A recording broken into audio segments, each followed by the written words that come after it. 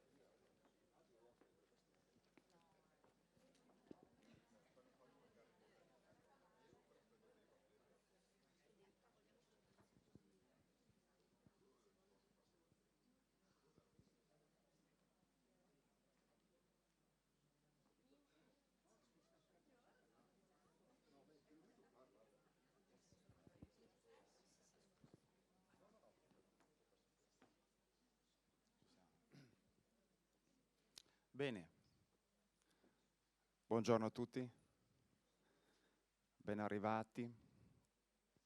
Io mi chiamo Umberto Lamberti, sono un consigliere dell'Ordine degli Psicologi del Veneto. Oggi ho il compito di coordinare i lavori, sono responsabile scientifico di questo evento di psicologia dell'invecchiamento.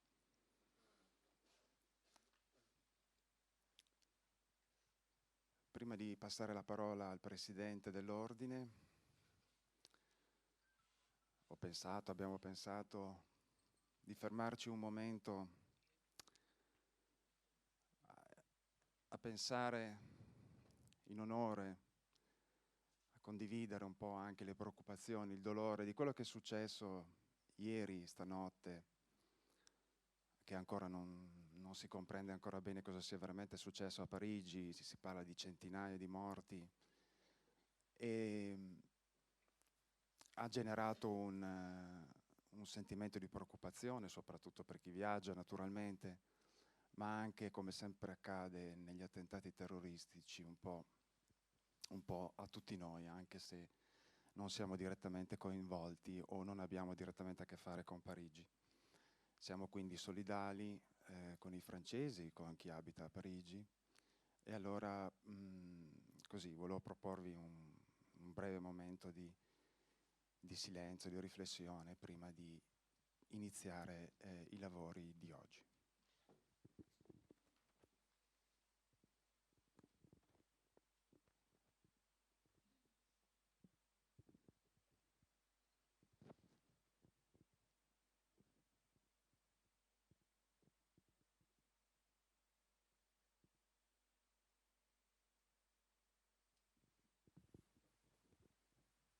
Bene, è sufficiente. Allora io passo la parola al nostro Presidente, Alessandro De Carlo. Ecco. Grazie Umberto.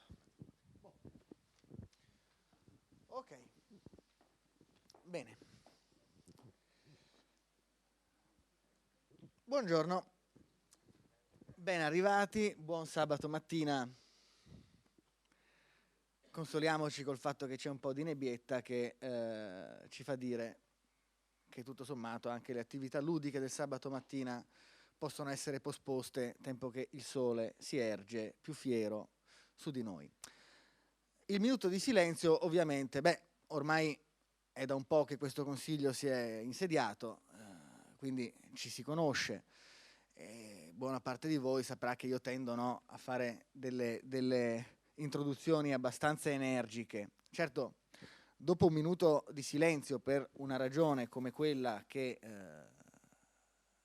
l'ha causato, come ha detto Umberto, forse non è così facile. Però io vorrei pensare, di fronte a eventi come questo, che comunque sia ci toccano, il fatto che sia in Francia ormai con l'Europa unita conta relativamente, possono portare a 3 tipi di reazioni.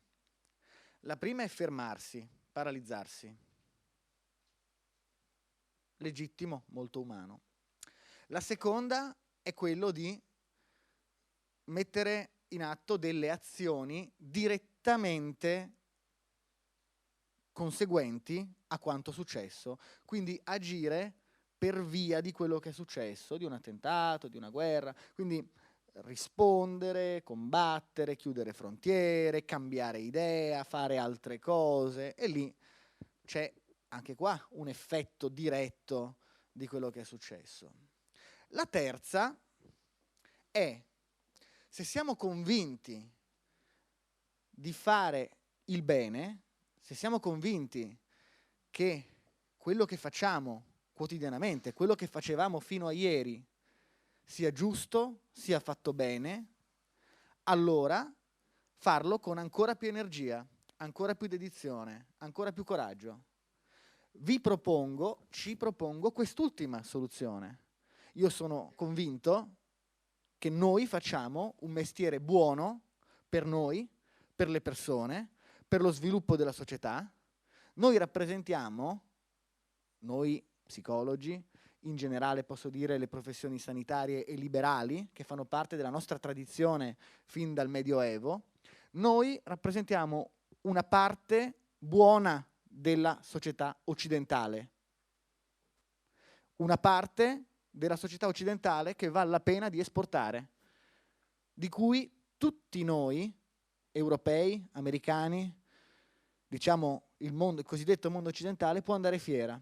Quindi andiamo avanti con ancora più coraggio e con ancora più dedizione, formandoci di più, aumentando la nostra presenza sul territorio e dando un contributo positivo.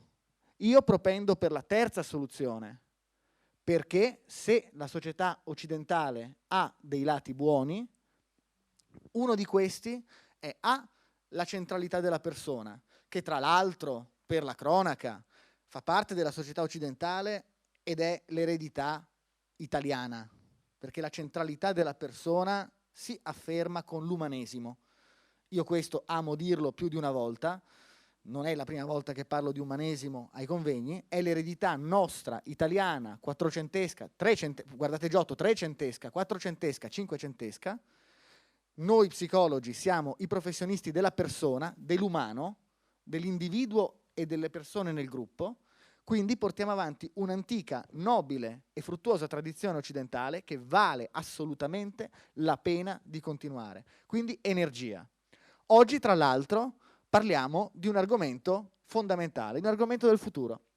Certo, ne parlavamo prima con la professoressa De Beni, dire che l'invecchiamento è il futuro, da una parte, beh sì, ok, è il futuro di tutti noi, questo pare sia ineluttabile anche se la vita si allunga, dall'altra comporta un ragionamento sociologico che vede per il futuro una piramide abbastanza rovesciata con una popolazione avanti negli anni maggiore di quella giovane, quantomeno sulla base dei dati odierni, poi tutto si può tranquillamente rovesciare nell'arco di pochi anni. Però oggi come oggi l'invecchiamento è uno degli ambiti del futuro per la nostra professione, ma lo è e lo sarebbe stato in generale anche se non ci fosse stata la piramide rovesciata, perché l'attenzione alla persona, quell'attenzione umanistica che noi portiamo avanti alla persona, porta a dare non soltanto dignità e importanza, ma anche a lavorare per creare benessere e qualità della vita in una fascia di età che invece storicamente è sempre stata meno considerata. Il fatto che sia stata meno considerata ci permette anche di dire che è un ambito su cui molto si può fare. Si parla di rete, altro concetto a noi assolutamente caro, perché è necessario creare una rete per riuscire ad agire capillarmente. Le persone anziane non è che le possiamo concentrare in 1, 2, 3, 4 presidi, tenerle là di modo che gli psicologi possano essere tutti in un posto. Si deve andare in rete. Questo modello non regge neanche più nella sanità, si concentrano i malati dentro gli ospedali e dopodiché li si fa uscire. Chiaro, non entriamo nella storia dell'azienda zero, che poi sarebbe molto lunga, però il concetto è di una sanità diffusa sul territorio. Le persone anziane non possono che essere seguite sul territorio tramite una rete.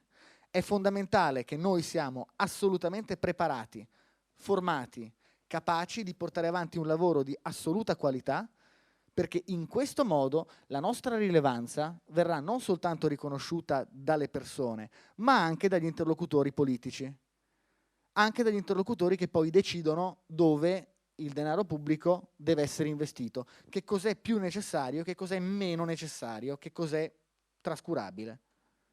Il lavoro che stiamo facendo come ordine, e come ordine parlo della comunità di quasi 9.000 professionisti del Veneto, è molto forte. Diciamo che fino a pochi anni fa pochi decisori sapevano cosa fossero gli psicologi, a parte qualche barzelletta, che cosa facessero, e pochissimi ritenevano fossero importanti. Il lavoro di comunità, il lavoro di gruppo che ciascuno di noi porta avanti sul territorio, noi come ordine dalla sede centrale, ma tutti e noi 9.000 portiamo avanti, sta facendo sì che gli psicologi siano sempre più sotto i riflettori, siano sempre più oggetto di attenzione e di interesse. anche chi prende le decisioni politiche ed economiche comincia a rendersi conto che oggi come oggi, con una società complessa come quella che abbiamo, tralasciare il fattore psicologico, il fattore umano, il fattore personale è assolutamente impossibile, e si stanno rendendo conto che noi siamo capaci di gestirlo in maniera efficace, perché giorno dopo giorno tantissimi di noi danno grande prova di valore, grande prova di capacità. Siamo una delle categorie, probabilmente la categoria professionale più formata in assoluto. Soltanto l'ordine, e non dico solo quello del Veneto, ma alcuni ordini, quantomeno alcuni ordini degli psicologi in Italia, propongono una mole di formazione che è assolutamente non comparabile a quella di altre professioni. Noi abbiamo voglia di migliorare, abbiamo voglia di essere sempre sul pezzo, di essere sempre attenti e sempre capaci di fare bene, e questo sta dando i suoi frutti. Ogni tanto la condizione di psicologo è un po' frustrante, però non dobbiamo mai dimenticarci, per questa ragione, perché siamo poco noti, non dobbiamo mai dimenticarci che il nostro ordine è dell'89, quello dei medici secoli, beh, vabbè, a parte la storia medicale, ma l'ordine dei medici in Italia non mi ricordo a che data, non è il mio ordine, quindi non mi ricordo a che data risalga, ma insomma siamo a livello secolare. Sì, non so se nel 1200 ci fosse l'ordine dei medici, ma sostanzialmente ci sarà stata una gilda dei medici, ci sarà stata qualche tipo di gilda medicale, quando gli psicologi forse non c'erano ancora. Quindi sostanzialmente stiamo facendo dei passi da gigante, stiamo facendo dei passi assolutamente da gigante. Le cose che dobbiamo fare sono essere capaci di fare il nostro mestiere al meglio, dando dei risultati concreti, e il fatto che siate in tanti presenti qui oggi mi rassicura, già lo ero rassicurato, perché siamo una categoria che si forma e quindi che è capace di agire. Avanti con la formazione, avanti col lavoro, avanti con lo studio e portare risultati concreti. Dall'altra, altro grande aspetto di interesse per questo ordine, così come oggi, la comunicazione, perché poi puoi portare tutti i risultati del mondo, ma se non lo si comunica abbiamo un problema. E quindi l'altra parte dei lavori che stiamo facendo è sulla comunicazione, che non è una scatola vuota e disgiunta dal contenuto, non può mai esserlo, ma diventa fondamentale per darci quel valore di categoria che dobbiamo avere.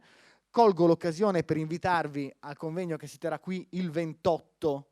Le iscrizioni dovrebbero aprirsi lunedì, martedì mi dicono probabilmente, dovrebbero aprirsi le iscrizioni fisiche il 28 sulla comunicazione della propria professionalità. Comunicare i risultati, comunicare che cosa si fa. Diventa fondamentale. Saper fare, saperlo comunicare. A questo punto la presa di possesso da parte della professione psicologica del proprio ruolo nella società e tra le professioni liberali è assolutamente automatica, non può non avvenire, perché noi diamo risultati e siamo fondamentali, siamo assolutamente fondamentali, e io ne sono fermamente convinto e lo porterò avanti di fronte a chiunque, sempre, non solo finché ho questo mandato, ma ogni giorno, e quindi sarà assolutamente automatica, fisiologica e impossibile da evitare, inevitabile anche per chi ci vuole relativamente bene, generalmente perché vorrebbe prendere il nostro posto. Con questo io vi ringrazio per essere presenti e numerosi, vi auguro un'ottima giornata proficua di lavoro, seguite con attenzione, intervenite, fate lavorare Umberto, partecipate, fategli un sacco di domande, Umberto e tutti i relatori ovviamente, che ringrazio, e ancora una volta buon lavoro, buona giornata e grazie.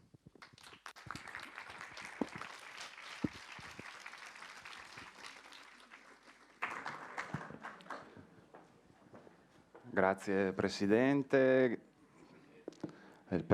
anche e soprattutto per l'energia positiva che ci ha trasmesso per l'inizio di questo nostro incontro. Io ancora non ho ringraziato tutti i presenti e il Presidente stesso per l'opportunità che mi è stata il Consiglio dell'Ordine per l'opportunità che mi è stata concessa di coordinare questa giornata.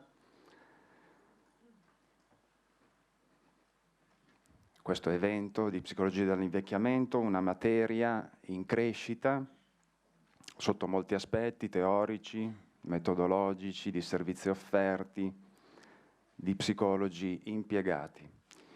Io lavoro da anni in un servizio residenziale e questo evento rappresenta per me il raggiungimento di un sogno personale e professionale.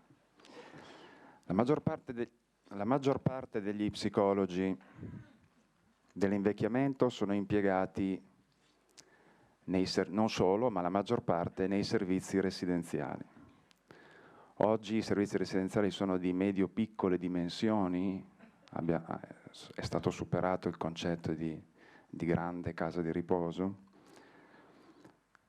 per cui vedremo che lo standard previsto per lo psicologo dalla legge regionale è di uno psicologo ogni 120 anziani non autosufficienti, quindi uno psicologo mediamente in ogni struttura.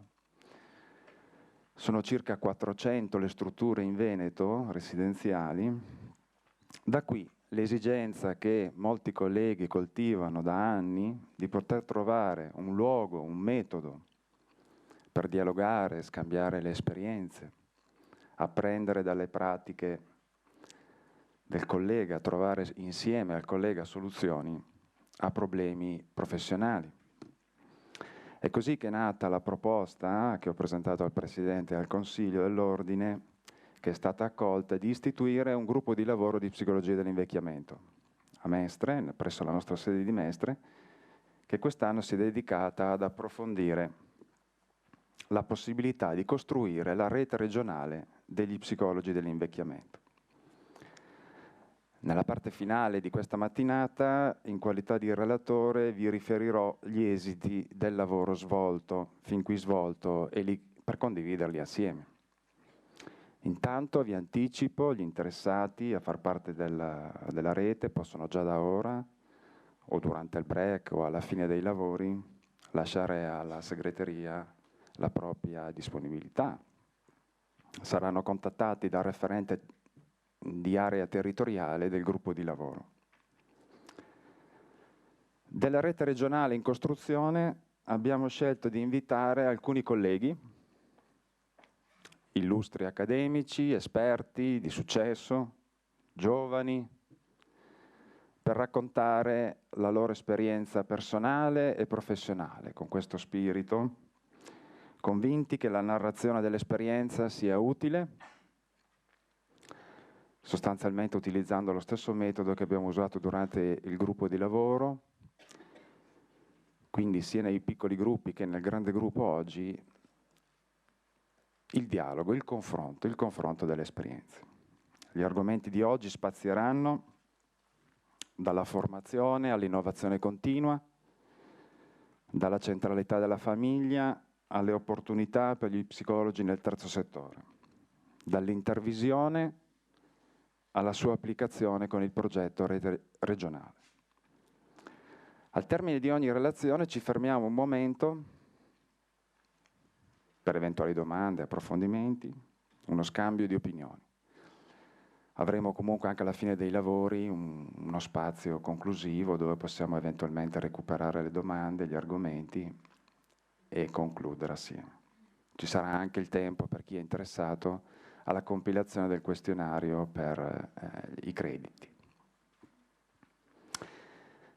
È arrivato il momento di presentare il primo relatore, che non avrebbe bisogno di grandi presentazioni, ma essendo ben nota, la professoressa Rossana De Beni, che invito a presentarsi, comunque poche parole di presentazione, professore ordinario all'Università di Padova, alla cattedra di psicologia della personalità e delle differenze individuali. Le principali aree delle sue ricerche riguardano la psicologia della memoria, dell'apprendimento, delle differenze individuali, con particolare attenzione alle fasce dei giovani adulti, studenti universitari e degli anziani. Riguardo agli anziani è docente di psicologia dell'invecchiamento, direttore del master di psicologia dell'invecchiamento, responsabile del laboratorio dell'ABI, Servizio di Psicologia dell'Invecchiamento, presidente SIPI, Società Italiana di Psicologia dell'Invecchiamento, quindi in Veneto e in Italia. È il punto di riferimento accademico. Le abbiamo chiesto di raccontarci l'importanza della formazione nel lavoro con le persone anziane. La ringraziamo per aver accettato il nostro invito. La sua relazione ha come titolo Ricerca, formazione e aggiornamento continuo per lo psicologo dell'invecchiamento. Prego.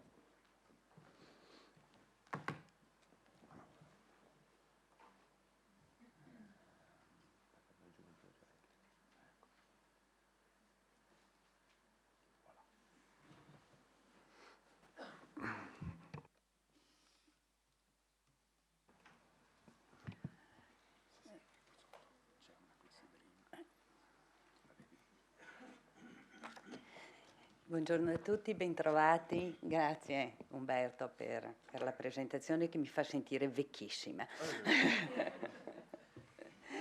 E sono felice di essere qui tra di voi e ci conosciamo in tanti qui, sì, dappertutto dove giro vedo. E quindi mi scuserete, ho fatto una carrellata di cose che probabilmente molti di voi sapranno e conosceranno, ma volevo vedere un po' assieme a voi i temi che Umberto mi ha assegnato, che sono appunto quelli della ricerca in psicologia dell'invecchiamento, della formazione e dell'aggiornamento continuo. La prima è la definizione dell'APA, di chi è lo psicologo, che noi chiamiamo lo psicologo dell'invecchiamento, il gerontopsicologo, e vedete che ho sottolineato la conoscenza, ma anche Umberto prima lo ricordava, l'applicazione della conoscenza e dei metodi della psicologia, le innovazioni, per capire e aiutare le persone anziane, quindi la persona, come il presidente dell'ordine sottolineava, è al centro, la persona anziana, ma il corollario è la sua famiglia, per mantenere lo stato di benessere, per superare i problemi, e questo mi piace molto perché a tutte le età e soprattutto all'età anziana si possa raggiungere il massimo di potenziale. E le linee guida che l'ordine ha sviluppato in questi anni trovano una corrispondenza a livello internazionale nelle linee guida APA, che parla di conoscenze specifiche. Non entro nel merito, ma vi posso poi lasciare le slide se possono essere di aiuto al gruppo di lavoro. Le conoscenze specifiche, le competenze, la presa in carico che riguarda, quindi vedete i diversi ambiti. Nel riferimento al lavoro clinico con gli anziani, le linee guida danno indicazioni in materia di atteggiamenti, di aspetti generali. Questi sono aspetti veramente importanti che vanno, poi ci sono i temi centrali invece che riguardano le problematiche cliniche, temi nostri da sempre, la valutazione, l'intervento, la consulenza, le questioni professionali, ma la formazione continua relativa al lavoro con questa età. Il corso, io sono titolare, ormai non c'è neanche più la cattedra, ma insomma si dice cattedra, sono titolare della cattedra di psicologia della personalità e delle differenze individuali, sono di base una psicologa sperimentale, si direbbe, ma l'insegnamento di psicologia dell'invecchiamento, non so quanti qui dentro lo abbiano seguito. Possono alzare la mano le persone che hanno seguito il corso di psicologia dell'invecchiamento? Possono alzare la mano le persone che hanno tutte? Ecco, grazie. Quindi una grande maggioranza dei presenti ha seguito questo corso, che non è stato il primo corso in Italia ad essere istituito. Non esisteva prima, era considerato un tema irrilevante. E quando è stato istituito, per qualche anno, insomma, veniva sempre minacciato di essere chiuso perché aveva 4, 5, 6 studenti. Allora, noi adesso siamo nella situazione che da quest'anno accademico abbiamo bisogno di sdoppiare il corso di psicologia dell'invecchiamento perché non reggiamo più. Cioè sarà uno di quei corsi, è un corso opzionale, non è un corso di base necessario, ma lo dobbiamo sdoppiare perché le richieste di lavorare con tesi di laurea in questo settore la richiesta è molto molto ampia. Quindi questo ci dice di un riconoscimento di bisogno di formazione in questo momento, che inizia con dei corsi specifici, inizia proprio alla base della formazione dello psicologo, ma poi continua. Sono andata indietro invece che avanti, non vi entro nel merito delle 6 sezioni e delle 21 linee guida del psicologo dell'invecchiamento, perché per ognuna delle problematiche vengono prese e date delle indicazioni specifiche a cui gli psicologi italiani possono con cui possono confrontarsi e possono poi tradurre invece nella nostra realtà, che è una realtà diversa e che ha caratteristiche peculiari, ma comunque volevo invece soffermarmi sull'aspetto della formazione continua, che pare essere un elemento fondamentale dello psicologo dell'invecchiamento. E qui vi porto dei dati per dire, non solo perché lo possiamo sentire, ma perché è importante la formazione continua in questo settore. E dipende dal fatto dell'incremento esponenziale che negli ultimi anni hanno avuto i lavori nell'ambito della psicologia dell'invecchiamento. Se nel 2000 questo era il numero di lavori pubblicati, 12 anni dopo, guardate come si era sviluppato questo settore, cioè quotidianamente vengono pubblicati nuovi lavori che riguardano lo psicologo dell'invecchiamento, che dovrebbero essere conosciuti nello psicologo dell'invecchiamento in un settore a 360 gradi, che adesso vedremo. Questi lavori abbiamo fatto uno sforzo di racchiuderli. Il libro di psicologia dell'invecchiamento, il manuale di psicologia dell'invecchiamento, era uscito 5 anni fa, ma nel corso di 5 anni abbiamo sentito la necessità di rinnovarlo completamente, dato questo numero di ricerche e di studi, ed è diventato più del doppio. Si è arricchito di un nuovo titolo, non si chiama più solo psicologia dell'invecchiamento, ma si chiama psicologia dell'invecchiamento e della longevità, e questa è un'indicazione che do anche all'ordine, ai professionisti presenti, perché è vero che siamo psicologi dell'invecchiamento, ma siamo psicologi della longevità, dato le caratteristiche che ha l'invecchiamento nella nostra società, nella società italiana. E vedete qui indicati i temi principali su cui è importante aggiornarsi e lavorare, che adesso riprenderò anche all'interno. Gli stereotipi sono il tema che viene per primo. Ecco. Che viene per primo. Guardate che l'incidenza di questo tipo di pregiudizio è maggiore di ogni altra incidenza, cioè lo stereotipo, l'ageism, lo stereotipo sull'età, è più forte dello stereotipo di genere, è più forte dello stereotipo di inclinazione sessuale, è più forte dello stereotipo di differenza di etnia. Quindi è veramente massiccio. E la preoccupazione grossa è di quanto sia diffuso nella società e di quanto sia forte la minaccia dell'esposizione allo stereotipo. Vi faccio uno show qui. Questa prova, non posso farvelo perché del tutto, ma ve lo faccio anche parziale, ma doppio, nel senso che mi vedete anche spostarmi per parlare al microfono, ma questa semplice prova che è di alzarsi da una sedia senza toccare con le mani, misurata con dei sensori, con tutte le indicazioni psicofisiche e meccaniche, subisce un declino, un peggioramento sostanziale e significativo quando alla persona viene detto: prova ad alzarti dalla sedia, tu fai parte di un gruppo che non viene neanche nominata la parola anziani, ma tu fai parte di un gruppo che verrà confrontato con un gruppo di giovani. Sì? Solo questa oscura e velata minaccia induce una prestazione peggiore. Non vi dico poi quando alla persona viene detto: questa è una prova di memoria in cui verrai confrontato con un gruppo di giovani. la prestazione subisce un declino significativo e massiccio.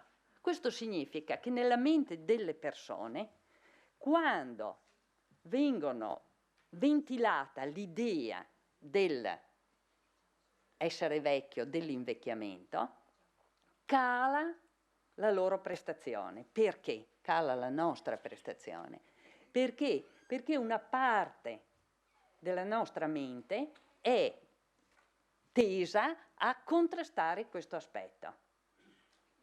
Abbiamo un presidente dell'Ordine Veneto giovanissimo, ma anche per lui l'idea dell'invecchiamento è, come per tutti, è un'idea che incute timore. Qualche comico ci diceva l'alternativa è ben peggiore all'invecchiamento, no?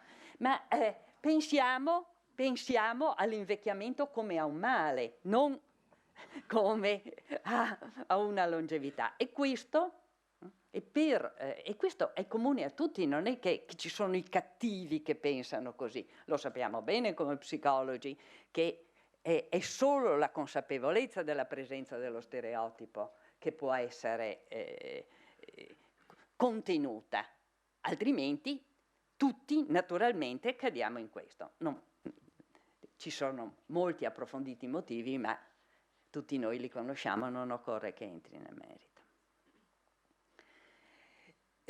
Quindi il secondo tema in cui la ricerca scientifica ha dato risultati veramente eccezionali e sta crescendo a dismisura è quella che ci viene dalle possibilità anche tecnologiche che abbiamo adesso. Quando abbiamo incominciato a studiare si diceva la scatola nera del cervello, vero? Adesso si vede dentro questo cervello e allora si può vedere che cosa succede nel cervello di un giovane e che cosa succede a differenza nel cervello di un anziano.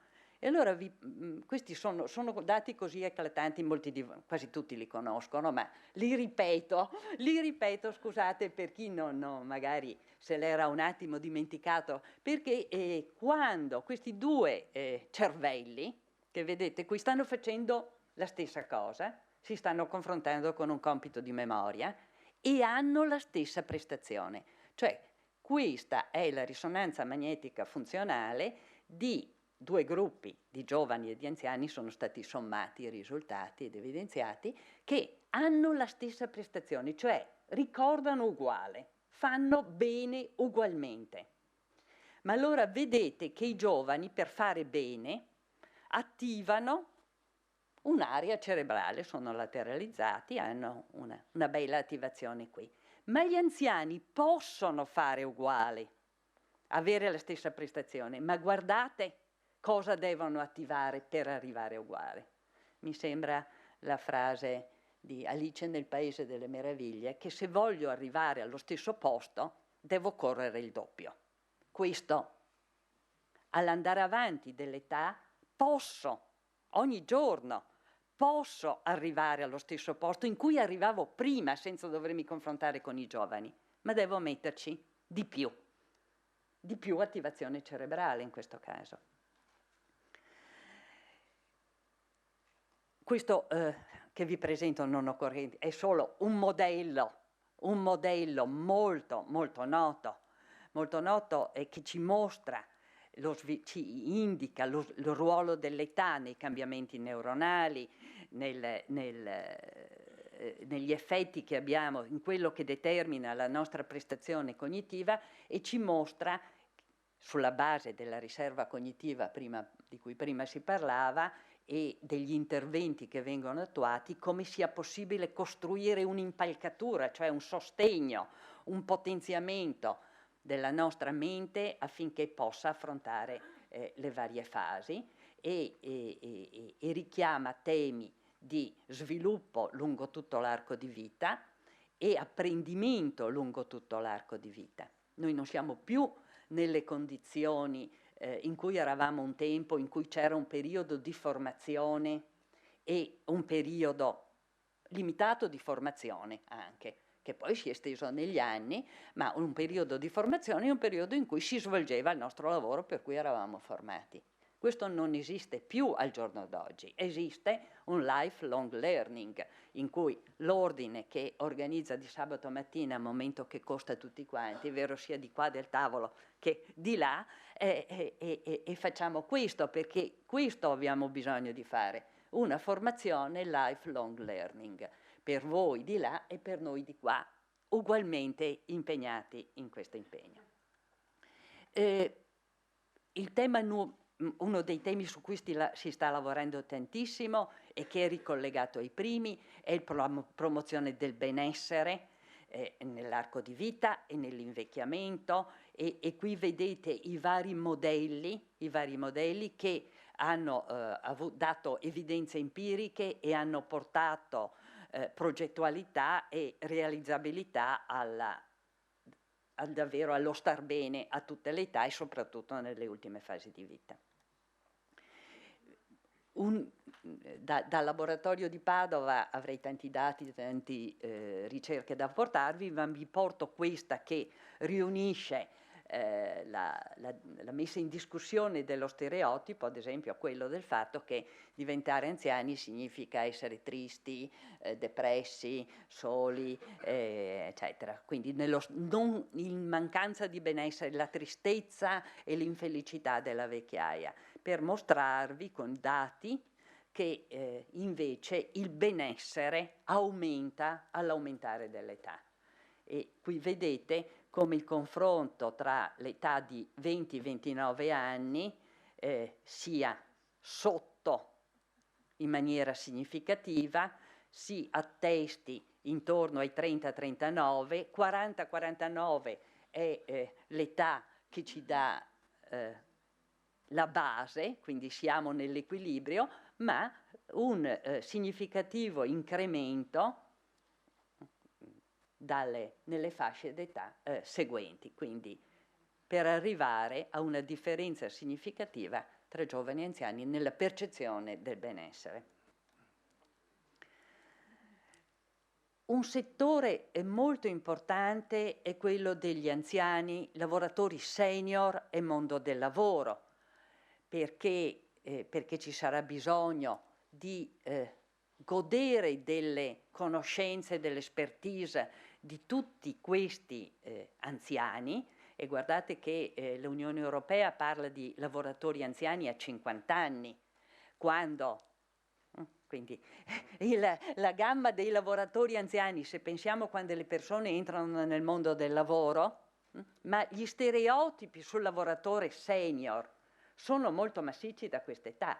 Quindi quello che in realtà è un ingresso nel mondo del lavoro, è il massimo dell'expertise, viene già considerato per gli stereotipi che vi dicevo prima in quest'ottica. Quindi c'è un lavoro da fare per gli psicologi per dimostrare, dati alla mano, che invece i lavoratori senior, ad esempio, sono meno assenteisti, sono più responsabili nel loro ambito di lavoro, quindi il lavoratore senior come custode di competenze.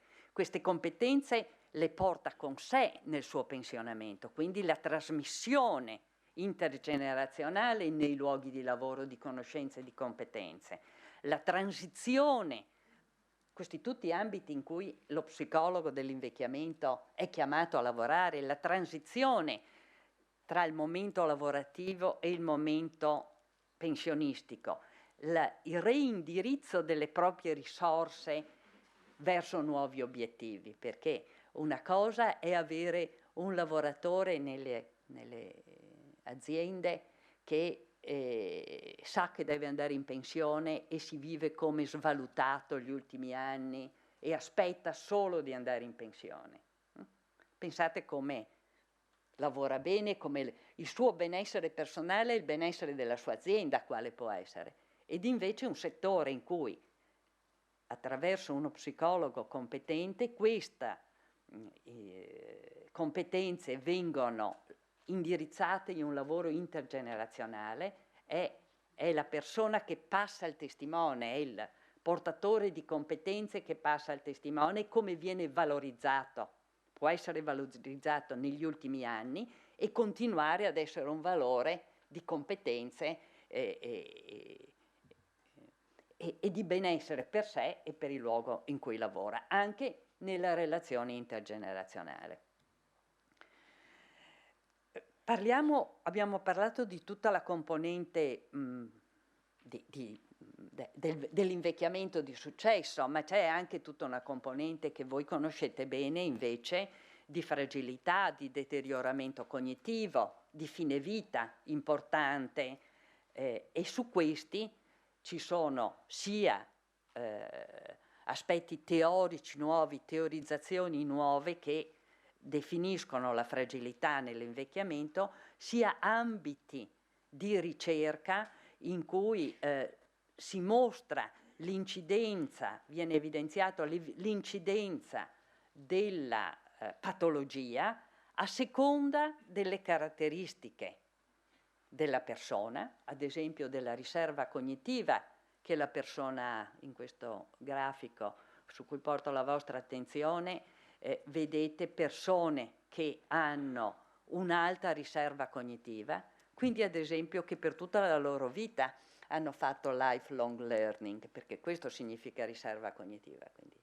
il valore dell'istruzione, l'accettazione del cambiamento, l'idea incrementale della mente e poi la realizzazione attraverso pratiche di apprendimento continuo, e invece persone con bassa riserva cognitiva, quindi persone che hanno avuto meno accesso, non hanno avuto il privilegio di accedere ai luoghi di formazione e non hanno avuto il privilegio di accedere ai luoghi di formazione continua. E vedete dunque l'incidenza della demenza. Questa è una legge del 5x5 che si sta sviluppando a livello internazionale, che è partita soprattutto dagli Stati Uniti con un enorme finanziamento dato da Obama agli psicologi dell'invecchiamento, perché si chiama la legge del 5x5 perché l'obiettivo sarebbe quello di ritardare di 5 anni l'insorgenza della demenza. Se noi riuscissimo a ritardare in media di 5 anni l'insorgenza della demenza, ridurremmo del 50% i dati epidemiologici, cioè avremmo dimezzato nella popolazione mondiale del 50%. Quindi ben vengano dei finanziamenti che, per quanto a me personalmente sembrano esorbitanti, sono nulla rispetto a quello che è poi il costo che se invece la demenza. Se io faccio l'esempio mio, se io incorro nella demenza 5 anni dopo a quello che invece potrebbe essere, muoio prima di diventare demente o muoio subito dopo essere diventato demente e dunque peso molto meno nella società. Ho gli ultimi anni di vita in autonomia, in lucidità, invece di essere dipendente e perso nella demenza. Quindi questi aspetti sono fondamentali e vedete, questi sono dati di ricerca, review di ricerca che mostrano come questo aspetto viene mitigato da alta riserva cognitiva che ci viene dimostrato essere nel potenziamento cognitivo, quindi usare la testa, leggere, ragionare, discutere, comunicare, interagire, le relazioni sociali, il movimento fisico, la dieta mediterranea e l'autoregolazione, cioè la resistenza allo stress. Noi non possiamo evitare lo stress, nel senso di far sì succedono le cose che sono successe stanotte. Ecco, la nostra autoregolazione consiste proprio in quello che qui ci hanno dato un esempio oggi, cioè nell'elaborazione, nel prenderne consapevolezza e nell'essere autoregolati rispetto alle emozioni che ci vengono. Questo è anche salvaguardia dalla demenza. Altro ambito di ricerca, e qui credo che Giorgio Pavan, che è qui di fronte a me, dirà molto dopo, per cui è della relazione tra l'anziano e l'ambiente. Noi non siamo delle monadi che stiamo per conto nostro, noi interagiamo con gli altri, interagiamo negli altri in schemi a priori, direbbe Kant, che si chiamano spazio e tempo. In questo spazio e in questo tempo viviamo, e gli ambienti, che sono lo spazio e il tempo, sono fondamentali. Le caratteristiche dei luoghi, i fattori personali, i processi. Allora, che cosa proponiamo? Già Umberto prima richiamava un master di secondo livello in psicologia dell'invecchiamento. Ecco. È un master storico, è stato il primo in Italia ed è stato da sempre l'unico in Italia, raccoglie persone da tutta Italia. Adesso ce n'è un altro all'Università di Pavia,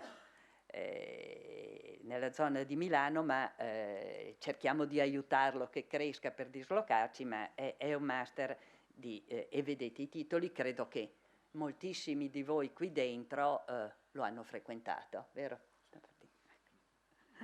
Ma non ripropongo di rifrequentarlo, ma guardate che il master è ogni anno diverso. È ogni anno diverso per i motivi che prima credo ho detto, io non vorrei ripetermi troppe volte. Un servizio di psicologia dell'invecchiamento dell'Università di Padova. Un aggiornamento continuo, proponiamo quest'anno un aggiornamento sulla batteria Bach, è una batteria specifica di assessment nell'invecchiamento, valuta il benessere e le abilità cognitive nell'età adulta e nell'età anziana e nell'età avanzata. Interventi di potenziamento cognitivo, quindi l'empowerment cognitivo, potenziamento della memoria negli adulti e negli anziani, l'empowerment emotivo-motivazionale. Guardate che questi aspetti sono o centrati sugli aspetti cognitivi, ma non tralasciando gli aspetti delle emozioni, o centrati sul benessere e sulle emozioni, ma non tralasciando gli aspetti cognitivi. Non possiamo stare bene, non parlo degli anziani, mi metto io, non possiamo stare bene se non ci possiamo più fidare della nostra testa perché perdiamo troppi colpi. I fallimenti cognitivi hanno ripercussioni emotive e quindi lo star bene cognitivo ha una ripercussione sullo star bene emotivo-motivazionale. D'altra parte, se non stiamo bene dal punto di vista emotivo, non possiamo neanche avere delle buone prestazioni cognitive. I due aspetti vanno assieme, però è importante che ci sia un assessment iniziale in cui si dica per quella persona se è più importante che ci sia un cut-off tra i due, se è più importante lavorare sull'aspetto cognitivo per potenziare quello emotivo o viceversa, se è importante lavorare su quello emotivo perché poi di conseguenza anche quello cognitivo segua. Ci sono dei nuovissimi strumenti che abbiamo messo in campo e quindi i corsi di formazione riguardano anche le abilità visuospaziali nell'arco di vita. Questo è un argomento che non viene mai affrontato, ma pensate il vissuto di una prestazione cognitiva come mi sono perso, il perdersi nell'ambiente ha una ripercussione emotiva fortissima, mi sento perso e dunque lavorare nella valutazione e nell'intervento in questo settore è estremamente importante. Lavorare nell'intergenerazionalità e vi proponiamo il MAUT, motivazione ad acquisire, utilizzare e trasferire le conoscenze in un lavoro intergenerazionale che non veda la rottamazione dei vecchi e l'ageism, ma veda la trasmissione di conoscenze dai giovani, dai lavoratori junior che portano energia, tecnologia, flessibilità, velocità ai lavoratori senior che portano competenza, sistematicità, conoscenze acquisite. Per superare questa idea della rottamazione, ma invece andare all'idea della valorizzazione. C'è spazio per tutti e anzi è richiesto agli esperti di creare spazi per gli anziani. Scusate il lapsus, agli esperti di creare spazi per gli anziani e ai lavoratori senior di creare spazi per i giovani. Quindi nel lavoro intergenerazionale, ma questo è campo degli psicologi dell'invecchiamento, credo di averlo dimostrato. Ultimi interventi, terapia di stimolazione cognitiva, unico al momento intervento evidence-based per la persona con demenza. Ancora, una società scientifica nazionale che vuole affiancarsi all'ordine, essere uno spazio intermedio tra l'accademia e la professione ed essere uno spazio di respiro scientifico. E dunque un invito a partecipare a Padova il 20 e il 21 maggio al convegno che si terrà presso la Facoltà di Psicologia, ma di ricordare questa data del call for paper. Abbiamo tempo fino al 31 gennaio 2016, quindi tempo ce n'è, per intervenire in prima persona e vuol dire portare le proprie esperienze, sia a livello individuale o di gruppo, presentandole con un poster in cui ci si mette lì e si fa rete e si parla con gli altri, ma a livello di relazioni e soprattutto a livelli di simposi. Invito gli psicologi del Veneto, che sono oggi qui riuniti, a presentare dei simposi in cui si fanno promotori di discussioni, ci sarà spazio per ognuno di voi.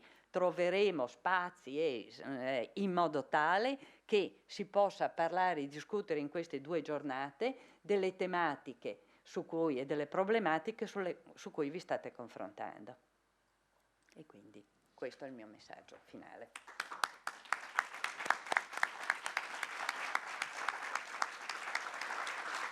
Vuoi le domande adesso o come fare?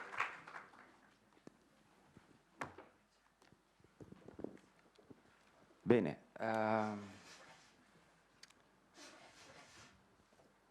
complimenti per la sua relazione ovviamente, molto intensa, molto ricca, ho offerto molti spunti di riflessione, io ho continuato a prendere appunti, se qualcuno possiamo fare anche qualche domanda, interagire con la professoressa, cogliamo l'occasione. Qui c'è un microfono portatile, siamo qua apposta. Qualche approfondimento, qualche aspetto, qualche novità che non conoscevamo.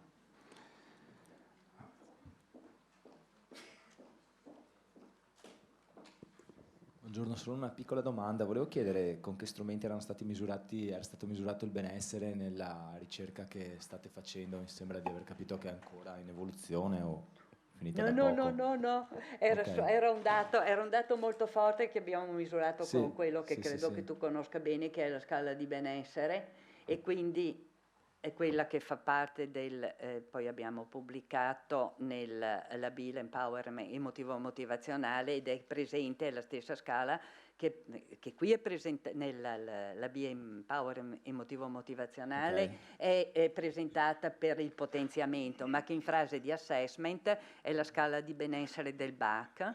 E torno a vedete, qui il benessere totale è il risultato, quindi è la somma lo strumento si compone di 3 scale. Le 3 scale sono la soddisfazione di vita percepita, la capacità di coping e le competenze emotive. E vedete l'andamento, qui vedete l'andamento delle 3 scale che hanno quindi un andamento differente, però tutte contribuiscono vedete come aumentano, e questa era per semplicità la somma dei valori delle 3 scale. Grazie.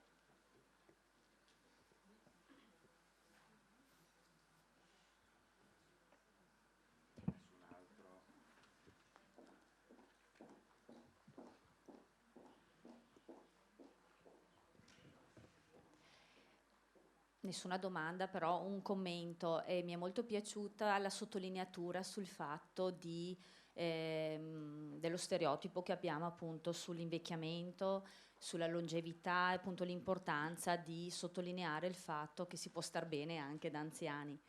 E è una cultura assolutamente da cambiare, perché io vedo nel momento in cui io intervengo nelle università per anziani, e quando inizio appunto a parlare queste cose dico, perché dicono dottoressa non ci chiami anziani, mi raccomando, e dico ma perché? Perché deve essere una parola così negativa? E quindi quando iniziamo ad affrontare l'argomento e cercare di far capire che invecchiare non significa appunto solo perdite, come magari si riscontrano in alcuni tipi di invecchiamento, noto dall'altra parte sensazioni di sollievo, e quindi il fatto di poter interagire appunto con queste persone e discutere sul fatto che bisogna eliminare questo stereotipo, perché come ha fatto l'esempio lei dell'alzarsi, ci limita tantissimo nelle nostre potenzialità, per cui mi rendo conto che è proprio una cultura che lentamente però sta iniziando a cambiare, e speriamo che cambi completamente. Grazie. La ringrazio molto di questo intervento, perché diciamo che come psicologi siamo chiamati a una sfida che da un certo punto di vista potrei dire impossibile.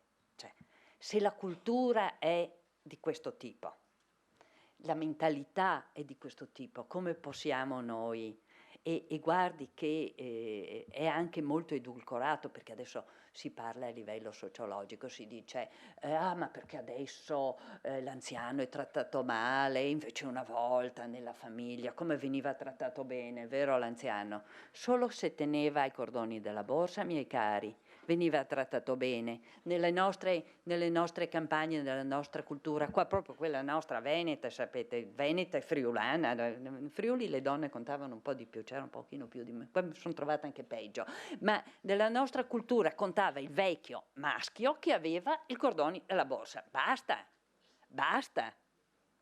Quindi il vecchio da sempre, e in tutte le culture, forse un pochino meno in quelle collettiviste, ma nelle culture individualiste, in cui salvati, che quando ti sei salvato si sono salvati tutti.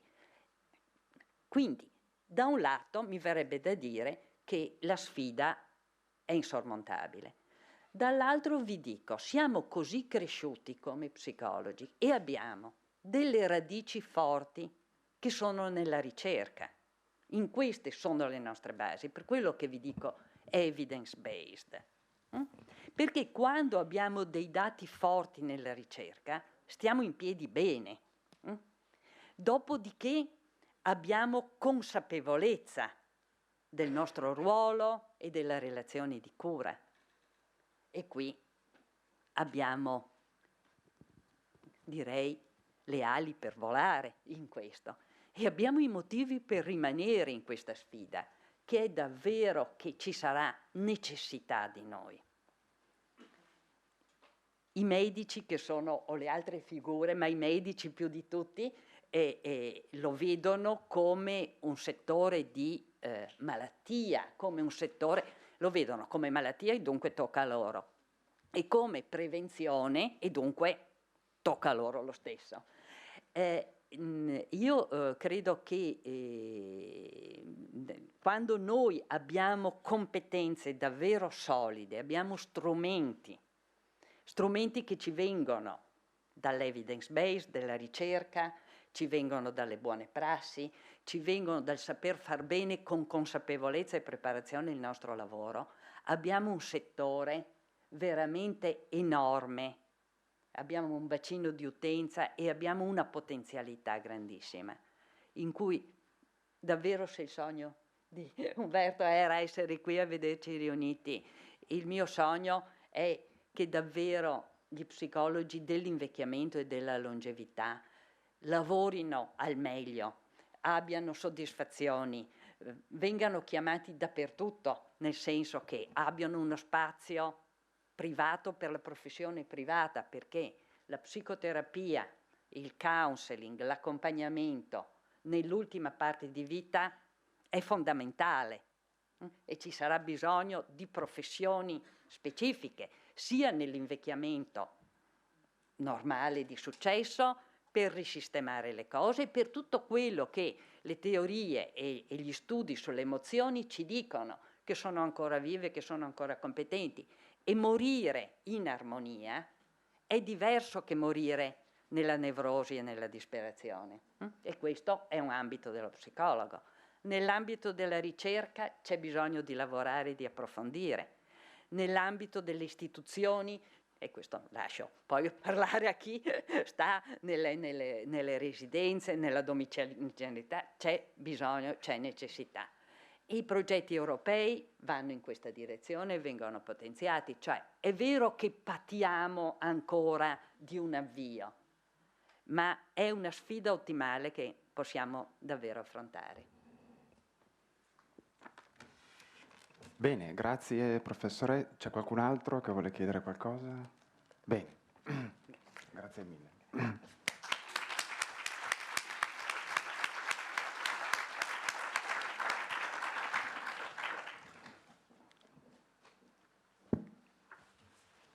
Allora, il prossimo relatore, 2 parole di presentazione, Giorgio Pavan, dirigente e direttore di diversi centri di servizi per anziani, psicologo e psicoterapeuta, ha pubblicato diversi articoli e libri scientifici e divulgativi nell'ambito gerontologico e dell'organizzazione dei servizi sociosanitari, presidente di FREI, Associazione Italiana di Psicologia Gerontologica, con sede a Treviso. A un collega che occupa una posizione di vertice aziendale non potevamo non chiedere di raccontarci il segreto del suo successo, con un po' di ammirazione, un po' di invidia.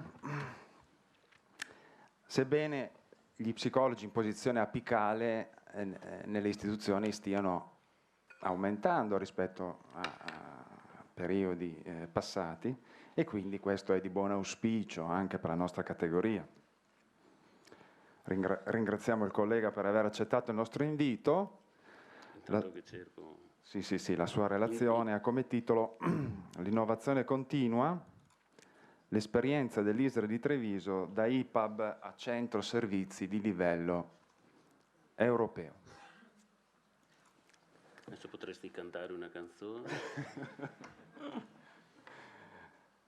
No, ti abbiamo chiesto di parlare proprio dell'innovazione continua perché sei conosciuto da tutti noi come un innovatore, uno che di tanto in tanto spunta con una creatività, un'energia propositiva e quindi un senso dell'innovazione e quindi contribuisce all'evoluzione della disciplina che appunto qual è il segreto del tuo successo?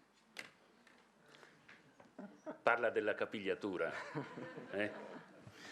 Buongiorno e ben trovati, vi vedo numerosi, mi fa piacere, saluto Umberto che insomma mi ha fatto piacere che mi abbia invitato a questo incontro. Io sapevo che interveniva prima la professoressa De Beni, quindi avrebbe certamente approfondito le tematiche specificamente psicologiche. Io mi tengo in un territorio un po' più vasto, non so se ci sia ancora il Presidente dell'Ordine, comunque mi sembra carico, empowerment, mi sembra la persona giusta al posto giusto, come si dice, nella speranza che possa davvero contribuire a portare acqua a questo mulino che ne ha davvero bisogno, insomma.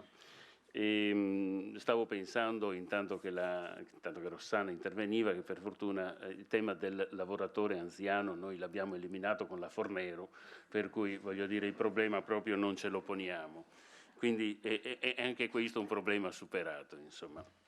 Avevo dato questo taglio al mio intervento, un taglio così dove cerco di raccontare questa esperienza. Tante volte quando incontro anche all'inizio del master, insomma, o quando abbiamo occasione con gli universitari, di sottolineare, l'ha sottolineato il Presidente dell'Ordine, l'hai sottolineato te, poi insomma conviene sottolineare questo tema della competenza. Chi ha competenza va avanti, chi non ha competenza si ferma. Però non basta, guardate, la competenza. Io me ne sto accorgendo proprio in questo. Io dico anche ai miei collaboratori, a chi lavora con me, devono portare qualcosa di più, devono essere, come dire, devono emanare dei protoni positivi, quando camminano devono perdere dei protoni qua e là e influenzare le persone che in qualche maniera, cosa ho trovato per te? Era un protone, no, e allora si sente influenzato da questa positività. Noi dobbiamo essere autorevoli, non solo competenti, dobbiamo essere autorevoli, dobbiamo cioè costituire la spinta in più che fa la differenza. E questo è fondamentale perché davvero la competenza da sola è importante, è indispensabile, ma è solo una parte della forza. L'altro elemento che vorrei ricordare è che noi non risolviamo i problemi del mondo. Noi, o meglio, i bravi psicologi si accorgono di essere bravi solo quando lavorano con gli altri, non quando stanno da soli chiusi nei propri studi. E quindi la capacità di lavorare assieme alle altre persone è fondamentale e mai deve venirci per la testa che noi siamo il centro del mondo e che siamo indispensabili. Siamo importanti, il nostro lavoro è importante insieme al lavoro delle altre persone. Trattasi di persone che lavorano sia nella sanità, sia nell'organizzazione, sia che si tratti della signora delle pulizie, sia che si tratti del medico responsabile e così via. Insomma, queste erano insomma le due chiavi di lettura. Non so cosa riuscirò, diciamo, a trasmettervi oggi, ma ci provo. La prima è questa. È una slide che ho usato quando mi hanno chiamato a parlare in un convegno dove si trattava della domiciliarità.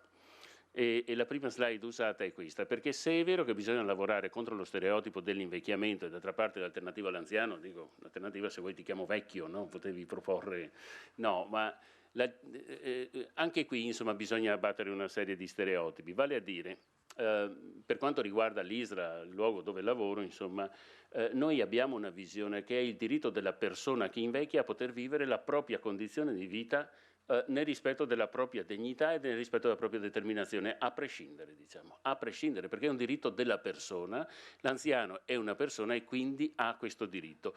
Le strutture per anziani sono risorsa di sistema, non sono l'ultimo scatolone dove tu vai a emarginare o a immagazzinare lo scarto della società, ma se non lo pensiamo noi per primo, come possiamo pensare di cambiare una cultura in questo mondo? Allora per noi non è importante dove una persona abita, ma come una persona sta. Ed è chiaro che se una persona sta meglio a casa sua è bene che lì ci rimanga, ma se le circostanze portano a considerare che è meglio per questa persona un altro tipo di residenza, beh allora quella residenza diventa la migliore residenza possibile, non un magazzino per vecchi. Vi dico questo perché ciò che è fondamentale è il cambiamento interno in ognuno di noi. Vado a lavorare in una struttura per anziani mio malgrado o mi sento valore e risorsa di sistema perché do una mano alle persone a stare meglio e do una mano a una società a stare meglio, ivi comprese le famiglie che ricorrono a questi servizi. Guardate che passa una differenza fondamentale perché alle volte noi passiamo dei messaggi che sono il contrario di ciò che diciamo. D'accordo? Allora questa è una convinzione profonda. Togliamo anche uno stereotipo, l'Europa, nord, centro e sud. Non è assolutamente vero che l'Italia istituzionalizza, noi abbiamo su questa parola tutta una serie di pregiudiziali che sono nati in un contesto che li legittima, diciamo così. Tuttavia, voglio ricordarvi che nel nord Europa, che noi guardiamo con grande ammirazione, siamo attorno al 7%, 8% di persone che ricorrono a forme, diciamo così, di residenzialità condivisa. Così come non è vero che aumentando l'assistenza domiciliare diminuisce la residenzialità, e lo dimostrano questi dati, sono i dati statistici percentuali della residenzialità e dell'assistenza domiciliare nel nord d'Europa, nel centro Europa e nel sud Europa, e come vediamo nel sud Europa noi siamo affiancati assolutamente alla Grecia, Italia e Grecia, dove abbiamo il più basso tasso di istituzionalizzazione, per dirla insomma così, e il più basso indice di assistenza domiciliare, quindi è un problema di politica e di cultura più che e di cultura di un falso familismo, per cui alle persone noi diciamo viva la politica dice e viva la famiglia è al centro del sistema, però poi non danno strumenti a supporto della famiglia affinché questa possa davvero essere al centro del sistema. Faccio un solo esempio: in Italia ci sono 350.000 persone nelle strutture per anziani, ci sono 1 milione di badanti a domicilio, di cui 2/3 in nero. Allora proviamo a capire che cosa potrebbe accadere in Italia se i 2/3 delle badanti in nero togliessero il loro apporto a queste famiglie in un'Italia così malmessa, tanto per capirci, insomma. E allora davvero chi vuole stare a casa sua stia a casa sua, chi vuole andare in struttura vada in struttura senza pregiudiziali, e chi non è in grado di decidere, perché spesso noi incontriamo queste situazioni, deve poter contare su persone, professionisti e organizzazioni che la aiutano avendo in mente il suo benessere. In secondo luogo, tutti possono stare bene in casa di riposo. Fino a poco tempo fa il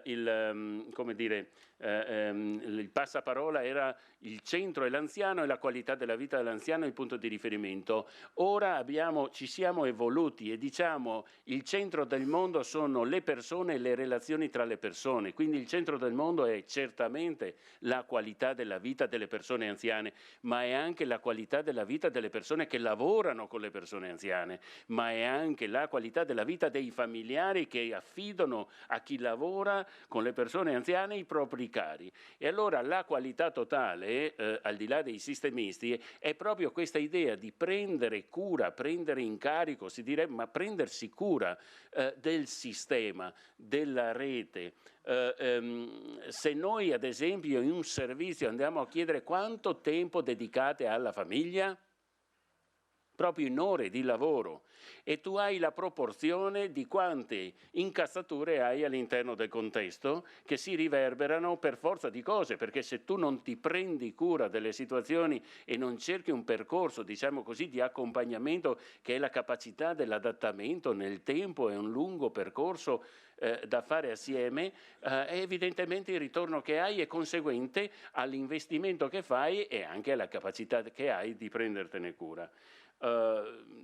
Così vale anche per il discorso dei volontari, insomma. Io lavoro in un ente pubblico, nell'ente pubblico vi do un dato: le maternità degli operatori sono a carico economico dell'ente stesso, non c'è l'INPS che interviene. Allora 10 anni fa, anche questo è un problema nostro, della nostra testa, 10 anni fa, quando una signora, l'85% sono donne, rimaneva incinta, facevi un sorriso da paralisi facciale e mi fa piacere, eccetera.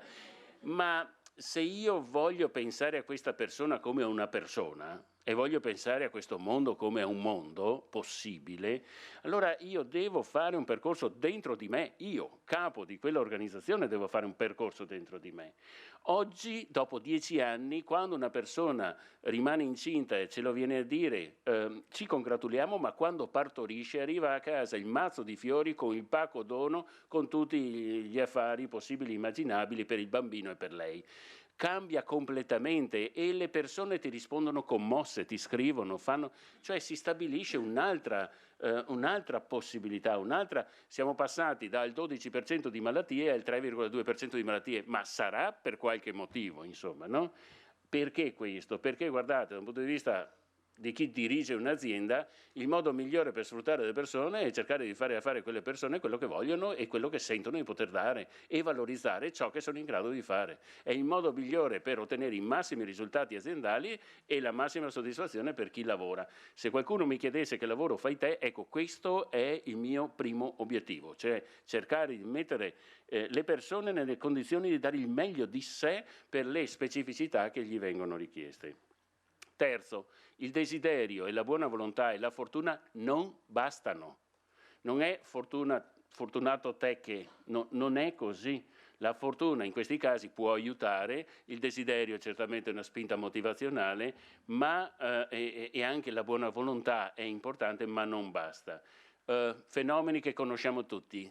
Chi tira l'organizzazione, guardate, questi sono i venti dell'organizzazione, se noi guardiamo le aziende sanitarie, si parlava dell'azienda zero, lasciamo da parte la questione, però noi abbiamo certamente questi 4 grandi influssi fondamentali che condizionano in modo mortale le nostre organizzazioni. La politicizzazione, per cui non vai lì perché sei bravo, ma vai lì perché è un consenso politico, la burocratizzazione, per cui anche le morti puoi morire, basta che tu lo faccia in regola, la sanitarizzazione, che significa il macello che hanno fatto in Lombardia, mettendo a capo di un'organizzazione della vita delle persone uno che tratta le patologie, ma insomma è un paradosso, non può stare in piedi. E la budgetizzazione, un direttore generale di ULSS è bravo se fa pareggio, non è bravo se fa pareggio, il pareggio in un ente pubblico è una condizione data come premessa, è brava se con quei soldi produce migliore qualità della vita rispetto all'anno scorso e rispetto alle problematiche in essere. Allora, il problema, alle volte dicevo il buonsenso, non è che ognuno faccia bene la sua parte, basta che ognuno sappia fare quello che è giusto fare. Il vero problema è mettere insieme teste, persone, sentimenti, motivazioni e cercarle di orientarle all'obiettivo. E qual è l'obiettivo? In una vecchia foto che ho usato, insomma, per me questo è l'obiettivo e noi non dobbiamo mai staccarlo dalla nostra mente, perché questo è l'obiettivo di fondo, che è la qualità della vita della persona. Però la qualità, guardate che è una percezione soggettiva. Io ti faccio una cosa, ma non posso dire che perché ti faccio una cosa tu hai una qualità della vita, dipende. E allora il nostro obiettivo certamente è la qualità della vita, ma lo strumento è lavorare per l'autonomia, perché noi in tutte le condizioni, anche quelle più compromesse, dobbiamo avere come punto di riferimento l'autonomia, perché l'autodeterminazione è il principio fondamentale, diciamo così, del diritto della persona. Come abbiamo fatto in ISRA? L'abbiamo fatto mettendo insieme 2 cose, guardate, questo lo conosciamo. Mettendo insieme ciò che si pensa dell'anziano, cioè cosa è giusto fare per l'anziano, con come riusciamo a farlo. Perché alle volte i professionisti dicono che i capi non capiscono niente, perché il professionista chiuso in una monovia vede solo quella e certamente non vede il resto del mondo e dice ma se non mi lasciano fare questa cosa vuol dire che i capi non capiscono. Peraltro i capi dicono che non capisce niente il professionista, no? Perché poi il professionista dice si rifiuta di farlo, lo fa tortocollo, eccetera, eccetera. La vera magia, diciamo così, guardate, il tema per dire cosa pensiamo dell'invecchiamento. Per noi l'invecchiamento bisogna pensarla nella stessa maniera del medico con il quale lavoriamo, degli infermieri con i quali lavoriamo, con i fisioterapisti, con i logopedisti, con le assistenti sociali, con gli operatori sociosanitari. Dobbiamo pensarla alla stessa maniera persino della suora che viene a fare supporto spirituale. È fondamentale, perché altrimenti noi non ricomponiamo ad unità la persona, che è una unica e indivisa e complessa, dove intervengono diverse persone. Allora condividere cosa è bene e cosa è male, cosa è giusto e cosa è sbagliato è fondamentale, perché sennò sarebbe come salire in una corriera e avere tutti delle destinazioni diverse. A un certo punto, dopo 10 chilometri, litighiamo. E guardate che litigare dentro una corriera non capisce più neanche l'autista dove deve andare e molto probabilmente prende il primo canalone, d'accordo? Perché si sbanda per forza. E allora l'elemento, come dire, gerontologico, cosa si pensa dell'anziano, con l'elemento organizzativo, cioè la condivisione degli obiettivi, per noi all'ISRA è stato l'uovo di Colombo, l'acqua calda, se volete, la cosa più semplice del mondo, ma sulla quale è fondamentale investire, con 2 operazioni. Quella dello sviluppo delle competenze professionali e quello dello sviluppo delle competenze organizzative. Non ci si improvvisa organizzatori. Il nostro amico comune Renzo Scortegagna dice che l'organizzazione è una scienza, così come lo è la psicologia. E allora se è una scienza non è che perché, come dire, i distretti vanno male, certo, chi mettono nel distretto? Il medico igienista che sfigura in ospedale e che quindi lo impieghiamo in distretto, ma pensiamo davvero che in questa maniera si possa realizzare una politica territoriale all'altezza delle aspettative? Io credo che sia completamente sbagliata proprio alla chiave. Il tema vero è che questo compito di chi organizza e di chi ha, come dire, nella filiera dell'organizzazione questa responsabilità, ha come strumento proprio l'idea che vi dicevo prima, cioè deve assieme ai propri collaboratori identificare gli obiettivi e consentire a chi partecipa alla realizzazione di questi obiettivi la possibilità di mettere il proprio e quindi di sentirsi realizzato proprio perché uno psicologo fa quello, un fisioterapista, un infermiere e così via. Allora combinare elemento organizzativo, l'organizzazione non si improvvisa e guardate che è il buco nero di tutti i modelli che si stanno portando avanti, Gentile Care, Validation, PCC, mancano tutti della stampella organizzativa e università, o sbaglio? Il problema c'è ed è profondo, cioè e si dice il capo lo fa il medico perché è un ospedale. È una stupidaggine infernale. Cioè il medico, un bravo neurochirurgo, bisogna mettergli gli strumenti del mondo perché faccia bene il suo lavoro, ma non c'entra niente con l'organizzazione. Certo che comanda la sua operazione, ma io devo creare le condizioni. Cosa gli faccio fare al neurochirurgo? I turni degli infermieri, cioè, o dei medici o le carte che l'azienda sanitaria o la regione vuole, è una follia, è buttare via risorse, è un dispendio inutile. E allora coltivare il tema dell'organizzazione, perché è fondamentale, ciò che consente di partire da qui e arrivare al risultato è la strada, e la strada è l'organizzazione, non c'è alternativa. E nell'organizzazione devono correre le macchine migliori, cioè i professionisti migliori, e devono essere nella condizione di dare il massimo di sé. E dicevo, infatti, la magia si compie nel progetto. L'ISRA mette al centro, vi dicevo prima, ma lo mette sul serio al centro, perché quando si parla, se un anziano è adesso impegnative, posti letto vuoti, eccetera, se un anziano non vuole stare lì, deve andare a casa, perché se non si fa questo vuol dire che viene meno il principio, il senso del proprio lavoro.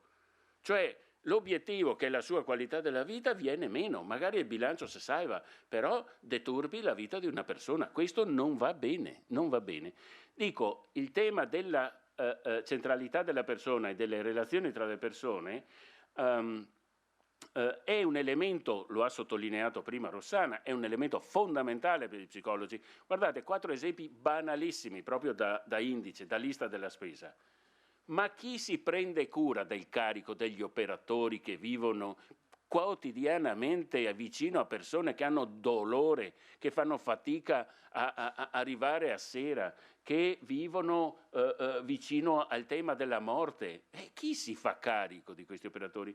Ma chi si fa carico dei sentimenti dei familiari, che comunque sia vivono una prima fase di difficoltà, di diffidenza? Chi si fa carico? Chi ha la sensibilità e gli strumenti per dire non lui che fa psicoterapia ai familiari, ma per creare una comunità di terapia dove anche l'operatore sa cosa poter dire e cosa non poter dire? Ma chi è che ha queste competenze in tasca?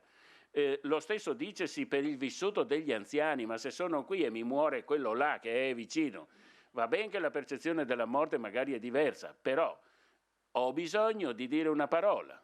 Devo dire qualcosa che è morto qualcuno. E chi è che può portare un contributo in questa direzione? Guardate che sono cose fondamentali della vita. Infine la difficoltà dei capi. Io non ho dubbio, i capi sono persone, uomini e donne soli. Perché quando hai la responsabilità di una decisione, sei tu che te la prendi, la decisione.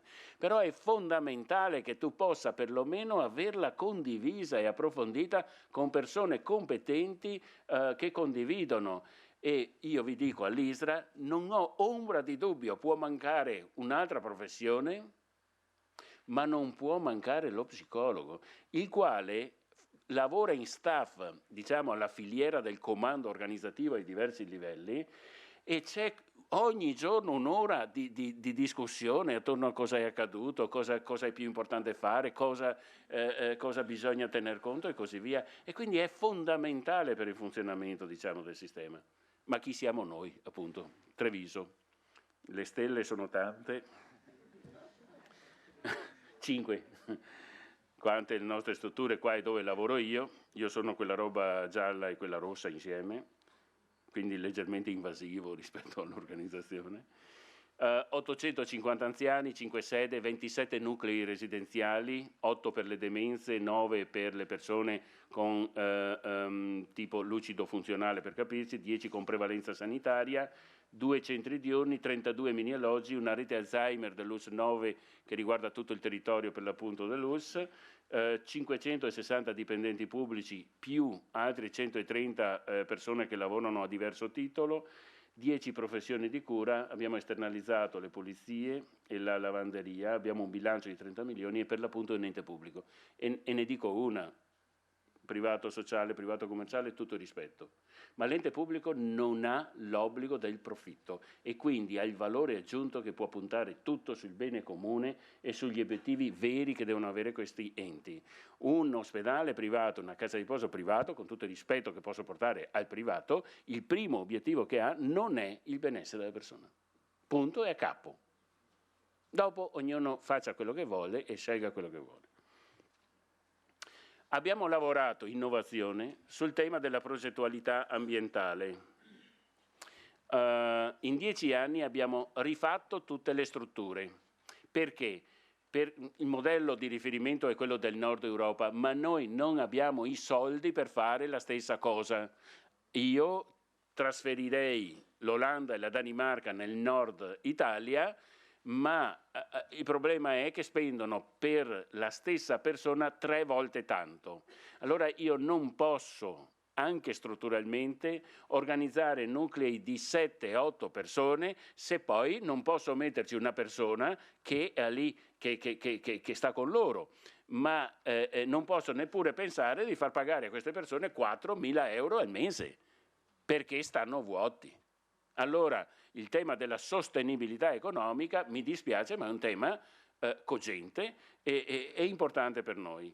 I punti di riferimento, certo ci sono i vincoli normativi, però chi comanda deve sapere anche rischiare, devi stare su una linea, diciamo così, di confine tra il lecito e l'illecito, ad esempio su tutta una serie di temi come i mobili, alcuni mobili che puoi portare dentro al di là degli ignifugo, insomma, ecco.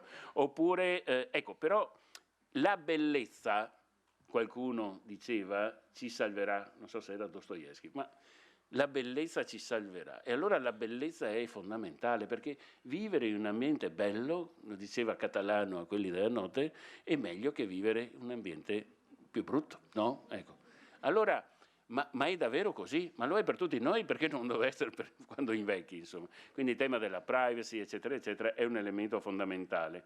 Guardate, dal 2006 abbiamo speso qualcosa come una quarantina di milioni di euro, non stupidaggini, quindi abbiamo fatto degli investimenti davvero importanti. Spendere questi soldi vuol dire avere un'azienda che funziona nelle entrate e nelle uscite.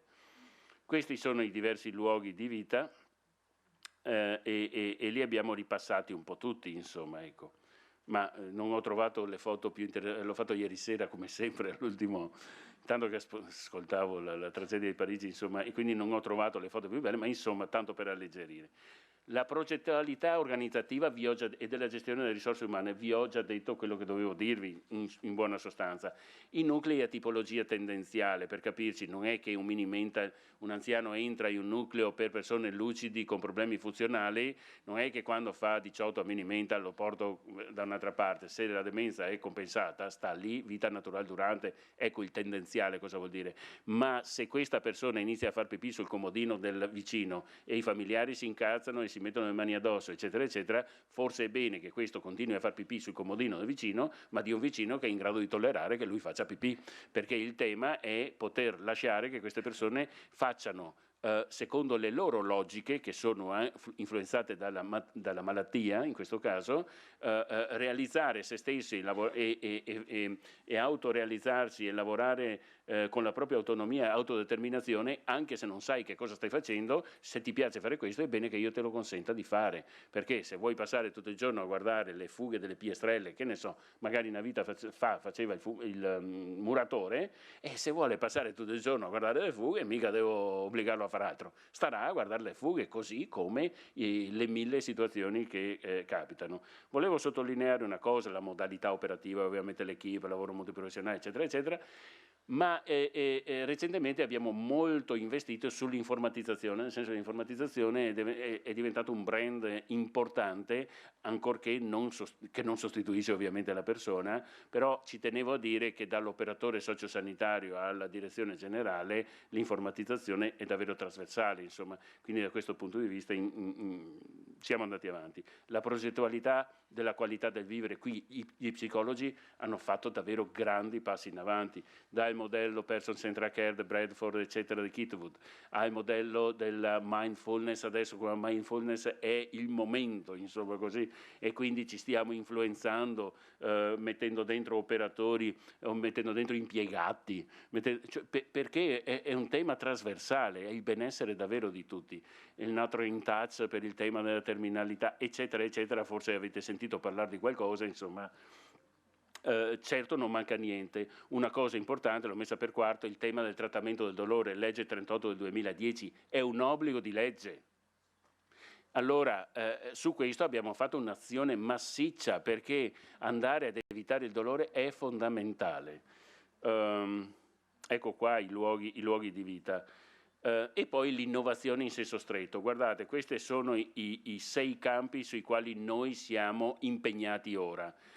Borgo Mazzini Smart Co-Housing è un progetto di trasformazione di un quartiere della città di Treviso.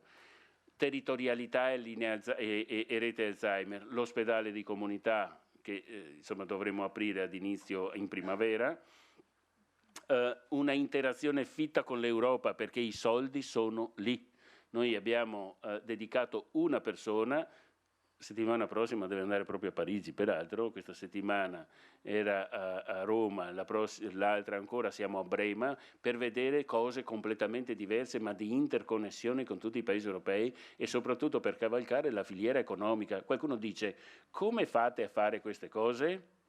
Cerchiamo i soldi, lo strumento sono i soldi, e allora se i soldi non te li vengono a portare, devi andarteli a prendere, e allora per andarseli a prendere bisogna organizzarsi. Chi è grande si organizza da solo, chi è più piccolo deve organizzarsi insieme agli altri e cercare di cavalcare ad esempio i finanziamenti europei, ad esempio sull'ICT, su tutte le applicazioni di domotica, sono tutti settori nei quali stiamo lavorando.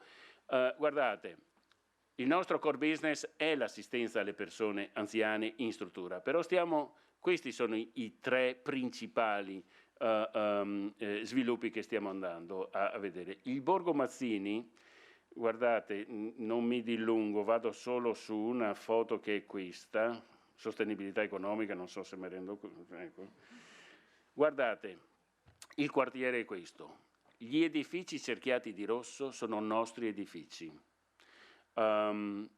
Quello sulla destra è abitato, gli altri non sono abitati, vicino a Porta San Tommaso, in centro a Treviso. Allora noi stiamo cercando, con una progettazione partecipata che vede coinvolti 250 cittadini di Treviso, a sviluppare un pensiero che riguarda il sociale, cioè come le persone all'interno di questo quartiere devono stare assieme, Il sostegno all'autonomia vuol dire tutti coloro che non ce la fanno per anzianità o per disabilità o per altro, come possiamo fare perché si mantengano quanto più autonomi possibili. Il sostegno economico, nel senso che bisogna trovare i soldi per fare questa cosa, e infine le architetture con la pedonalizzazione e così via. Il cuore di questo discorso è che, ad esempio, abbiamo un convento del Cinquecento che stiamo trasformando in co-housing, quindi si chiama Borgo Mazzini Smart Co-Housing. Non ci piaceva l'inglesismo, ma Smart Co-Housing è la chiave di lettura per entrare nei finanziamenti europei. E abbiamo iniziato 1 anno e mezzo fa questo tipo di lavoro e adesso il primo stralcio, sono 6 stralci, il primo stralcio, la prima gru, scusate, il costruttivismo, no? la declinazione da muratore, ma la prima, perché poi insomma è importante realizzare queste cose, la prima gru si erge, diciamo, nei prossimi 6 mesi, quindi è un risultato grandemente importante. 50 nuovi appartamenti in co-housing, quindi cosa vuol dire vivere assieme, cosa vuol dire la mutualità, cosa vuol dire, ecco, il nostro sogno è, per chi entra in questo quadrilatero, solo annusando l'aria, capire che siamo in un ambiente diverso. Questo è se dovessi dirlo in modo sintetico, lo direi proprio così. Solo camminando dovresti capire di essere in un ambiente dove la solidarietà, l'inclusione sociale e la possibilità di buona vita per tutti, ecco, fa la differenza. Una cosa particolare, devo dirla, e qui finisco, sulla rete Alzheimer di Treviso, perché questa, a proposito di rete, abbiamo previsto i 3 livelli: territoriale, semiresidenziale e residenziale, perché nella storia di vita di una persona, e ogni grafico che vedete è la storia di vita di una persona, che può aver bisogno di una cosa, di un'altra ancora, si deve lavorare sulla continuità di cura della persona.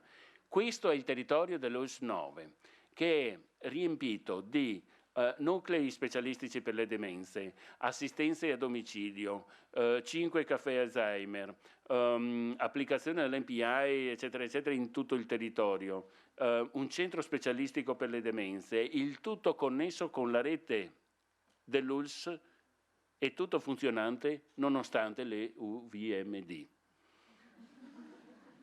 Nel senso che per fortuna le abbiamo condizionate.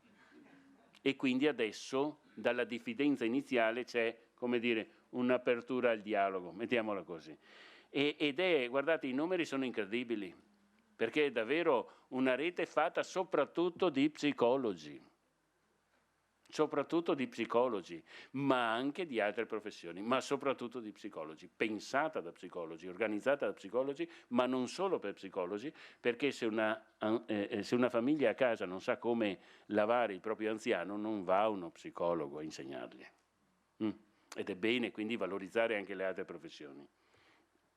Ma la storia non si inventa, non vi faccio la lista della spesa, vi dico solo che abbiamo iniziato nel 98 e nel 2013 come dire, è nato l'ultimo progetto, ma questa è la scalata, diciamo così, degli impegni sulla demenza, tanto per fare un esempio, dopo sono anche altre le aree di impegno, ma tanto per dire sulla demenza, gli impegni in tutti questi anni. Abbiamo avuto qualche soddisfazione dall'Europa? Sì, abbiamo ottenuto un premio nel 2009, nel 2011 siamo diventato punto di riferimento per Bradford, nel 2013 siamo entrati all'interno di un gruppo prestigioso che è il North Sea Dementia Group, e nel 2015, quest'anno, siamo entrati anche nel Salmon Group, che notoriamente i salmoni viaggiano controcorrente, e Salmon Group ha proprio questo senso, e mi sembra di poter dire che il tentativo è proprio questo, di andare controcorrente.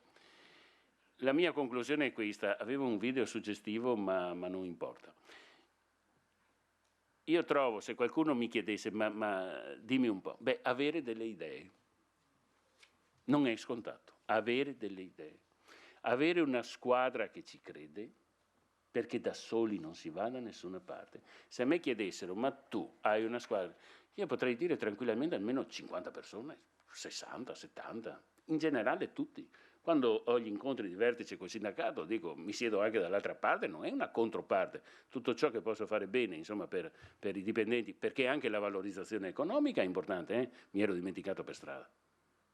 Perché non è un lavoro da 2 soldi, con quello che si può, ma va valorizzato, e non a parole. Avere una squadra che ci crede è fondamentale, e avere un po' di coraggio. Alle volte si può vincere e alle volte ci si può perdere, però almeno ci abbiamo tentato. Forse è un caso, forse no. All'Istra lavorano 17 psicologi, credo sia l'unica struttura in Italia ad avere così tanti psicologi. Grazie.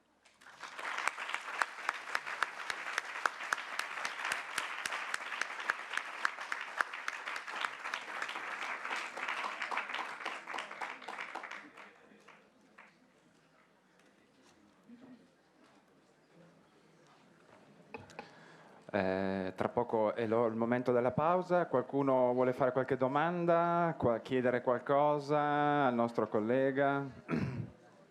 Anche qualche curiosità? È stato molto esauriente. Io ho apprezzato a proposito di età che avanza, comunque persiste la motivazione spassionata appassionata dei primi tempi, e quindi complimenti per averla preservata, anzi potenziata e qualificata. Vedo una domanda. Beh, intanto complimenti, congratulazioni. E questa carica di energia costruttiva, concreta, ad ampio respiro, penso faccia veramente bene, perché è necessario avere progetti, però è necessario anche dare strumenti per concretizzarli nei nostri giorni. Non è semplice, grazie anche per i miti che in qualche modo su cui dobbiamo tenere a mente, tipo anche viva le case di riposo, perché sempre più adesso stiamo andando verso la domiciliarità, però si rischia di caricare la famiglia ad oltranza, e invece vanno valorizzate anche le risorse residenziali, che devono essere legittimate nel loro esistere, e anche noi come psicologi all'interno di queste strutture lavorare per potenziarle. Lavorare in equipe è fondamentale, e questo contributo ha sottolineato anche questo. Grazie. Volevo sapere, chi di voi pensa da anziano di farsi assistere dai propri figli? E allora se non c'è nessuna mano alzata, perché c'era una mano alzata ma i figli non sono d'accordo, no, ragioniamoci, attenzione con i pregiudizi. Come dire, per la passione basta cambiare pusher, vuol dire, non è... sì. No, ma sinceramente io consiglio a chi non si diverte sul lavoro, è bene che lo cambi, insomma, oppure o cambia lavoro o cambia il lavoro, cioè o cambia il contesto. Però bisogna fare squadra, è fondamentale fare squadra.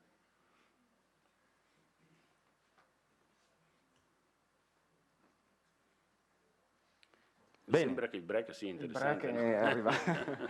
Allora ci fermiamo per la pausa e riprendiamo dopo.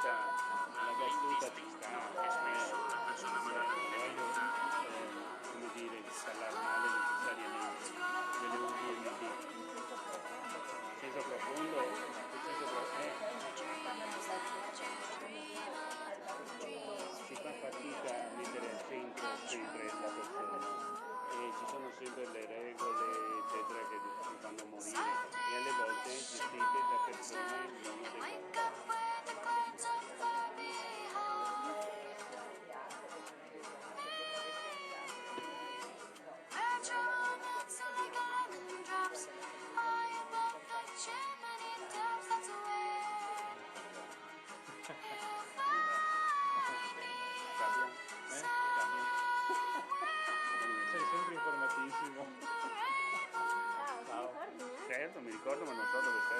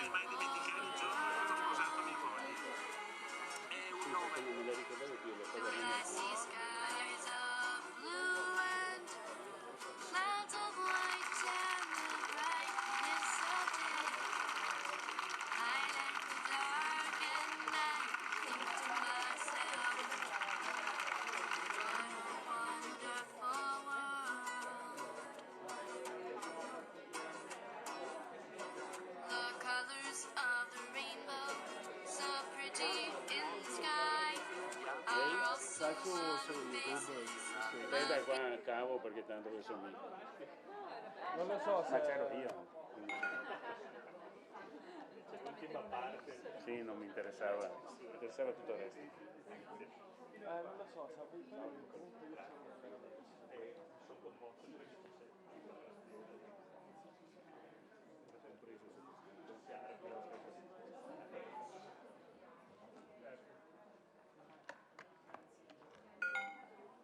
Allora, provo questa, poi vediamo. Sì, da poco, in realtà è una...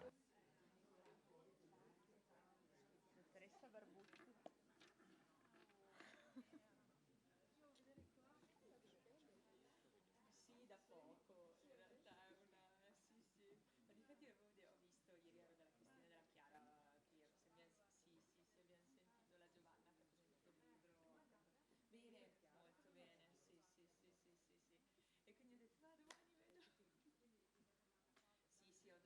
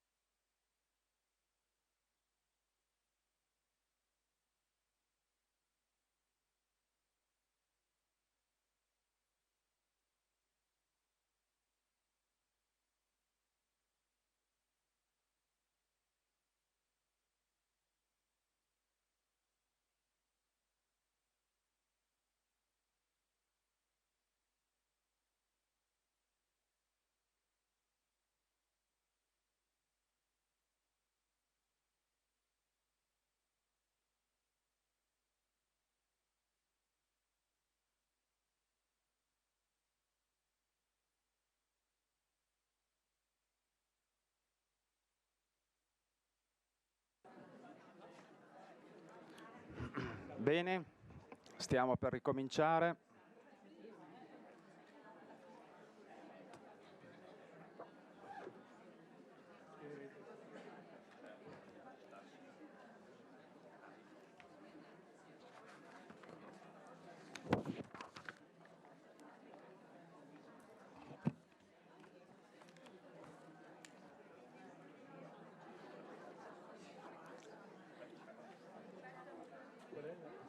Come vuoi, sicura?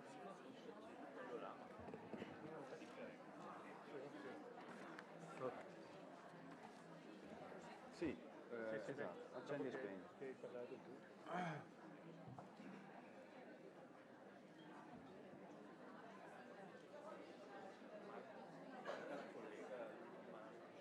lo fa dopo. Sì, se riesci dopo.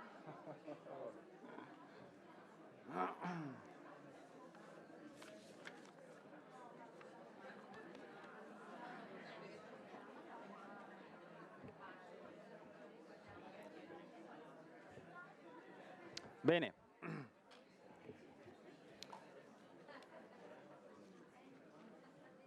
Allora, proseguiamo il nostro incontro.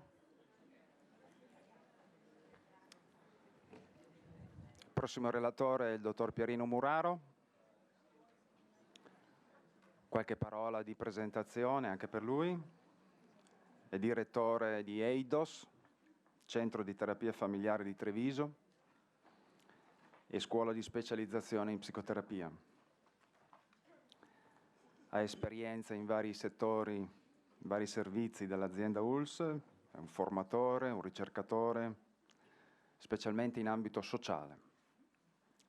È attuale consigliere dell'Ordine degli Psicologi del Veneto. Vista la sua esperienza e competenza, e l'importanza della famiglia, specialmente il tema della famiglia come interlocutore dei servizi, come riferimento per la persona anziana, come cliente per lo psicologo. Vista l'importanza della famiglia, gli abbiamo chiesto di raccontarci il suo punto di vista sul rapporto tra lo psicologo, l'anziano e la famiglia. Grazie Umberto, buongiorno a tutti. Grazie per aver accettato. Sì. Io, vedete il titolo, io parlerò oggi, cercherò di toccare il tema della relazione fra la famiglia e la malattia cronica dell'anziano e rispondo quasi virtualmente a una domanda che il dottor Pavan aveva fatto prima, no? Prima quando diceva chi si fa carico della sofferenza della famiglia. Io cercherò di affrontare questo tema, ma forse lo affronterò più con un taglio diverso. Come mai bisogna farsi carico della sofferenza della famiglia? In altre parole, io parlerò di come la malattia interagisce con la famiglia e viceversa. Da tempo noi vediamo, per esempio, che quando un anziano si ammala, l'attenzione viene doverosamente, ripeto doverosamente, dedicata all'anziano ad aiutarlo in questa particolare fase della sua vita. Ora, se questo è giusto, ciò può tuttavia produrre un rischio, il rischio che passi in secondo piano quello che è il nucleo familiare all'interno del quale a cui questo anziano appartiene. E questo perché comunque la famiglia, volente o nolente, viene attivata da questa situazione. Viene attivata perché i servizi la chiamano, le chiedono di essere una risorsa, un supporto per la situazione dell'anziano, o viene attivata anche dal fatto che la famiglia vede nelle difficoltà del proprio congiunto una richiesta, una domanda non detta di aiuto e di supporto. Quindi noi ci troviamo di fronte a una situazione in cui la famiglia, volente o nolente, si trova a sua volta in una situazione di difficoltà e di sofferenza. Una situazione di difficoltà e di sofferenza che va accolta, che va riconosciuta e sulla quale bisogna pensare come eventualmente intervenire. Allora, per trattare questo tema lo sviluppo in 3 momenti. Parlerò un attimo della famiglia, dirò qualcosa sulla malattia e poi toccherò il tema della relazione fra questi 2 aspetti. Della famiglia dico due cose perché sono importanti per capire quello che andrò a precisare in seguito. La famiglia la considero un sistema umano con storia. Cosa vuol dire? Sistema umano, due parole, vuol dire che è un insieme di persone fra di loro così strettamente connesse che il cambiamento, le interferenze, i problemi che toccano una di queste persone ha effetto su tutte le altre. Con storia, diremo con storia perché la famiglia si co-costruisce nel tempo una storia in cui i protagonisti sono tutti i componenti della famiglia. È una storia che si basa sui valori della famiglia e che spiega, dà senso e significato a tutto quello che accade nella vita di questa famiglia. Questa storia è molto importante perché ci permette di capire come la famiglia affronta e legge gli eventi, ma soprattutto ci aiuta a capire anche come eventualmente affronterà e tratterà le situazioni di crisi che può trovarsi ad incontrare. Ora, la malattia è un evento critico che manda un'informazione. Un attimo. Manda un'informazione alla famiglia e dice alla famiglia: devi fare qualcosa per questa situazione. La malattia del tuo congiunto ti pone un nuovo compito. Organizzati, agisci, intervieni in modo da sanare o da gestire questa situazione. Ciò che è interessante però è che quando questa informazione crisi entra nella famiglia, entra sì l'informazione, però questa informazione non dice, e questo è l'aspetto più curioso se vogliamo sapere, non dice da che parte la famiglia deve muoversi, non dice rispetto alla crisi devi agire in questo modo, dice c'è una crisi, devi riorganizzarti, però devi trovare tu la strada da seguire per affrontarla. Ora, dov'è che va a pescare l'informazione la famiglia? Certamente andrà a pescare nella propria storia, nel proprio modo di gestire le situazioni di difficoltà, le andrà a pescare nelle informazioni che sono presenti rispetto alle caratteristiche della criticità. È una scelta molto importante questa che la famiglia deve prendere. È una scelta importante perché la differenza è scegliere la strada giusta o la strada sbagliata, dico giusta e sbagliata con la dovuta cautela, è la differenza fra individuare un percorso sano o un percorso malato. La differenza fra una famiglia sana e una famiglia malata non sta tanto nel fatto che ci siano o non ci siano situazioni di criticità, ma sta piuttosto nel fatto che una famiglia è riuscita a trovare una risposta alle situazioni di crisi che gli consenta di mantenere inalterato il suo processo evolutivo. Se la soluzione che propone alla situazione di crisi non gli consente di mantenere inalterato il suo processo evolutivo, a questo punto la famiglia entrerà in un circuito che lo porterà ad ammalarsi, cioè a rallentare il suo percorso evolutivo e quindi ad ammalarsi. È chiaro che saper scegliere o decidere di scegliere qual è la strada giusta che devo prendere è qualcosa di estremamente difficile. È difficile perché non ci sono informazioni precise sulle quali basarsi. Allora vediamo che informazioni ha la famiglia quando si trova di fronte alla crisi. La prima informazione che ha è l'informazione malattia. L'informazione malattia è la prima potente informazione che riceve la famiglia. Ora, la malattia come informazione, la prima cosa che ci fa pensare quando pensiamo alla malattia è il concetto dicotomico che pone malattia, la pone in funzione della salute. La salute, io so cos'è la salute perché so cos'è la malattia e so cos'è la malattia perché so cos'è la salute. Diciamo che nel nostro immaginario la salute è un funzionamento di un organismo biologico perfettamente adeguato in tutte le sue componenti. E so anche che nel nostro immaginario la malattia è un danno che interferisce su questo funzionamento, è qualcosa che dall'esterno entra e inceppa questo funzionamento del nostro organismo che funziona molto bene. E allora l'informazione cos'è? La malattia è un'informazione che potremmo definire per detrazione. Cioè, cosa vuol dire detrazione? Vuol dire che la malattia mi dice quello che io non potrò fare, quello che per effetto della malattia non mi è possibile fare né adesso né magari per un po' di tempo o per sempre. E quindi l'informazione che ottengo dalla malattia è un'informazione negativa, cioè quello che non mi è più possibile agire. Ma anche questa informazione non è molto utile. L'altro aspetto che complica la situazione è il fatto che il significato alla malattia lo dà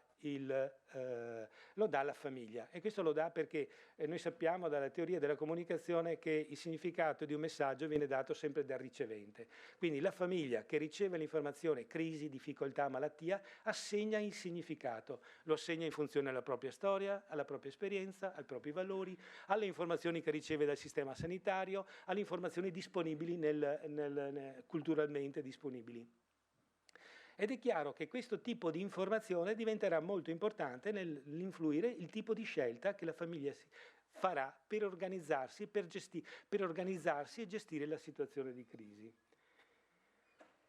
Infine, tutto questo ha un effetto molto importante, non solo su quello che la famiglia mette in atto in quel momento, ma un effetto molto importante che è sul futuro.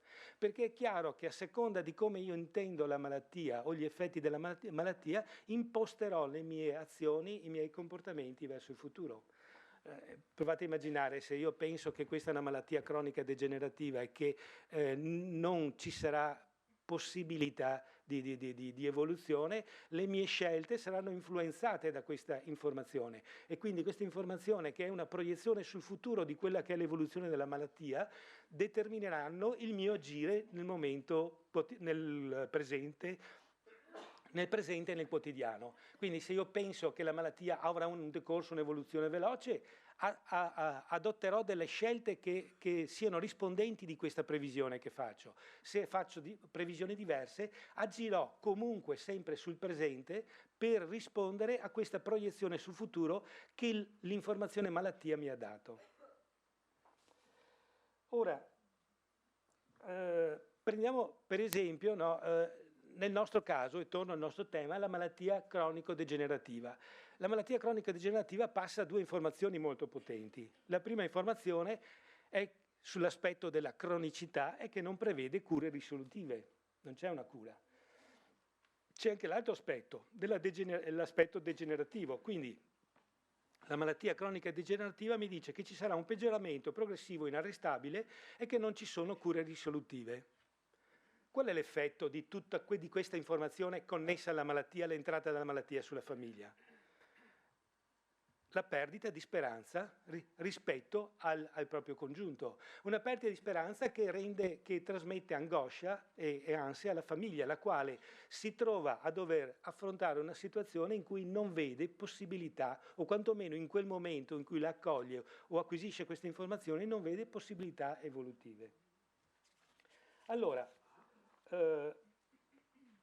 detto questo, io passo alla seconda parte del mio intervento, parlando di quali sono gli effetti della malattia sulla famiglia.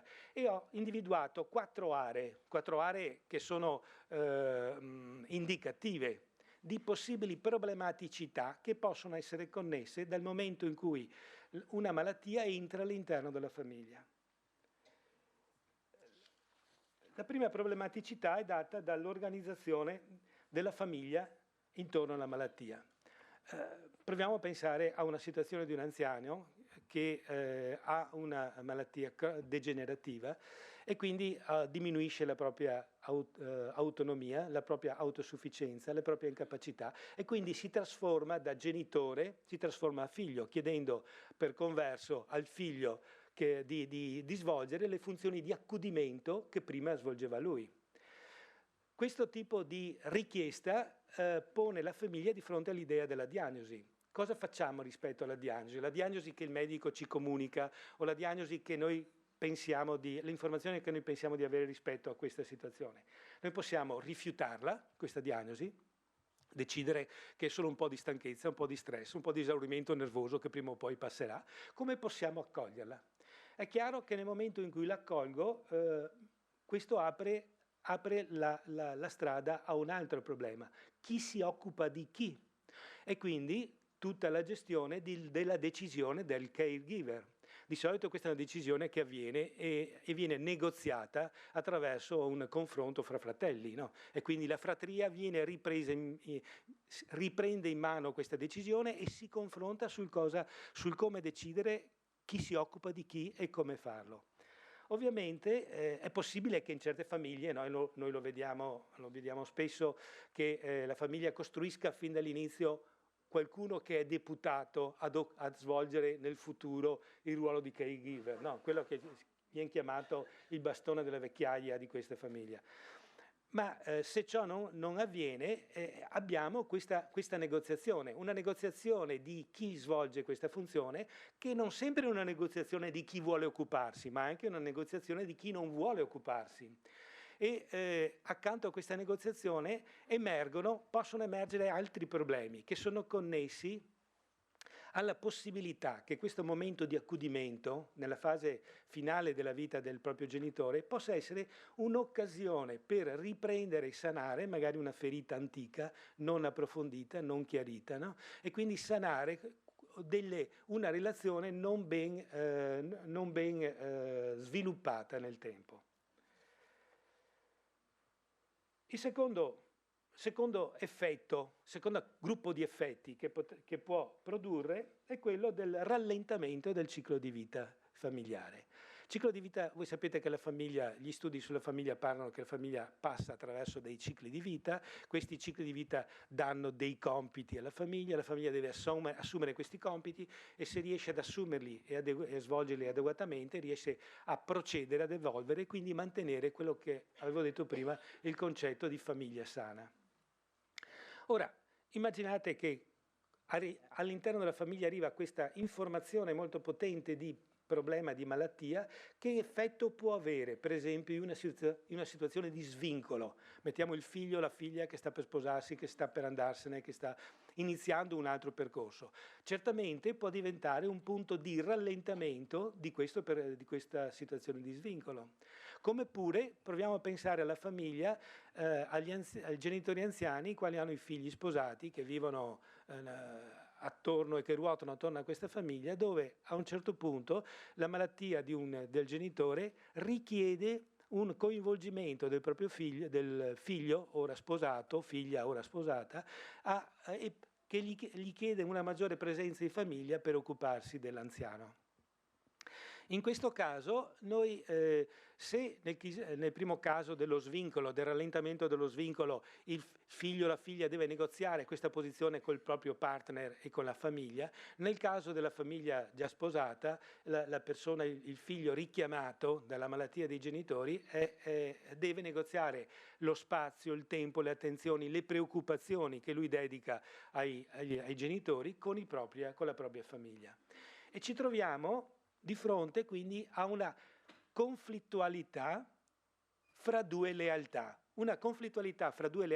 che si colloca nella figura del caregiver, una lealtà orizzontale che ognuno di noi ha col proprio compagno, la propria compagna, con la propria famiglia, e una lealtà verticale che ognuno di noi ha con la propria famiglia di origine, magari con i propri figli.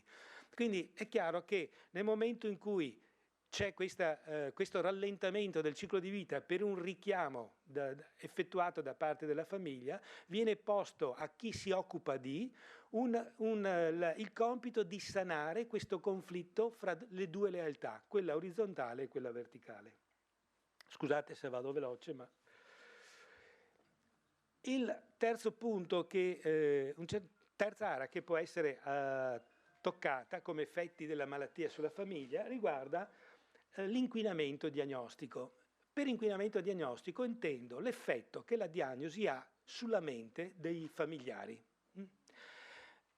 Nel momento in cui un ipotetico medico, senza nulla togliere, con le dovute cautele, con il massimo rispetto, assegna una certa diagnosi, è possibile pensare che questa diagnosi rappresenti un modo che consente di spiegare tutto quello che accade.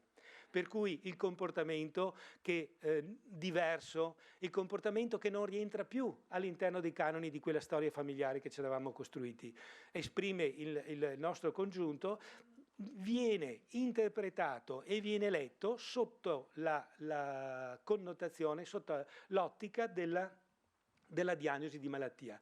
La diagnosi di malattia diventa un principio esplicativo che spiega tutto quello che accade. Però qual è il problema? Il problema è che non sempre l'anziano ha dei momenti che rientrano nella malattia. Ci sono anche dei momenti in cui mantiene una propria integrità mentale o ha una capacità di interagire adeguatamente. Allora, il rischio è che questo inquinamento diagnostico che avviene nella mente del familiare fa sì che il familiare legga sempre tutto quello che accade solo come conseguenza della malattia e diventa cieco rispetto a altri comportamenti che invece andrebbero rivisti e andrebbero letti con una diversa attenzione. Cito in 2 parole un esempio di un'esperienza fatta da dei nostri allievi, in cui si parlava di un anziano che amava moltissimo fare una passeggiata al mattino lungo la ferrovia. A un certo punto prima di fare questa passeggiata si infuriava e diventava tanto da diventare a volte violento. Ora, l'inquinamento diagnostico, questo fa parte della malattia, chiude l'analisi del problema. L'attenzione invece a quello che stava accadendo, la curiosità di capire il senso di quello che sta accadendo, ha fatto sì che ha permesso agli operatori di comprendere che l'arrabbiatura dell'anziano era connessa al fatto che aveva dei male al piede, mettendosi le scarpe aveva un dolore fortissimo e non riusciva a camminare. E quindi questo comportamento era un comportamento che aveva perfettamente senso, lui non riusciva a spiegarlo, ma aveva senso rispetto al suo agire. È chiaro che un inquinamento diagnostico che non consente di comprendere il messaggio rende ciechi e rende cieco il familiare. Altro aspetto simile a questo è per esempio la riflessione di Giampaolo Lai sull'integrità comunicativa, quando parlando dell'Alzheimer lo dice: la comunicazione dell'Alzheimer viaggia attraverso due canali, no? Un canale analogico dove l'Alzheimer mantiene il tono, la mimica, la gestualità, il rispetto del ritmo di turno di parola, come se la conversazione fluisse regolarmente. Però la dimensione digitale, cioè l'aspetto comunicativo delle parole usate, non è coerente con quello che viene detto. Anche questo corre il rischio di diventare un inquinamento diagnostico, perché inconsente, non permette di capire quando c'è una coerenza una coerenza e un'integrità comunicativa quando parla e quando invece questa non c'è. L'ultimo punto che riguarda gli effetti delle malattie lo chiamiamo un lutto anticipatorio, cioè certamente l'informazione malattia cronico-degenerativa, il fatto che non c'è possibilità che ciò che ci aspetta in futuro è una situazione degenerativa, ci pone di fronte all'idea della morte, un'idea della morte che entra nella famiglia, ma soprattutto entra il lutto rispetto a un'immagine che la famiglia ha del proprio caro, un proprio caro che non è più come se l'era costruito e se l'era ricordato nella storia che la famiglia si è costruita nel tempo. Quindi è un nonno e una nonna diversa, è una nonna che non è più capace magari di occuparsi dei nipotini, che non gode più del piacere di essere nonna. E quindi questo lutto anticipatorio è un po' un lutto della famiglia che deve separarsi dalla propria idea e dalla propria immagine del genitore che magari gli è stato accanto, così come se lo ricorda, così come la storia lo ha costruito. Ecco, io arrivo alla conclusione del mio intervento dicendolo. Con questo io che cosa voglio dire? Io voglio dire che la malattia di un membro diventa la malattia del sistema. In questo caso diventa la malattia del sistema familiare. Un sistema familiare che esprime un suo bisogno di cura e molto spesso il suo modo di esprimere il bisogno di cura non è un modo facile da comprendere. Noi lo possiamo avere la famiglia che si occupa e dedica tante cure, la famiglia che non dedica nessuna cura, la famiglia che dedica cure inadeguate, oppure la famiglia è il familiare che viene dagli operatori e si mostra irascibile, si mostra ingrato rispetto a tutto il lavoro che gli operatori stanno facendo per lui, si mostra senza pazienza. E questi sono indicatori, a mio avviso, che non dicono, sono comunicazioni che non dicono nulla dell'operatore, ma dicono molto della persona che li esprime. Cioè quando il familiare accede a un servizio ed esprime la sua aggressività, la sua rabbia, la sua frustrazione, io la sento come una comunicazione che lui fa di sé, della sua difficoltà, della sua impotenza, della fatica che lui con la sua famiglia sta sopportando per portare avanti questo lavoro. Ora, io penso che sia, e mi sembra che comunque la relazione, l'intervento di prima del dottor Pavan in qualche modo l'ha toccata più volte, sia importante rispondere al bisogno che esprime la famiglia. Perché se noi riusciamo a rispondere e a restituire serenità alla famiglia, gli permettiamo di essere quella agenzia, quella struttura di supporto e di cura per l'anziano, di cui comunque il sistema dei servizi ha bisogno. Ora, restituire serenità alla famiglia significa cercare di trovare, e certamente ho visto ci sono esperienze, ma penso che devono esserci altre esperienze, aumentare l'impegno. Deve esserci uno sforzo per creare delle ambiti di compensazione, degli ambiti di serenità per la famiglia, perché se la famiglia riesce a trovare uno spazio di serenità può svolgere meglio il suo lavoro di cura, di prendersi cura del proprio congiunto. E penso che questi spazi di compensazione e di supporto della famiglia siano degli spazi che la professione dello psicologo possa svolgere, possa portare avanti con competenza e professionalità.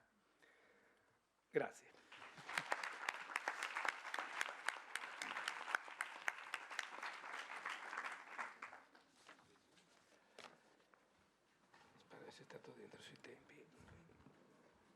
Bene,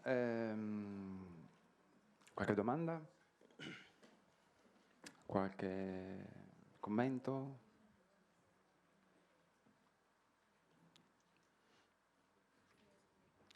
Ah, prego, prego.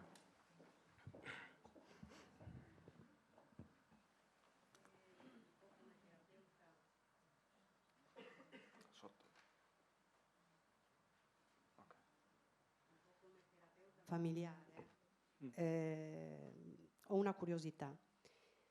Le ricerche con la famiglia, sulla famiglia.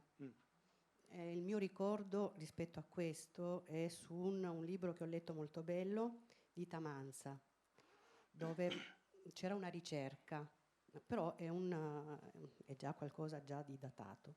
Attualmente si fa ricerca su questo ambito, su come una famiglia si organizza e dà cura?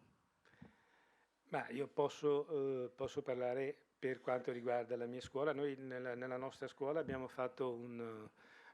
attivato un gruppo di ricerca con degli allievi che fanno il percorso di psicoterapia e che lavorano in strutture di accoglienza, in case di riposo, i quali hanno lavorato per circa 2 o 3 anni approfondendo le modalità e le risposte e le reazioni della famiglia alla malattia. Parte delle loro riflessioni sono state usate in questa presentazione, e quello che posso dare è, poiché noi lavoriamo con la famiglia, approfondiamo, lavoriamo con quello che la clinica ci presenta.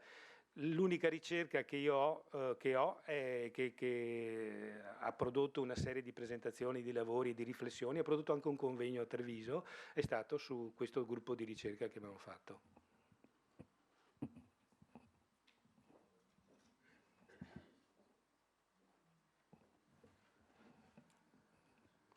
Ha risposto alla domanda? Sì?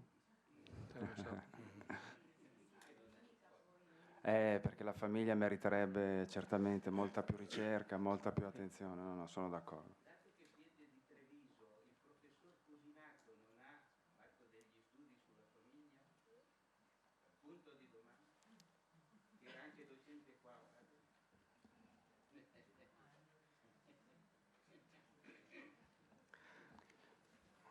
non so, no. No. Conosco il dottor Cusinato, conosco una parte dell'ambito sul quale lui lavora, si dedica alla famiglia, ma si dedica alla famiglia in particolare come attività di prevenzione per nel momento in cui la famiglia si forma e si costruisce, e per quanto svolge anche un'attività clinica, ma non mi risulta che abbia approfondito l'area della famiglia con l'anziano. Ecco, su questo. Perché proprio questo è il punto, la famiglia dell'anziano. Qui meriterebbe, no, tutto un percorso di ricerca che... sì, infatti, poi... No, beh, non è che lasciamo perdere, ci torneremo adesso...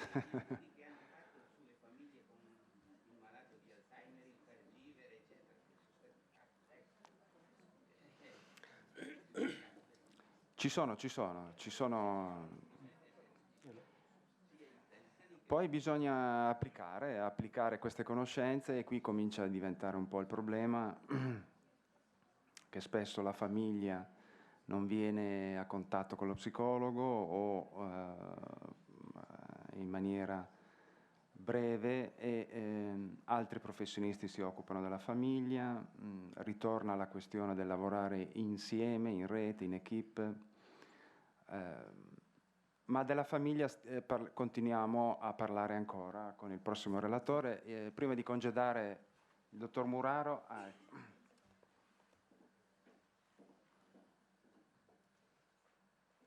tutti, visto che comunque questo scambio è proprio opportuno come anche una condivisione tra noi colleghi, io mi permetto a proporre al signore qua presente, visto che sta manifestando che ha qualche notizia in più rispetto alle magari qualche moderne ricerche, se sarebbe disposta a condividere con noi magari qualche dato o qualche nominativo, in modo tale che poi possiamo approfondire questi dati. Sì.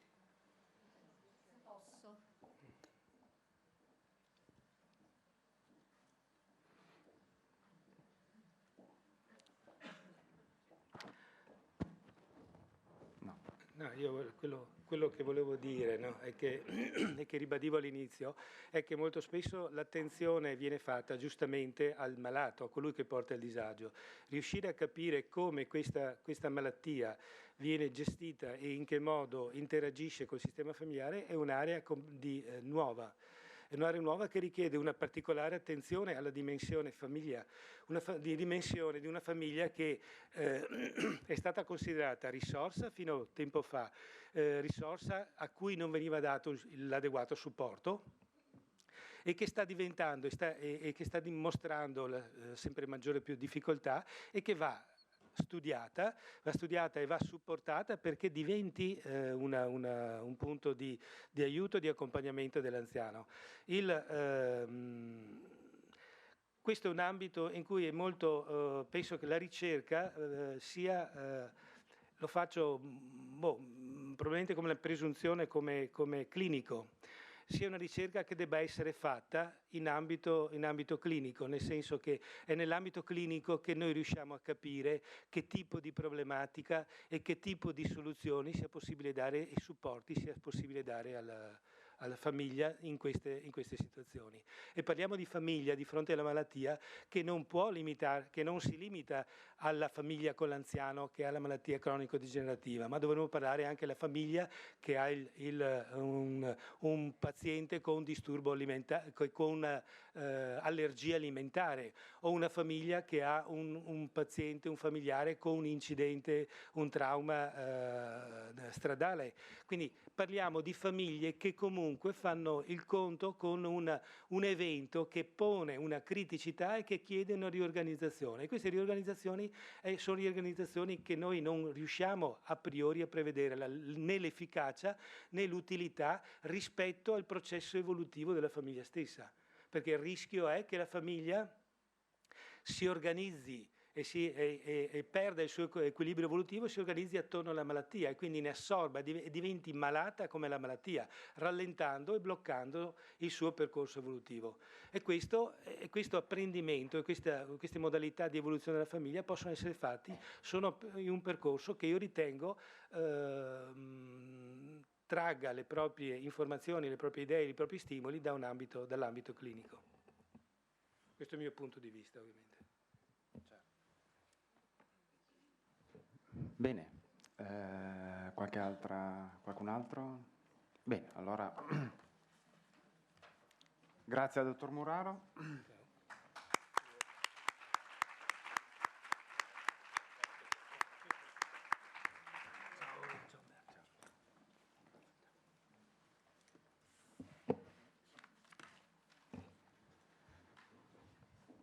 Continuiamo a parlare della famiglia, che ne parliamo troppo poco, noi psicologi, sono d'accordo. Vi presento Cristian Nellini, dottore di ricerca in scienze psicologiche, psicoterapeuta presso il Centro di Servizi Opere Pie di Onigo, a Pederobba, provincia di Treviso, ma anche psicologo presso gli ambulatori del Centro di Decadimento Cognitivo in geriatria all'ospedale San Giacomo Apostolo di Castelfranco Veneto, consulente per numerose associazioni sul territorio della ULSOTO operanti nell'ambito del sostegno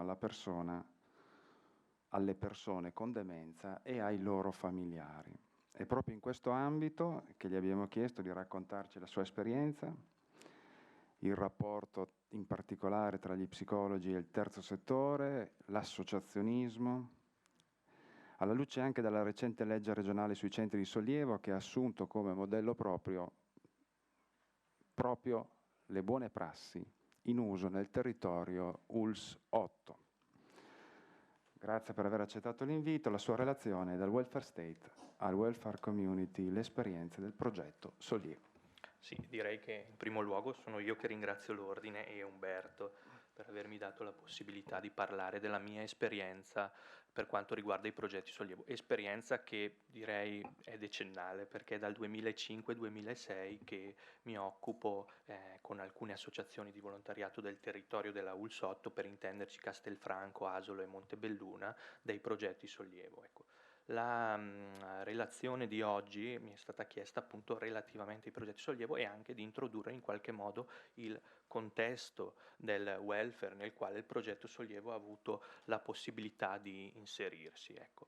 Proprio per questo motivo direi che inizialmente voglio illustrare il contesto sociopolitico, poi parlerò del progetto Sollievo e anche del ruolo che lo psicologo può avere all'interno del progetto Sollievo, della sua diffusione e delle possibili modalità di verifica e monitoraggio del progetto.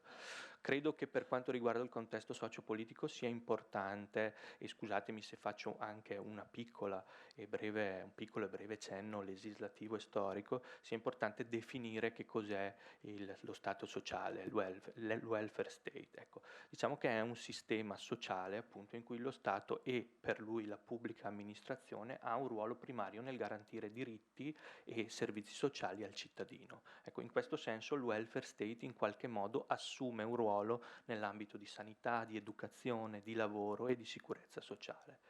Promuove il progresso dei cittadini e ha come obiettivo quello di superare anche i conflitti sociali, grazie comunque alla facilità di accesso alle risorse, e questo è un punto fondamentale del welfare state. Diciamo che il welfare in Italia è stato normato nel 1890 per la prima volta con la legge Crispi, che credo molti di noi conosceranno, ecco, in cui appunto il legislatore ha attribuito una personalità giuridica alle opere pie distribuite sul territorio e che in qualche modo prima erano, diciamo così, lasciate all'iniziativa degli enti ecclesiastici, sono invece stati normati e sono diventati degli istituti, i famosi IPA, gli istituti di pubblica assistenza e beneficenza, quelli in cui io lavoro, Umberto lavora e che il dottor Pavan prima ha raccontato. Ecco, la legge Crispi ha riordinato il sistema sanitario e sociale e l'articolo 1 in qualche modo di questa legge sanciva che qualsiasi iniziativa in campo sociale doveva essere pubblica. Ecco, diciamo che questa posizione del welfare ha, intorno alla metà degli anni 70, trovato delle difficoltà, principalmente per quello che abbiamo detto poco prima, nel senso che diciamo c'era una facile accessibilità alle risorse, in realtà c'è stato un incremento della spesa, un incremento cospicuo della spesa. Ci sono altre critiche al welfare state che non è la sede ovviamente di affrontare, ma si parlava anche di una difficoltà di distribuzione puntuale delle risorse, distribuzione puntuale a coloro che ne avevano bisogno. Sembrava che questo welfare state incrementasse in qualche modo il ceto medio, lasciando ancora scoperte le fasce più in difficoltà della popolazione. Ecco, diciamo che da questa crisi sono iniziati in qualche modo dei cambiamenti intorno alla metà degli anni '80 e via dicendo, in cui ci sono stati dei mutamenti della pubblica amministrazione, ha acquisito un ruolo di maggiore importanza il terzo settore. Io ricordo per esempio la legge del 91, la 266, che ha istituito i centri di servizio per il volontariato, ecco, che hanno appoggio e sono gestiti dal volontariato stesso. Il terzo settore quindi ha avuto un maggior ruolo nella definizione e nell'attuazione delle politiche sociali.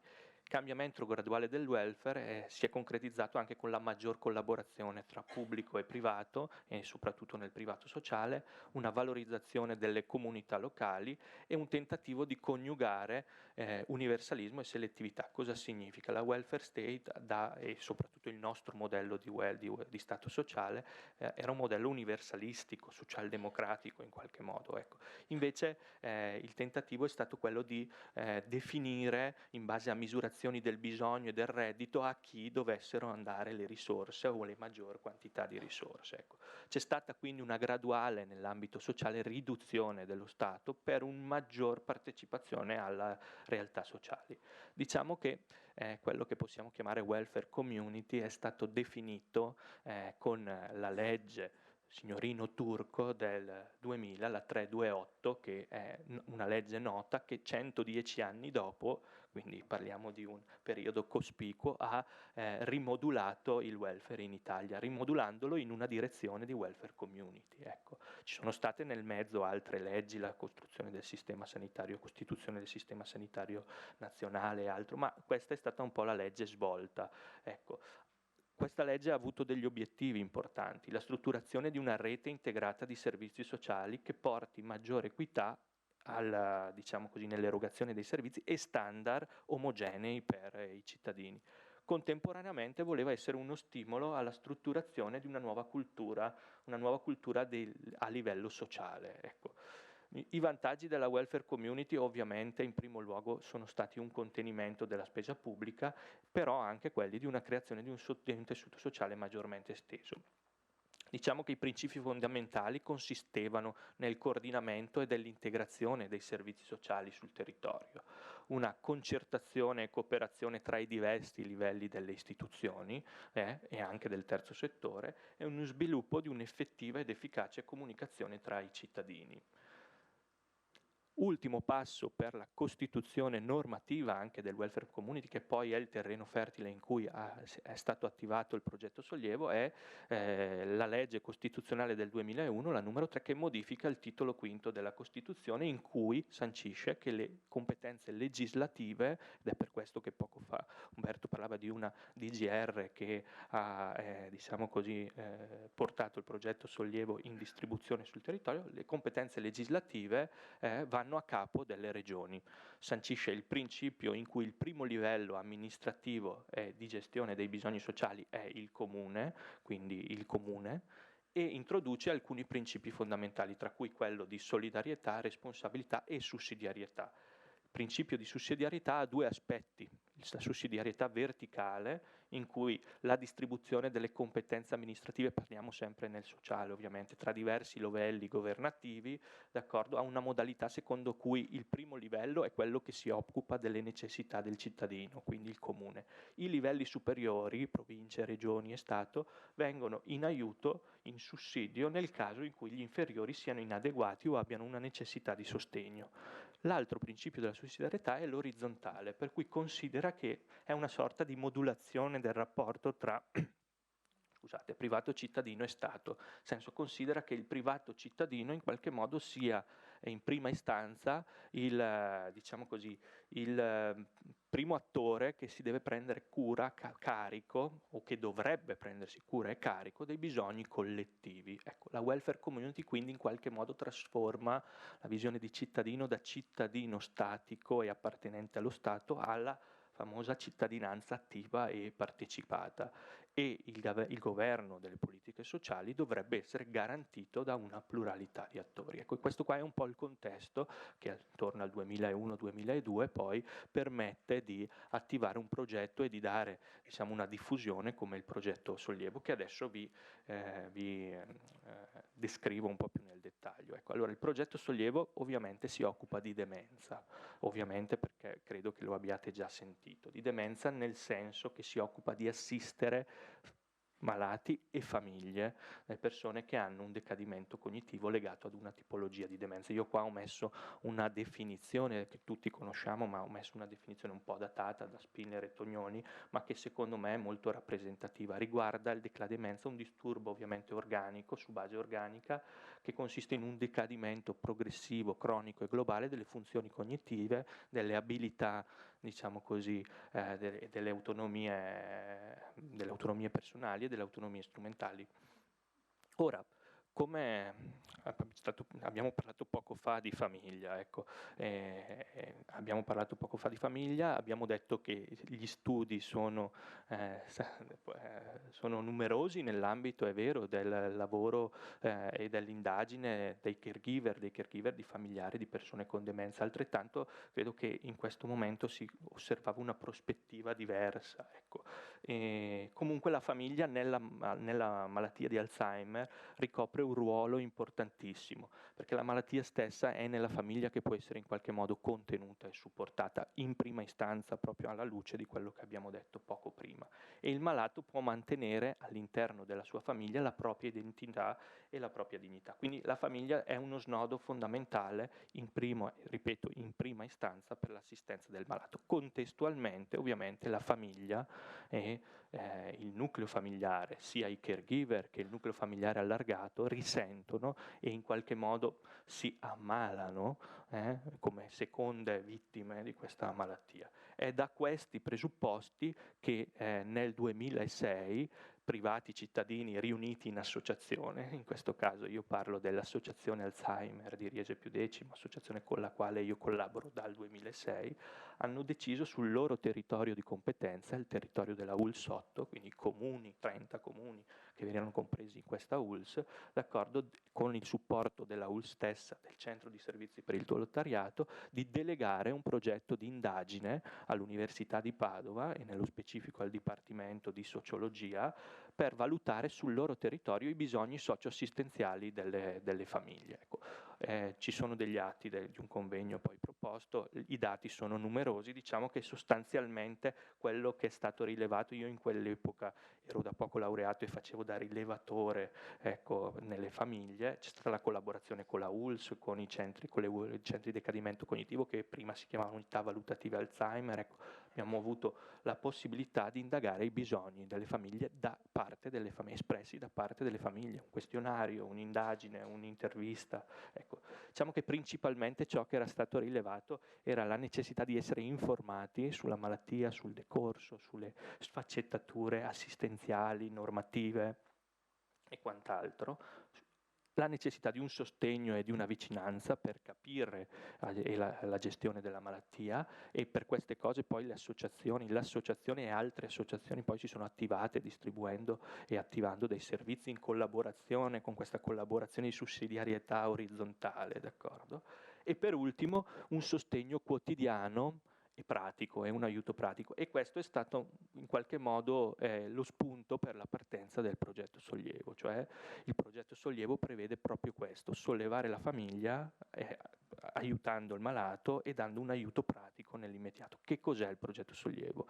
Allora, è un insieme di azioni progettuali volte a costituire un ambiente, io vi leggo la nostra definizione, un ambiente protesico e protetto nel quale volontari che sono preparati e formati alla relazione con la persona malata, d'accordo, accolgono qualche ora al giorno, qualche giorno a settimana, l'ospite svolgendo delle attività adeguate alle sue abilità residue. Chiaro che quindi gli obiettivi sono quelli di sollevare la famiglia per alcune ore al giorno dall'assistenza del malato, e però ci sono degli obiettivi indiretti. La famiglia entra, diciamo così, in un percorso nel quale conosce meglio la malattia, conosce meglio le reazioni del malato, nel quale la famiglia diciamo così, è supportata anche da professionisti, poi vedremo in che senso, e perciò il sollievo non è un sollievo unicamente pratico, ma è un sollievo anche legato al cambiamento, d'accordo, di conoscenze, di mentalità, di azioni. Il contrastare l'isolamento e l'autoisolamento sociale dei familiari, ma soprattutto in questo caso dei pazienti, che spesso per la patologia e per il progredire della patologia tendono ad in qualche modo isolarsi, a perdere la loro funzionalità cognitiva e quindi a non riuscire a mantenere le proprie relazioni. E per ultimo stimolare, anche se in modo specifico, perché ovviamente sono i volontari che fanno questo tipo di attività su indicazione dei professionisti, degli psicologi in questo caso, di stimolare in modo specifico ma costante in questo contesto protetto le funzioni e le funzionalità residue. Ecco, il progetto è rivolto a persone affette da demenza di tipo Alzheimer, ma anche demenze correlate. Quello che nella fase iniziale della strutturazione del progetto era stato pensato era definire una fascia di inserimento di persone con demenza, intesa per noi tecnici una fascia iniziale moderata, ecco, proprio perché sono volontari che danno l'assistenza, e quindi quando iniziano ad aumentare problematiche di tipo funzionale o necessità sanitarie, questo diventa un problema e probabilmente quello non è il luogo adatto, ecco. E persone con appunto una discreta autonomia e mobilità e senza eccessivi o particolari disturbi del comportamento. Ora qui si potrebbe aprire una discussione, magari lo faremo dopo, però ecco, diciamo questo era in qualche modo un criterio iniziale nel primo percorso della strutturazione del progetto. Gli ospiti venivano individuati dal contatto diretto tra le associazioni e la famiglia, tramite segnalazione dei medici di medicina generale, cioè i medici di medicina generale segnalavano alla famiglia il progetto sollievo, non il contrario, e così degli assistenti sociali. Ecco.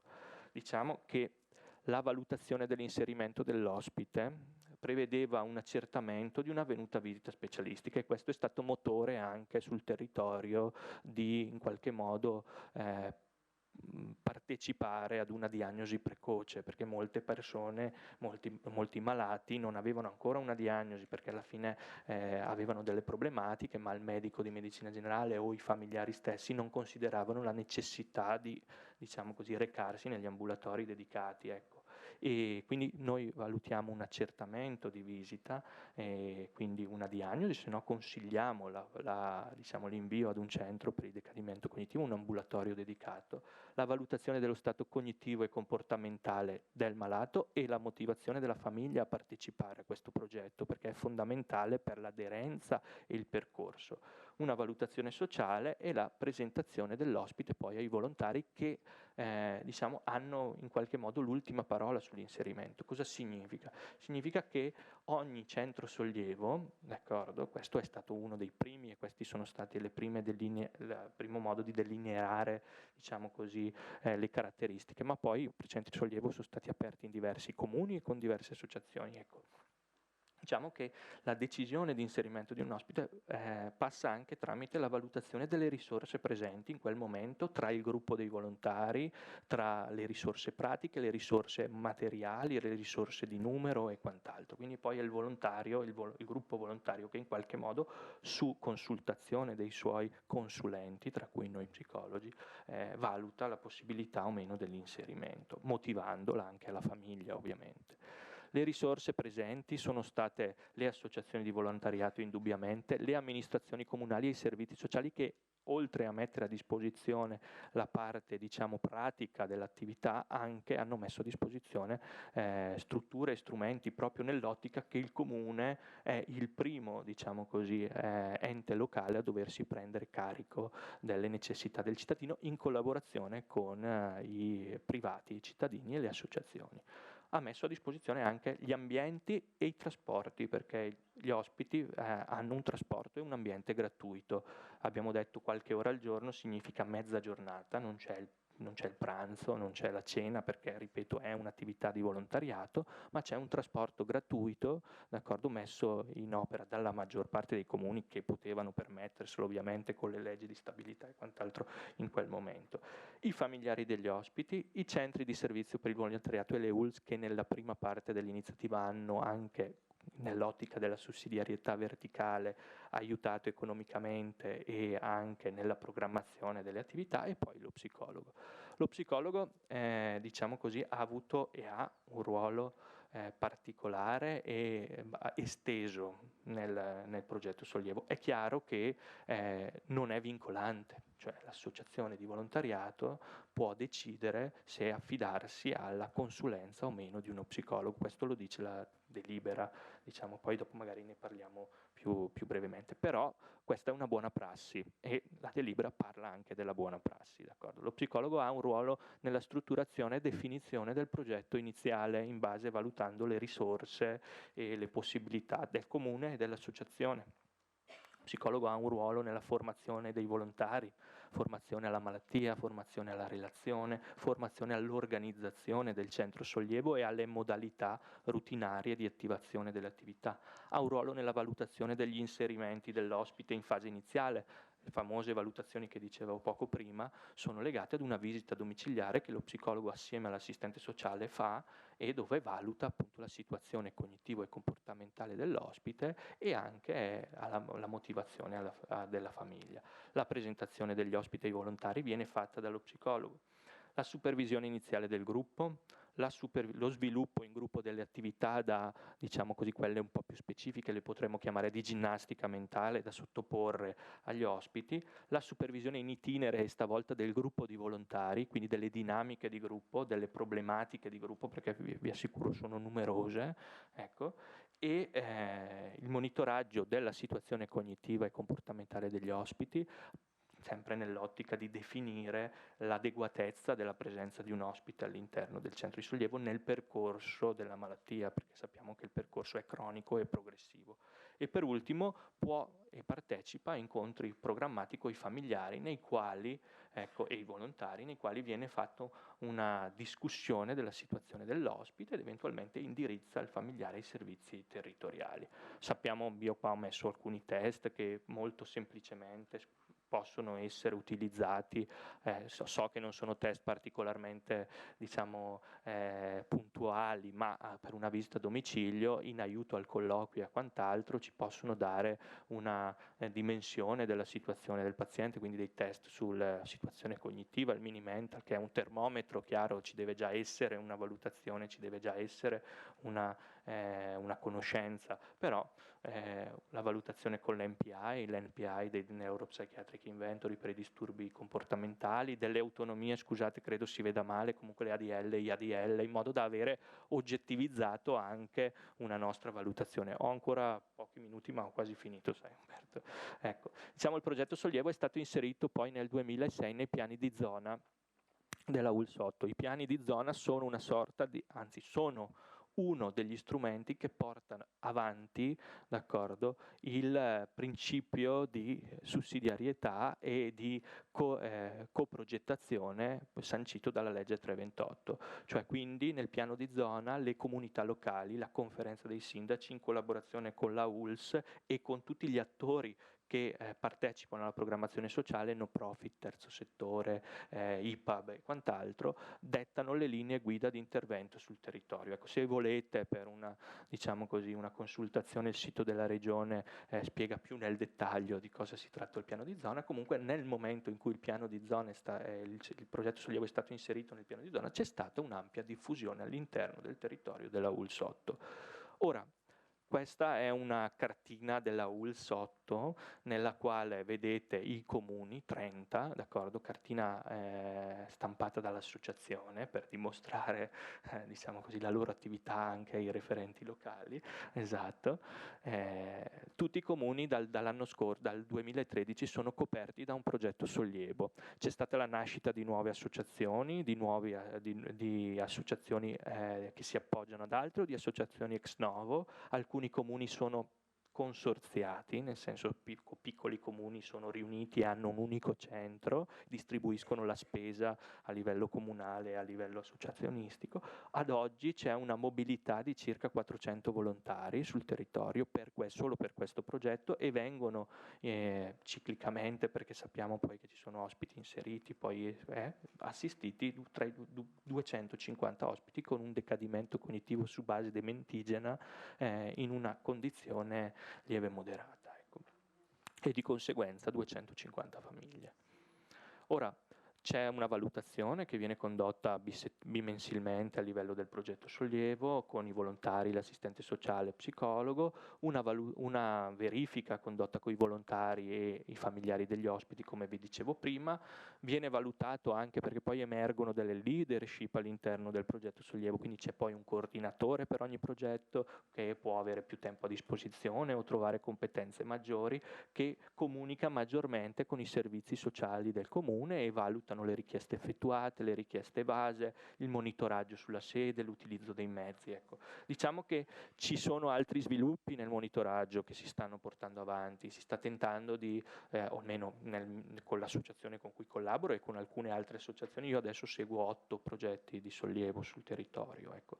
L'idea è quella di valutare più attentamente, perché dati ora ce ne sono molti, gli output, quindi le attività realizzate dai volontari, le modalità di svolgimento delle attività, l'impatto sui bisogni rilevati e per ultimo le performance del progetto, quindi l'efficacia, perciò la capacità di dare effettivamente risposta a quel bisogno valutato inizialmente, e l'efficienza, quindi il rapporto tra il costo del progetto e i benefici rilevati. Diciamo che noi stiamo pensando di oggettivizzarlo. Altrettanto questo può permettere ovviamente di migliorare l'informazione e la comunicazione tra i vari soggetti e di migliorare il rapporto con le realtà istituzionali e la pianificazione in ambito pubblico.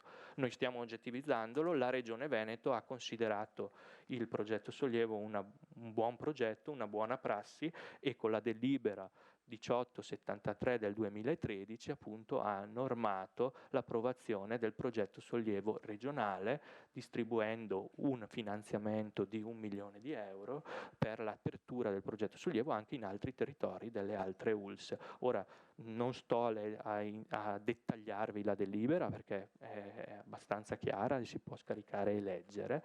Considerate che il ruolo di psicologo è in qualche modo contemplato e nella prassi, come è stato nella prassi già avvenuta, quindi in quello che è stato prima, è stato un ruolo fondamentale, ha dato un'apertura esperienziale e anche lavorativa, perché a me e a tanti altri colleghi, e può darlo ad altri colleghi ancora. È stata riapprovata, e termino, la delibera l'anno scorso, il 29 dicembre, poi pubblicata sul BUR quest'anno, per la prosecuzione del progetto Sollievo aziendale. Ecco, io vi ringrazio, ho terminato e grazie per l'attenzione.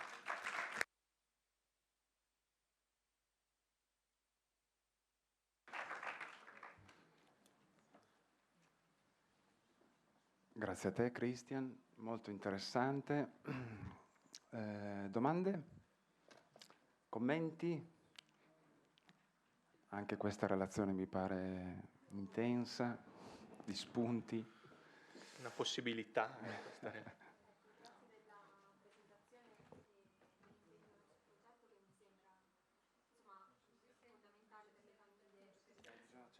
Aspetti signorina che dicono che non si sente. Non ho capito se nella verifica della efficacia del progetto è inserita una valutazione, non lo so, del benessere o anche delle capacità cognitive delle persone che fanno parte del progetto Sollievo e del benessere e della qualità di vita delle famiglie che appunto sono implicate nel progetto. Sì, non l'ha capito perché effettivamente non l'ho detto. Okay. No, sì, certo, è inserita, sono previste, sto dicendo non lo stiamo facendo ancora, le spiego anche la motivazione. Sono 30 comuni, 22 associazioni, alcune di queste associazioni istituzioni collaborano più strettamente tra di loro, altre meno, e quindi stiamo iniziando a progettare questi monitoraggi, avendo comunque alcuni dati, questo sì, ecco, però dobbiamo prima mettere d'accordo ecco, il background. Ecco. Sì, e quindi la verifica dell'efficacia com'è che viene fatta? C'è proprio una... La verifica quello che stiamo pensando per verifica dell'efficacia è appunto valutare il benessere delle famiglie e di conseguenza anche se il bisogno rilevato inizialmente è stato in qualche modo soddisfatto, che noi sappiamo che lo è, però ovviamente lo vogliamo oggettivizzare. Per quanto riguarda il benessere dei pazienti, abbiamo pensato degli strumenti che possono essere di osservazione, perché sappiamo bene che è difficile per le problematiche di consapevolezza del paziente, dell'ospite, valutare la sua consapevolezza riguardo alla condizione e alla qualità di vita, quindi abbiamo pensato al Qualid, che è uno strumento di valutazione indiretta dall'osservazione del caregiver, e ci interesserebbe ovviamente trovare degli strumenti semplici ma adeguati per monitorare l'andamento cognitivo. Però in questo senso c'è un altro problema da un punto di vista strutturale della ricerca o dell'indagine, ecco, che al progetto Sollievo la frequenza, quindi di inserimento del paziente, dell'ospite è variabile. Ci sono centri che fanno 2 mezze giornate, ci sono centri che occupano più mezze giornate in base al maggior numero di volontari, chi ha deciso di attivare l'attività la mattina, chi al pomeriggio, quindi dobbiamo un po' anche, per avere poi dei dati chiari o omogenizzare i gruppi, ci sono delle assenze, perciò abbiamo in qualche modo difficoltà ad avere un dato pulito sulla valutazione cognitiva, perché ci sono molti fattori intervenienti, quindi bisognerebbe considerarli tutti e poi metterli a fattore. Potremmo piuttosto comunque svolgere un'indagine e tutt'al più ottenere il dato così com'è. Ecco, però questi qua sono stati i problemi in questi 10 anni comunque. Ecco. Grazie a lei.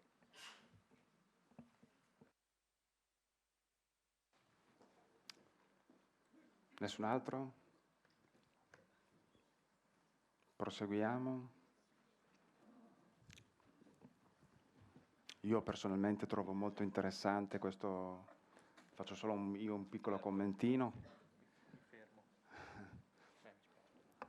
perché come presidente di un'associazione familiare di malati di Alzheimer, sono sensibile a questo argomento e il progetto Sollievo, che mi fa piacere leggere dai giornali che si sta diffondendo non solo per adempimento legislativo, ma proprio perché coinvolge le associazioni di volontari, sta diventando molto interessante anche nelle trasformazioni dei rapporti sul territorio tra i cittadini, all'interno delle quali lo psicologo può riscoprire un ruolo di psicologo di comunità, di territorio e speriamo anche come opportunità lavorativa. Il legislatore sostiene che questa legge potrebbe far risparmiare milioni di euro, come anche la professoressa De Beni ci accennava, là dove riusciamo a ritardare l'ingresso di soggetti nel quadro della demenza, accennava a 5 anni, già solo 5 anni, una montagna di soldi risparmiati, quindi anche in Italia è probabile che se si potesse riuscire a dimostrare l'efficacia in questi termini sarebbe veramente. Ma intanto c'è questo attivismo che stimola il welfare community. Bene, allora se non ci sono altre domande, proseguiamo rimanendo nel welfare community. Vi presento la dottoressa Agnoato Raffaella, psicologa e psicoterapeuta, libero professionista a Montebelluna, provincia di Treviso, collabora anche lei con associazioni, enti locali per progetti vari di psicologia dello sport, psicologia giuridica, sostegno alle persone disoccupate, eccetera. È stata borsista del progetto Benessere a tutte le età, uno screening cognitivo ed emotivo in soggetti over 50, presso l'Associazione Amici del Cuore di Montebelluna e Aido di Caerano di San Marco, sovvenzionato dal nostro ordine degli psicologi del Veneto un anno e mezzo fa, l'anno scorso, un anno e mezzo fa, e in questa veste le abbiamo chiesto di raccontarci la sua esperienza personale e professionale per una collega che si affacciava per la prima volta nel mondo degli anziani, proveniente da altri settori della disciplina. Grazie di aver accettato l'invito. Grazie a te Umberto, buongiorno a tutti. La mia è una relazione breve rispetto alle altre. Allora, appunto, il benessere cognitivo ed emotivo per gli over 50, quindi dai più anziani ma anche dai meno anziani. Il bando di concorso appunto è avvenuto un po' di tempo fa e io e le altre colleghe ci siamo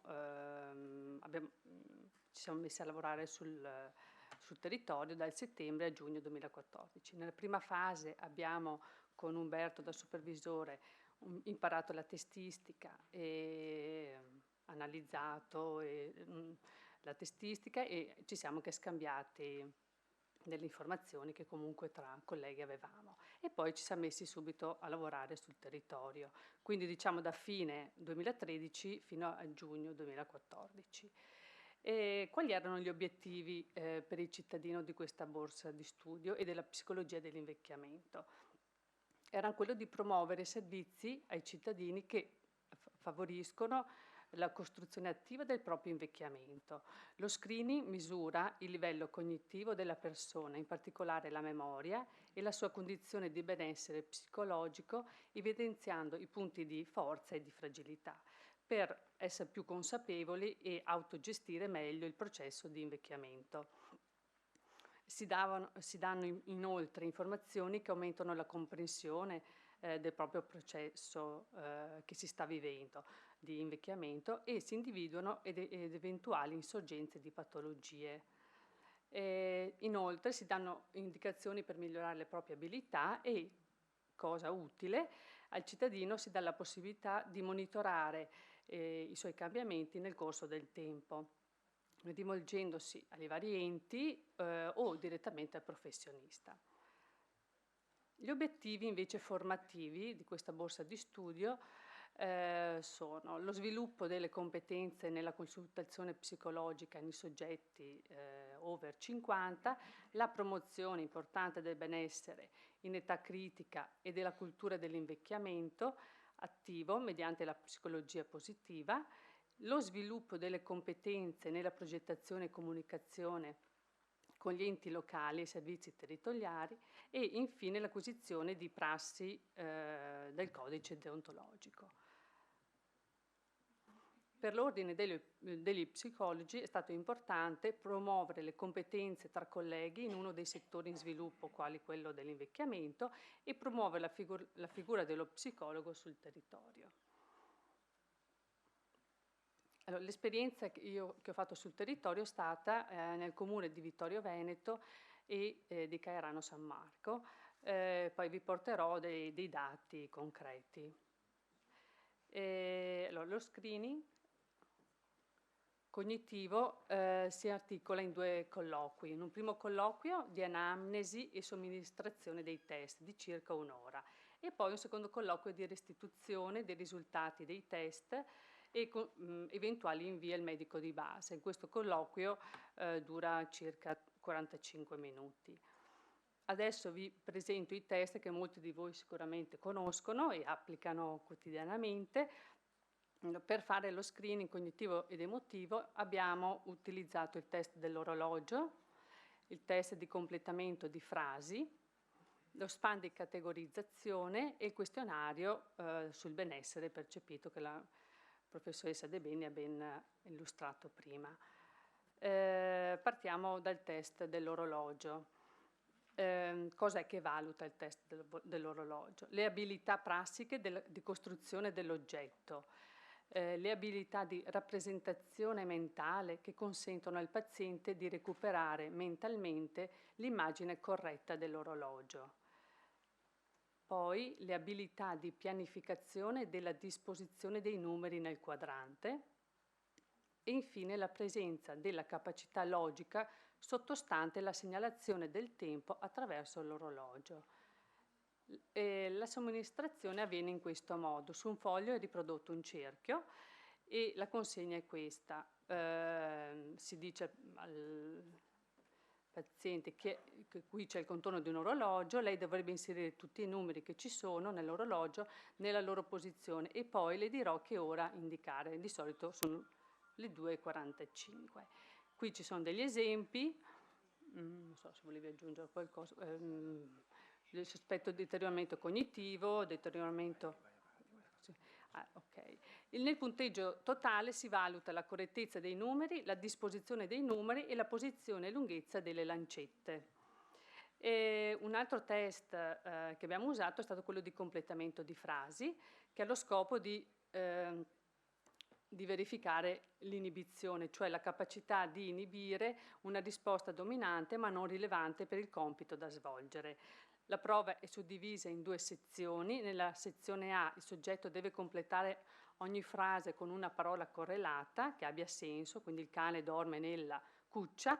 Invece nella sezione B il soggetto deve aggiungere una parola che non abbia assolutamente significato con la frase, quindi la gallina fa per esempio, chiacchiere.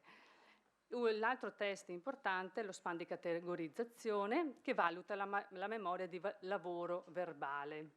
Il compito del soggetto è di ascoltare delle liste di parole lette dall'esaminatore, battere la mano sul tavolo quando sente il nome di un animale e ricordare l'ultima parola di ogni lista nel corretto ordine di presentazione.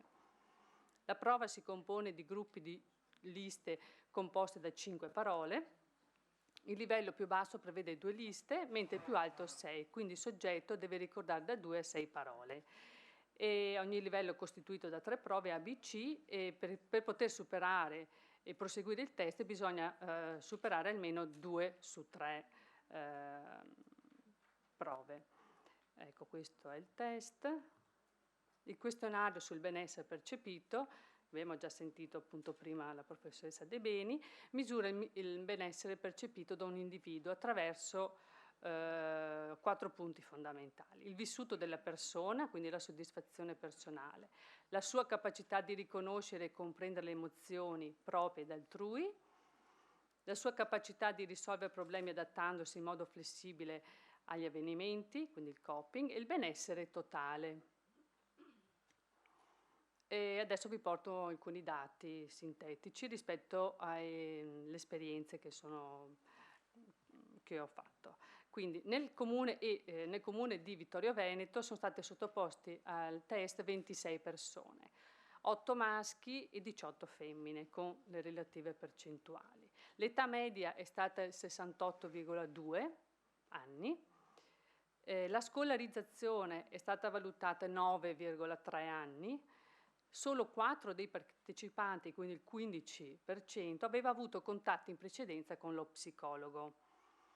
La maggior parte dei cittadini era in pensione, più o meno l'80%, e sono state inviate al medico di base 3 persone, quindi l'11,5%, per un quadro cognitivo deficitario. Invece nel comune di Caerano San Marco sono state sottoposte più persone, 53, 29 maschi e 24 femmine, l'età più o meno 69,4 anni, la scolarizzazione 9,4, solo 9 dei partecipanti, quindi il 17%, ha avuto contatti con lo psicologo. E la maggior parte dei cittadini era in pensione e sono state inviate al medico 6 persone di base, al medico di base 6 persone, quindi 10,7, sempre per un quadro clinico deficitario. E qui si è conclusa la mia borsa di studio. Poi, tramite dei finanziamenti di alcune associazioni montebellunesi, sono riuscita a proporre il progetto appunto nel comune di Montebelluna. Sono state viste 24 persone, 9 maschi e 15 femmine, l'età media più o meno è sempre sui 67, scolarizzazione 8,1, solo 4 dei partecipanti, 16,7, ha avuto contatti con lo psicologo e basta. La maggior parte dei cittadini era in pensione e sono state inviate 3 persone al medico di base per sempre un quadro deficitario. Quindi dall'analisi dei dati abbiamo visto che sono molto simili in tutte e 3 le esperienze. E poi considerazioni personali, è stata una grande opportunità quella di avere la padronanza di una testistica riguardante l'invecchiamento. Per me, come diceva prima Umberto, tutto nuovo. È stato importante la sua figura di supervisore in tutti quei 10 mesi e anche la collaborazione tra colleghi, perché c'era chi ne sapeva un po' di più, chi di meno, quindi ci siamo aiutati. Ed è stato soprattutto interessante e quasi emozionante poter condividere il bagaglio di vita con le persone anziane, soprattutto con quelle che non avevano mai avuto a che fare con uno psicologo, e quindi ho detto è stato un vero onore per me. Ecco, queste sono.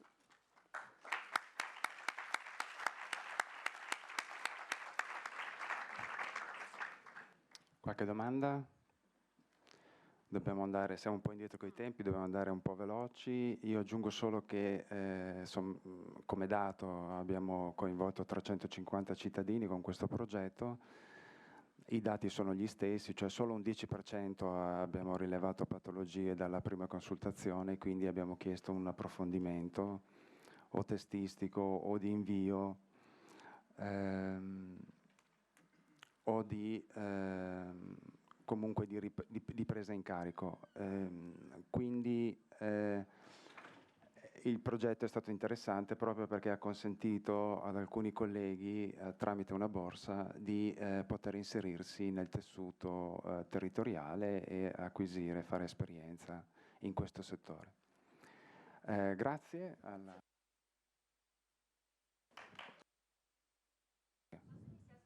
Sì. Sì, abbiamo messo sul sito dell'ordine l'avviso 1 anno e mezzo fa, chi voleva scusa.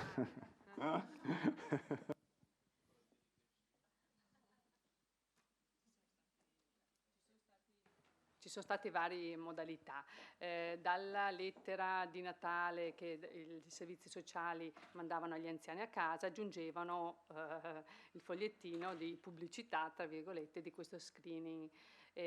Poi attraverso le associazioni, per esempio a Montebelluna gli Amici del Cuore, che ha nel territorio più di 900 iscritti, quindi nel giornalino veniva inserito sempre questa piccola locandina. E quindi i servizi sociali principalmente e le associazioni. Ecco. La percentuale di adesione sì, è bassa, non abbiamo un dato, non siamo andati a fare ricerca, ci interessava offrire lo stimolo, cioè far sapere in quel territorio che c'era questa opportunità per il cittadino che voleva avere una consulenza con uno psicologo, magari per la prima volta.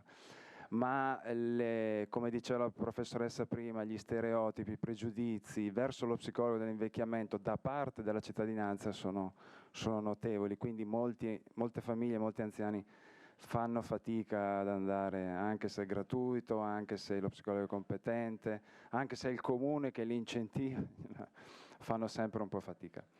Quindi sono arrivati in consulenza i più motivati, quelli che poi non avevano particolari problemi, ma che poi col passaparola sono riusciti a coinvolgere altri, quindi si è creato un discreto numero. No, non era un progetto di ricerca, era un progetto di comunità, di coinvolgimento, di sensibilizzazione. Sì. Bene, andiamo sempre cominciamo ad andare verso la fine. Vi presento la dottoressa Barbuzzi Annarita, psicologa e psicoterapeuta, vice direttore della scuola di specializzazione in psicoterapia della COIRAG, sede di Padova, attuale consigliere dell'Ordine degli Psicologi del Veneto. È esperta in ricerca, valutazione e interventi di pratiche pubbliche, consulente e supervisore di vari network, ed è in questa veste di esperta di funzionamenti di gruppo che le abbiamo chiesto di raccontarci dell'intervisione, essendo uno dei metodi con i quali in futuro potremmo noi psicologi insieme a quello della supervisione, mantenerci in aggiornamento e informazione, quindi ottenere crediti. Quindi abbiamo chiesto un po' di più di questo metodo dell'intervisione. Grazie per aver accettato l'invito. Beh, allora, intanto ringrazio Umberto, ringrazio voi per la pazienza a quest'ora, insomma, nell'ascoltarmi tra gli ultimi, insomma, in chiusura di questa giornata. È importante, nel senso che come ordine l'abbiamo sostenuta e condivisa, l'abbiamo ritenuta significativa perché intanto, come dire, è una tappa importante di un percorso che è partito da lontano, e l'intervento che mi ha preceduto ovviamente ha un po' raccontato alcuni pezzi che sono stati che hanno avuto d'anteprima a questo tipo a questa giornata.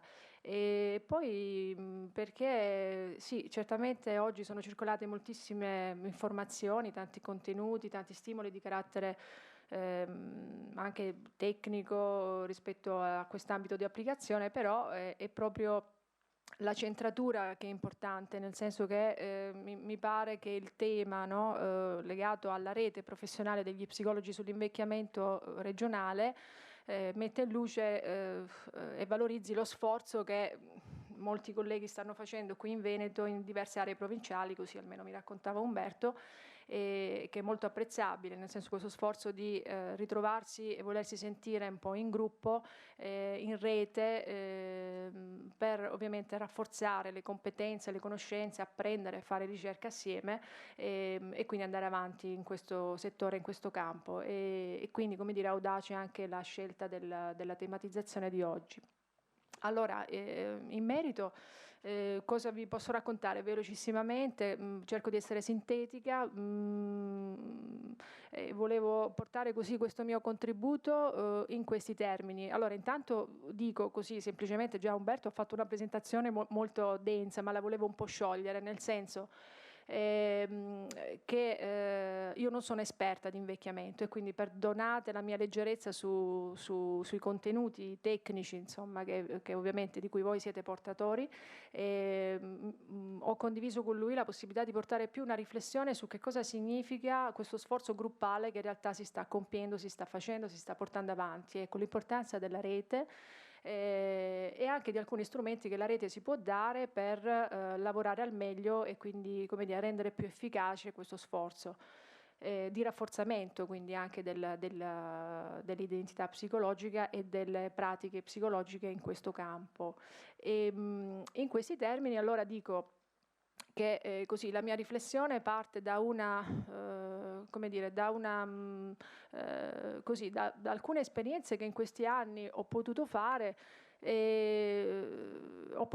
quindi mettendo assieme sì certamente alcune chiavi di lettura.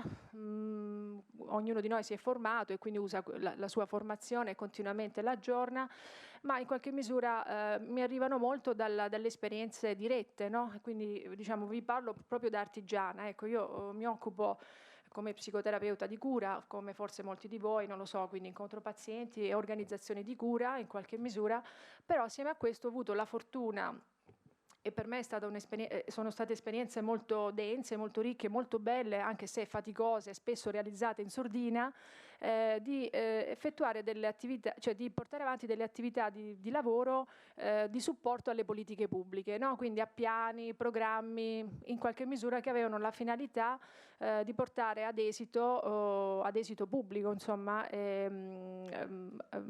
alcune azioni per risolvere problematiche che in qualche misura avevano un'incidenza sulla collettività, quindi non necessariamente in ambito sociosanitario, per cui in ambito di inclusione sociale, piani di riqualificazione urbana, quindi alcuni quartieri che dovrebbero essere riqualificati, eccetera, programmi di integrazione di cittadini non comunitari. Ecco, così queste esperienze diciamo che un po' per caso e un po' per scelta poi pian pianino ho cominciato invece a sistematizzare, quindi sono più territori di ricerca per noi psicologi e quindi anche un invito per voi a considerarli come opportunità anche di applicazione, insomma, di lavoro. Sono stati per me, come dire, abbastanza significativi, perché mi hanno messo in crisi molte volte, ma mi hanno anche fatto capire di quanto come dire, noi psicologi dobbiamo certamente apprendere ancora molto dal lavoro di collegamento e connessione con altre figure professionali, in questo caso, non so, erano gli economisti, gli architetti, i giuristi, eccetera, ma di fatto abbiamo molto da offrire, da dare, no? E quindi, come dire, oltre a occuparci di aspetti prettamente legati alla cura, alla realizzazione di interventi e quindi di atti tecnici specifici che ci riguardano, di fatto possiamo essere anche molto utili in contesti dove in qualche misura sono attivi percorsi di programmazione e quindi anche di implementazione che portano poi come dire, a migliorare, risolvere problematiche che hanno ovviamente un grande impatto sulla collettività. Ecco, quindi in questo senso la premessa che volevo un po' fare velocemente, dentro cui poi vi offrirò qualche spunto, è quella che, come dire, ho appreso e volevo condividere con voi un po' queste cose, cioè che mi pare che possa essere per noi utile recuperare la centralità ma anche la bellezza delle politiche pubbliche, cioè politiche pubbliche intese non come programmi, testi scritti, come dire decreti, leggi o pianificazioni scritte, insomma, sulla carta, ecco, ma in qualche misura da intendersi più come campi molto allargati, addensati, fatti di tanti soggetti che si occupano di questioni, di fenomeni che hanno una incidenza e una ricaduta sulla collettività. E noi ne facciamo parte. E quindi, diciamo così, occuparci anche delle politiche pubbliche, sentirci dentro, cioè sentirci anche noi dentro questi scenari, quindi dove in qualche misura rimettiamo al centro i problemi, i soggetti e le azioni che in qualche misura poi portano a esito pubblico e una ricaduta sulla collettività, le nostre azioni, è importante. La seconda cosa è che come psicologi non possiamo occuparci dei nostri interventi senza contemplarli dentro pratiche di azione in cui siamo inseriti, no? Parlare di invecchiamento, parlare di longevità, voglio dire, diventa è importante se collochiamo questa attenzione al fenomeno e alla questione dentro a un quadro più generale di politiche sociosanitarie, ma anche di altre questioni, e prima Pavano diceva che hanno a che fare e che sono collegate al fenomeno dell'invecchiamento. Pensiamo alla nuova configurazione delle famiglie, al problema delle aree interne montane, non so, ai servizi o disservizi che ci possono essere, ai fenomeni migratori e l'uso appunto di risorse straniere insomma, tanti di questi aspetti. Poi, altra cosa, le comunità e le reti professionali sì, sono importanti, ma oltre a non essere affatto date, nel senso che vanno in realtà poi messe in piedi, costruite, tenute, vive, eccetera, eccetera, risultano efficaci se connesse con altri soggetti significativi delle politiche di riferimento in cui si opera e anche con il pubblico interessato. È importante anche ricordarci che abbiamo a che fare con un pubblico, le nostre sono pratiche pubbliche, nel senso che hanno ricaduta sulla collettività e quindi in qualche misura non possiamo prescindere, forse mentre ci occupiamo delle cose, anche di occuparci come dire, del pubblico e di connetterci col pubblico anche sul versante, come dire, un po' più culturale e delle rappresentazioni. Se ne parlava prima, gli altri hanno fatto esempi, non posso farli perché insomma andiamo un po' più veloci. E che la stessa psicologia con i suoi strumenti può contribuire insieme ad altre discipline a migliorare le pratiche che si dicano avere ricadute pubbliche. Detto questo, che erano un po' le premesse, allora io come dire, non è che vi inviti, ma sostanzialmente condivido con voi il pensiero in questo sforzo che state facendo di organizzazione in diverse aree territoriali. So che sono partiti già dei gruppi, 15, 16, 20 psicologi che si stanno riunendo, cominciano a confrontarsi, a strutturare un pensiero sulle pratiche di lavoro nell'ambito dell'invecchiamento. Ecco che l'intervisione possa essere uno strumento, quindi che mi pare che sia quello che state cominciando a sperimentare, a provare, eccetera, possa essere, come dire, pensato come uno spazio appunto di lavoro da ripensare dentro appunto uno scenario di pratiche che hanno una ricaduta pubblica, cioè nel senso che l'intervisione possa da voi o insieme, lo sostengo anche per me, nel senso su altre cose che faccio, possa essere pensato come uno strumento e uno spazio di lavoro gruppale che in qualche misura funga che permetta un esercizio, un allenamento sul fare meglio, sull'occuparci meglio di pratiche pubbliche. Le nostre lo sono, nel senso che noi abbiamo a che fare con fenomeni complessi, lo facciamo non da soli, in tanti ci occupiamo di una problematica e quindi in qualche misura non possiamo prescindere dal poterci sentire dentro a uno spazio scenico dove appunto sono tanti i soggetti, va letto in maniera molto puntuale il problema e vanno capite le azioni e quindi come si strutturano gli interventi, i servizi, perché davvero ci possa essere una ricaduta che in qualche misura sia efficace, no? Che abbia esito positivo e favorevole. E in questi termini allora ci chiediamo lo psicologo con i suoi interventi clinici, di prevenzione, variegati, insomma, possono essere territoriali, in contesti diurni, residenziali, eccetera. Allora, lo psicologo cosa fa e qual è il valore aggiunto che porta, però all'interno di uno scenario di questo tipo. Quindi certamente l'intervisione è uno strumento in senso stretto, diciamo così, recuperiamone un po' il senso stretto e poi lo riallarghiamo. È sicuramente uno strumento che si sta diffondendo tra colleghi in molti campi di applicazione e non solo in ambito psicologico, a dire il vero, attraverso cui appunto si conosce, si apprende, ci si sostiene e si prova insieme a professionalizzare anche gli interventi che si portano avanti, che si sviluppano. Quindi diciamo che è un dispositivo gruppale che fra pari, inteso quindi come spazio di conoscenza, di analisi, di riflessione, dove insieme si apprende, si fa ricerca attraverso il confronto orizzontale, in assenza di un esperto supervisore con funzione terza. Questo è l'aspetto che lo differenzia ad esempio riguardo ad altri luoghi di ritrovo gruppale dove c'è un supervisore, per esempio. Ed è appunto un luogo centrato sulle pratiche di lavoro. In questo caso, nel caso vostro, ovviamente relativamente all'invecchiamento e alle problematiche ad esso collegate. Ecco, il lavoro riflessivo è spesso rivolto ad un caso clinico oppure ad una situazione di lavoro che viene avvertita come problematica nel servizio o contesto organizzativo in cui si opera.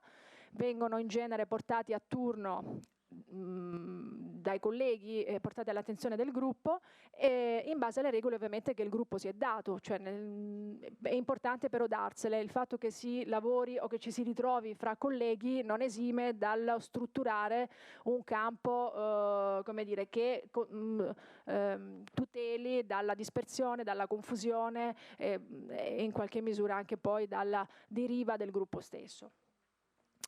E a questi aspetti, così mi è parso di capire anche ascoltando qualche esperienza, raccogliendola un po' in giro, che alcuni colleghi poi facciano seguire alla fase di confronto sul caso, sulla situazione problematica, anche una riflessione sugli aspetti più tecnico-applicativi oppure ad alcuni approfondimenti di tipo teorico, insomma, che ovviamente contribuiscono a rafforzare le conoscenze e quindi l'apprendimento e quindi permettono al gruppo, insomma, di consolidare la competenza, le conoscenze e la competenza e quindi a rafforzarne anche l'identità. Si tratta sicuramente di un'esperienza di relazione che attiva una rete fra psicologi attraverso il confronto sugli aspetti cognitivi ma anche affettivi del lavoro individuale con le famiglie, sul territorio, all'interno dei servizi, nonché, lo dicevo prima, e su questo appunto vi invito a fare un lancio, sulle politiche sociali e sanitarie in cui è collegato. Quindi, qui vengo un po' alle conclusioni, il pensiero che un po' volevo portarvi è quello di poter pensare che l'intervisione possa essere inteso come un gruppo a supporto delle pratiche pubbliche, cioè un gruppo che aiuti a fare proprio esercizio per migliorare la capacità anche nostra come psicologi, insieme ad altri professionisti, di fare meglio, di occuparci meglio di questioni pubbliche. L'esperienza allora in questi termini qual è? È quella sicuramente allora di fare gruppo come contenitore per rafforzare la rete degli psicologi. Certo, questo è il primo passo, cioè, o meglio, è l'aspetto più basico, no? Ci ritroviamo per rafforzarci come psicologi che operano nel campo dell'invecchiamento.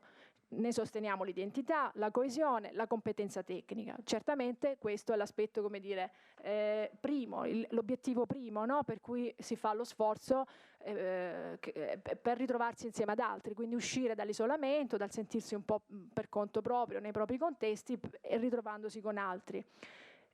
Un accorgimento qual è? Quello che i gruppi in questo caso non sono dati, occorre sempre disegnarli, attivarli, tenerli vivi, darsi assieme un'organizzazione, una struttura di lavoro, degli strumenti per sostenerne i processi di sviluppo in grado però di far maturare questi apprendimenti in termini di conoscenza e specificità tecnica, nel senso che una cura del gruppo ci va, e questo credo che lo possiate condividere con facilità. Avrete notato, insomma, che poi delle cose partono, ma poi anche a volte muoiono perché non c'è una cura di tutto il processo implementativo di una rete. Allora, d'accordo, è bello fare le reti, però insomma poi va fatta attenzione alla dimensione organizzativa e diciamo alla struttura e all'organizzazione, quindi prendersi cura anche del setting e di tutto il processo di sviluppo dinamico anche del gruppo. 2. L'intervisione come gruppo è un fare gruppo come luogo di connessione e di irrobustimento delle relazioni con altri soggetti e competenze professionali in tale campo. Occuparsi di pratiche pubbliche significa come dire, fare esercizio assieme di addensamento delle relazioni con altri colleghi afferenti alla propria professionalità, ma anche con altri colleghi di altre discipline che in qualche misura possono collaborare con noi su questo stesso campo di applicazione. Non possiamo pensarci da soli, su questo non mi dilungo perché è stato già detto prima da Pavan e dagli altri relatori prima, cioè è anche in una logica di welfare community, come è stato prima accennato, siamo di fronte a una necessità che è quella, come dire, di sempre più mettere al centro la competenza di lavorare in gruppo e fra gruppi. Siamo attori di politica pubblica, per cui, come dire, l'aspetto del pubblico, del privato, del territorio, della cittadinanza dobbiamo un po' maneggiarlo e sentircelo dentro. Poi magari possiamo fare poche cose, però, come dire, uno sforzo di pensarci connessi con gli altri va fatto, perché altrimenti rimaniamo autocentrati rispetto a un'idea di rafforzare la nostra identità, ma sostanzialmente senza che nessuno la veda, la senta. Cioè ecco. 3. Fare intervisione come uno degli strumenti per fare gruppo, inteso come luogo di collegamento, raccordo, lo si diceva prima, con le politiche sociosanitarie e tutte le pratiche di lavoro attive sull'invecchiamento. E prima ne sono state citate diverse e quindi avete potuto così sentire con degli esempi anche molto belli di come ci si può sentire immersi in operazioni che portano, come dire, a dei contributi sì con degli atti tipici della professione psicologica, ma anche coinvolti in processi che coinvolgono la cittadinanza, che coinvolgono i quartieri, che coinvolgono altri soggetti del territorio per costruire percorsi nuovi di sviluppo e anche, come dire, culturali incisivi sul piano anche delle rappresentazioni, insomma, sociali rispetto all'invecchiamento. Quindi l'invito è quello di potersi un po' più coinvolgere non solo sugli aspetti realizzativi dei nostri interventi psicologici, ma anche su un po' di adocchiare di più e di coinvolgersi laddove possibile su quelli programmatori e di implementazione delle politiche di riferimento, confrontandoci con esse. Non ci sono i decisori da una parte e gli esecutori dall'altra, nel senso che ci sono situazioni dove è possibile pensarci con un po' più di potere d'azione di quanto si ritenga. Questo è quello che ho un po' potuto sperimentare e che vi racconto. Ultimo punto, fare gruppo come luogo di visualizzazione delle pratiche di lavoro sull'invecchiamento. Ecco, questa è una cosa che è stata accennata anche dal nostro Presidente stamattina, ma è un punto un po' critico. Una delle criticità su cui ci si imbatte tutti quando ci si occupa di fenomeni sociali che hanno una ricaduta collettiva è il fatto di fare a volte anche molto bene tutta una serie di cose, ma che vengono visualizzate poco, vengono poco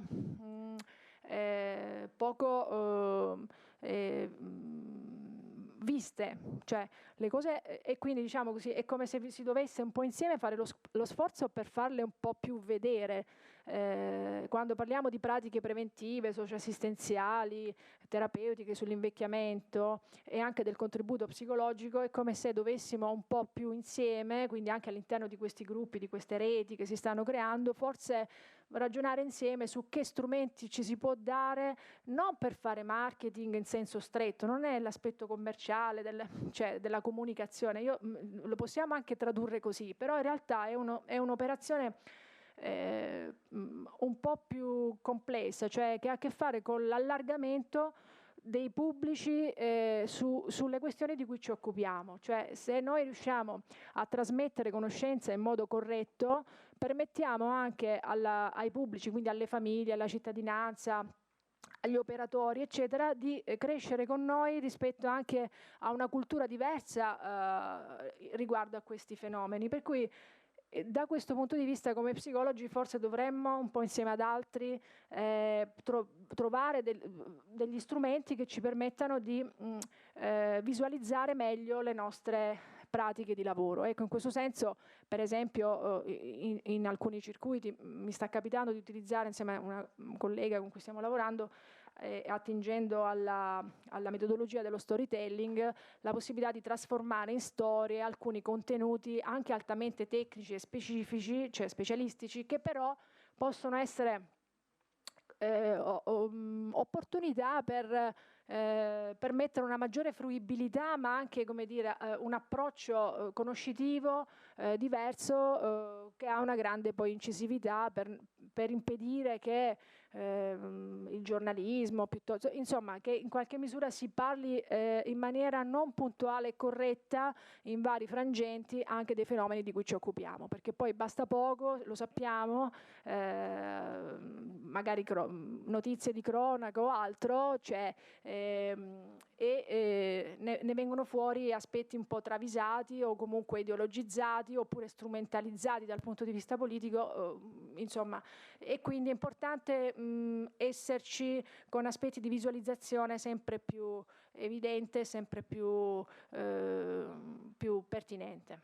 Ecco, basta, mi scuso se ho rubato ancora tempo, ma insomma spero di essere stata chiara. Ho corso molto, quindi senza fare esempi, per cui può essere che siano risultate un po' campate in aria le cose, mi spiace.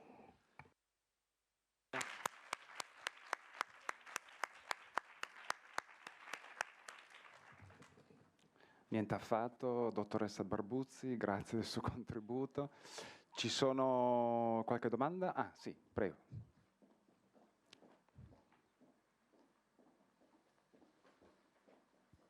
Se possibile io vorrei fare due domande. La prima è qual è il valore sottrattivo della presenza di un supervisore esperto all'interno del coordinamento dei gruppi di lavoro, visto che in qualche modo è stata sottolineata questa intenzione di un'assenza di un supervisore, di un esperto all'interno del gruppo. E la seconda era al di là della ricaduta, dell'obiettivo in qualche modo rispetto alle strutture pubbliche, comunque agli aspetti sociali, la peculiarità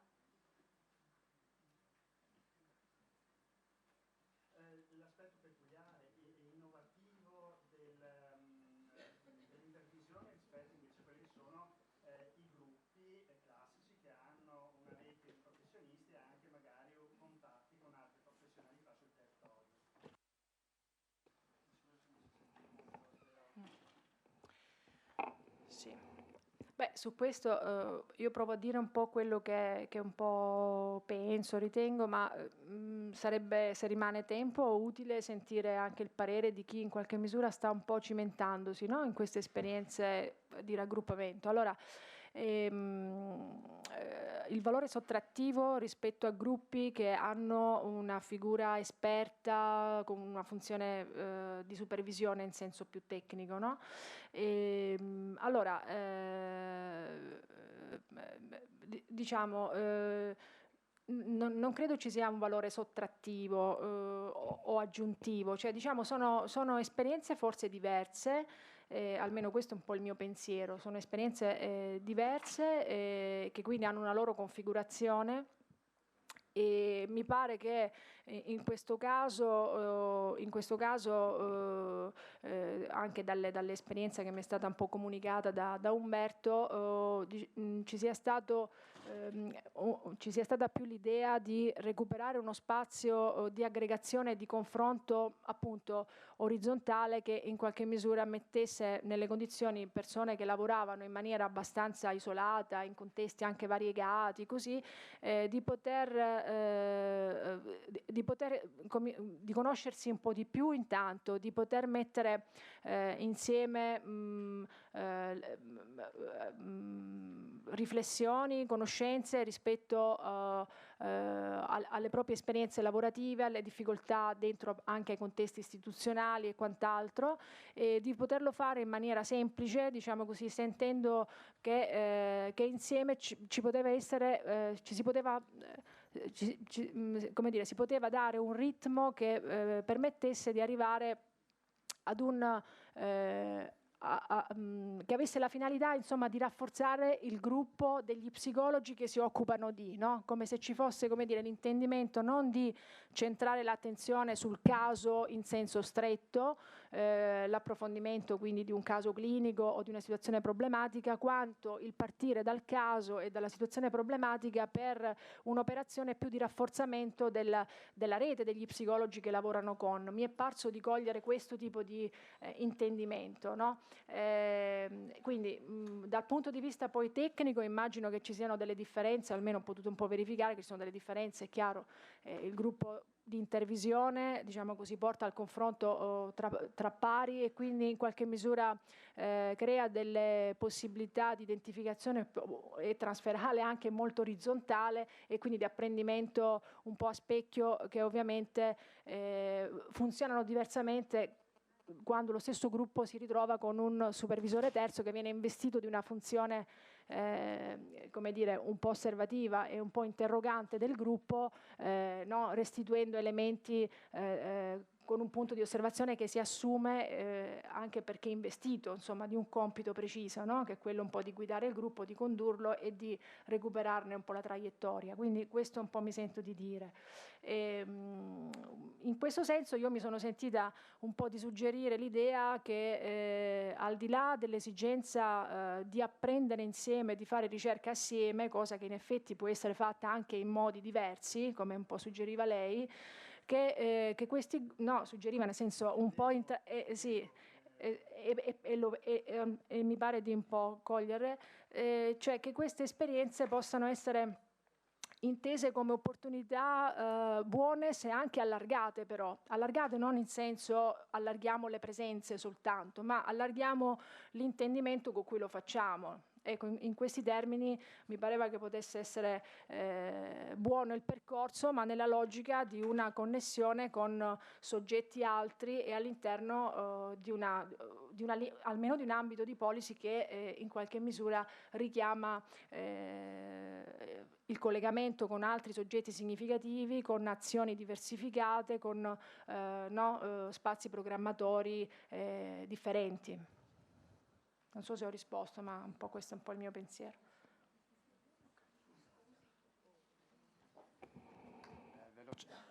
Velocemente. Volevo mettere in evidenza questa cosa, che in questi gruppi di pratica dovrebbero essere messi, diciamo, a capo delle persone che hanno esperienza, che non si pensi di mettere ad esempio più giovani e inesperti in nome della gioventù, per carità, io ho votato i giovani nell'ultima votazione di tutto il Consiglio, ho votato tutti, però per quella che è una supervisione di lavoro, eccetera, eccetera, devono essere messe a capo persone esperte che hanno pratica di questa professione, una pratica riconosciuta proprio, non teorica così, di lavoro. E questa è una cosa molto importante, perché quelle cose piatte in cui tutti sono allo stesso livello, magari tutti agli inizi, cosa può venire fuori là?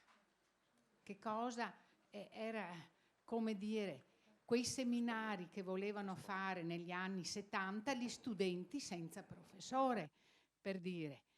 Salta fuori un'altra roba così. Quindi che ci siano persone esperte non di teoria, cioè solo insegnamento, ma di pratica a capo di questi gruppi di lavoro, chiamiamoli di lavoro. Ecco, tutto qua. Sì, io sono completamente d'accordo con lei. Infatti non è detto che il coordinatore del gruppo sia anche il leader del gruppo dal punto di vista dell'expertise, della competenza, e quindi può essere che un giovane coordinatore di gruppo abbia a cura l'organizzazione, il setting, ma poi all'interno del gruppo ci siano dinamiche tali che altri hanno diciamo la leadership, ecco, dal punto di vista degli scambi relazionali. Quindi conosciamo le dinamiche dei gruppi, sappiamo la componente, i diversi ruoli che si occupano. Adesso poi approfondisco un pochettino di più, ma era solo per dire che i gruppi che l'Ordine ha attivato con il progetto Rete avevano, i coordinatori del gruppo avevano solo questo compito di tipo organizzativo, non certo invece di leadership vero, proprio perché lo spirito è quello dello scambio alla pari, lo scambio orizzontale. Poi sappiamo che è sempre anche difficile da mantenere alla pari, ma insomma contiamo di esserci riusciti. Quindi io condivido con lei, grazie dell'intervento. Qualcun altro? Sì, volevo fare solo una domanda di curiosità. Allora, è nata in seno al vostro gruppo questa intervisione oppure proviene come metodo? Proviene come... noi abbiamo fatto nostro un metodo... com'è? Sì. Allora, noi stiamo aspettando da parte del Ministero la disposizione legislativa che ci obbligherà all'aggiornamento continuo in crediti. Non sappiamo che forma assumeranno questi crediti, i contenuti, le modalità.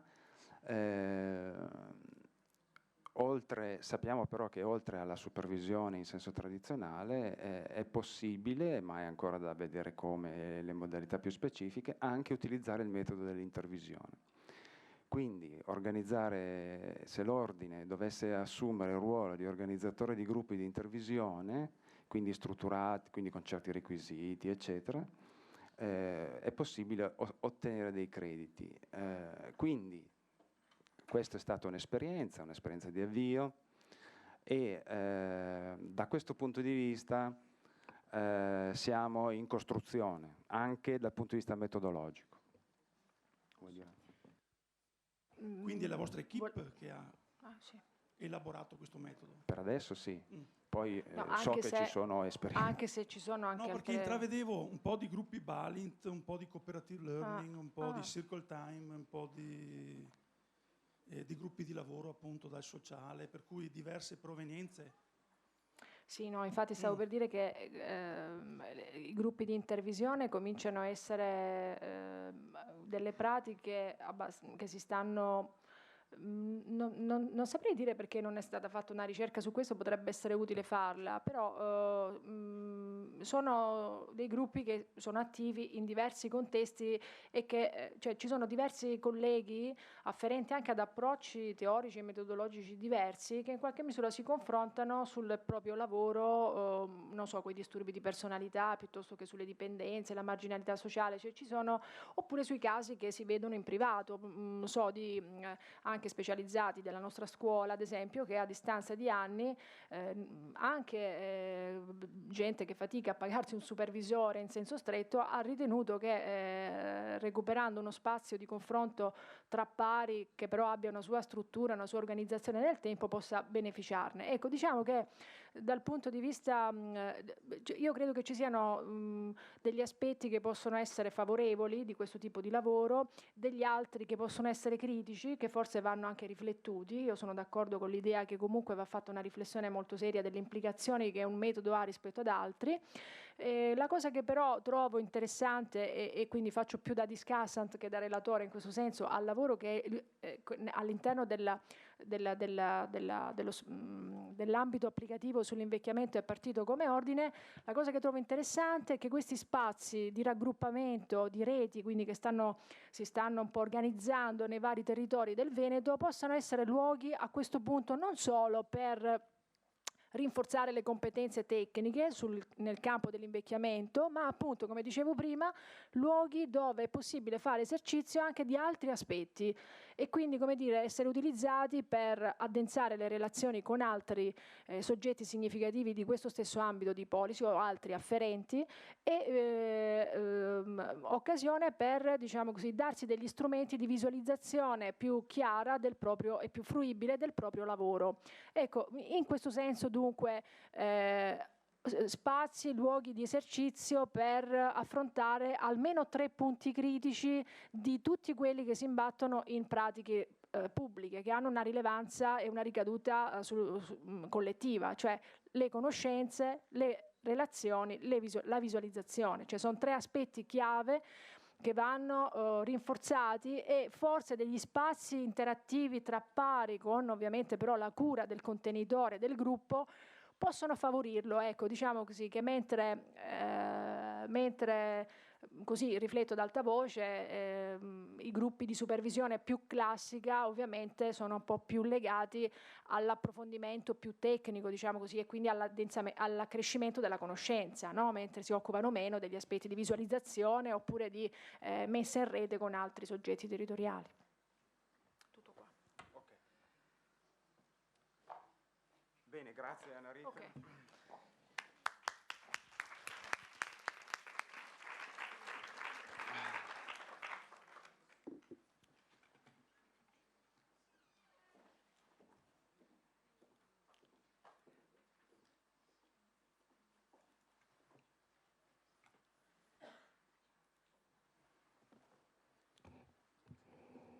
Essere per ultimi questo, si corre. Allora, vi presento velocemente allora il progetto.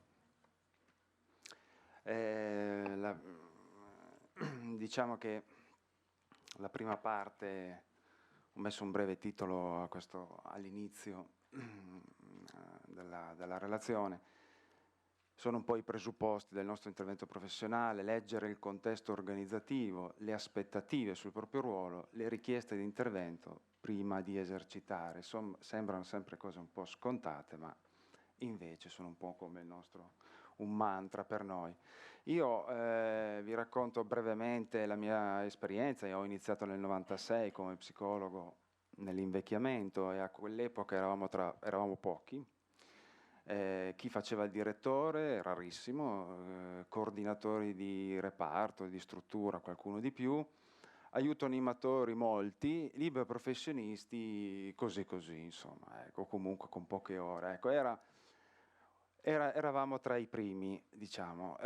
Lo psicologo quindi come figura era in difficoltà, era diciamo pure in crisi.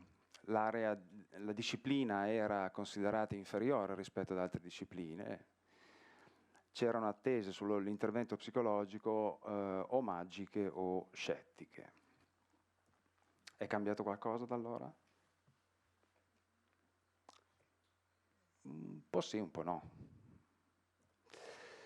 È cambiata innanzitutto la legge regionale. Nel 2002 la numero 22 ha istituito il passaggio delle case di riposo da un modello ospedaliero in reparti, in padiglioni, a un modello più nucleare, più familiare, ha accorciato le distanze tra il personale e gli utenti. Quindi il modello per nuclei, e introducendo una valutazione delle persone ospiti di questi nuclei tramite uno strumento, la SVAMA, il sistema di valutazione multidimensionale, che è diventato unico in tutta la regione, e questo consente la progettazione anche all'interno del nucleo, ma anche più in generale, di lavorare per progetti. Il PAI è diventato uno strumento fondamentale per poter erogare il servizio all'anziano residenziale, stiamo parlando, con il progetto con un obiettivo. Obiettivi, risorse, con un'equipe non solo psicologo, ma c'è l'equipe che eroga il servizio. Quindi l'intervento dello psicologo si inserisce nel contesto degli altri interventi, come abbiamo visto anche messo in luce in precedenza dai relatori che mi hanno preceduto. La legge ha introdotto lo standard, finalmente lo psicologo ha un riferimento chiaro. Ogni 120 non autosufficienti, anziani non autosufficienti, ci deve essere uno psicologo. No, sì, è così. Poi ci sono, vedremo, ma insomma. Quindi c'è stata, con la legge, è cambiata la legge, quindi c'è stata un'evoluzione. Da case di riposo e IPAB adesso dovremmo chiamarli centri di servizio alle persone anziane.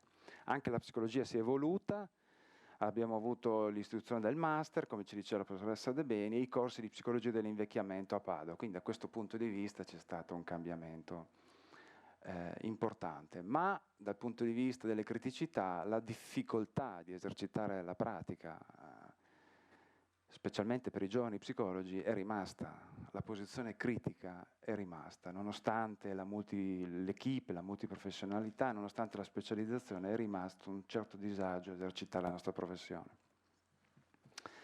Facciamo degli esempi. Allora noi dovremmo avere la competenza della situazione cognitiva, cioè la valutazione neuropsicologica, ma in alcuni centri servizi non è lo psicologo che la fa, è l'infermiere o la logopedista che compilano la situazione cognitiva, cioè la scala Pfeiffer, no? Lo Short Portable Mental Status Questionnaire, e anche i disturbi del comportamento. Oppure gli interventi individuali di gruppo, sì, li fa lo psicologo, ma in alcuni centri di servizio li fanno anche gli educatori, animatori, anche la logopedista, quindi si crea un po' sulle funzioni cognitive, quindi si crea anche un po' di confusione tra le diverse professionalità, sia dal punto di vista dell'utenza che dei familiari, ma anche tra operatori stessi. La famiglia, che prima che abbiamo detto così importante, lo psicologo non ha facilmente accesso agli interventi sulla famiglia, col familiare. C'è una predominanza della direzione, dell'assistente sociale, del coordinatore di struttura. Si creano cioè, laddove magari lo psicologo è investito di questa funzione, anche, se non è emarginato, anche dinamiche conflittuali, se non vengono, appunto, se non si lavora ricomposte all'interno di un progetto di equipe. La stessa formazione al personale nelle case di riposo, che è un argomento a cui gli psicologi sono sensibili, spesso non viene data allo psicologo interno, ma nemmeno a quello esterno, viene data a non psicologi su materie psicologiche, addirittura con professionisti, persone con dubbia professionalità, che vantano metodi particolari, diciamo così. I centri di servizio, la legge li riunisce, ma quindi parliamo di centri di servizio, ma in realtà sono un arcipelago, perché abbiamo un vasto mondo, ci sono centri di servizio esclusivamente privati, quelli da 3, 4, 5 stelle, ma ci sono i privati convenzionati con il sistema sanitario, ci sono quelli di tipo religioso, quelli comunali, quelli della ULSS, ma storicamente, come è già stata nominata la legge del 1890, ognuno nel suo statuto ha mantenuto la propria autonomia. Quindi da allora, nonostante la legge 2002, alcune anche in precedenza e anche successivamente, si cerca di raggruppare, di omogeneizzare i centri di servizio, ma in realtà ognuno mantiene, conserva una certa autonomia. È così che ci spieghiamo come mai troviamo in ogni centro servizio il proprio contesto organizzativo. Lo psicologo ha quel ruolo in quel contesto e a cui gli viene richiesto un certo tipo di intervento piuttosto che un altro.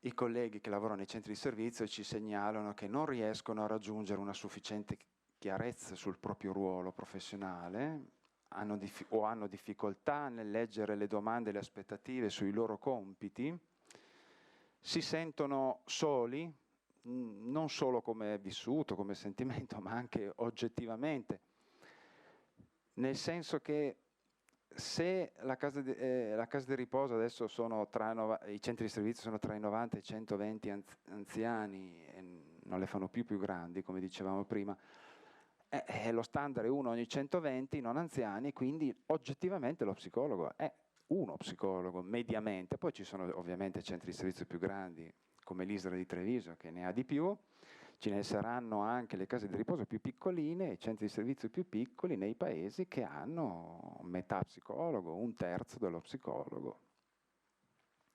Quindi la percezione di solitudine non è solo soggettiva, ma è anche oggettiva.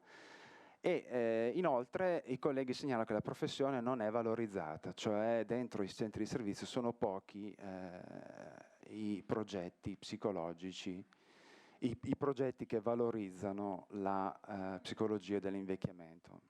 Ancora oggi, per fare un esempio, ma ce ne possiamo fare tanti altri, lo stesso ambulatorio dello psicologo è condiviso con altre figure professionali, quindi bisogna anche lottare per avere il setting.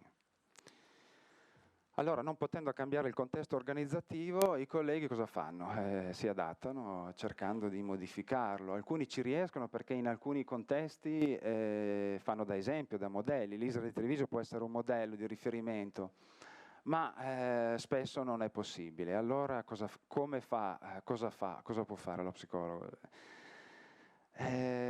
Sceglie o gli viene imposto di scegliere un aspetto piuttosto che un altro della professione.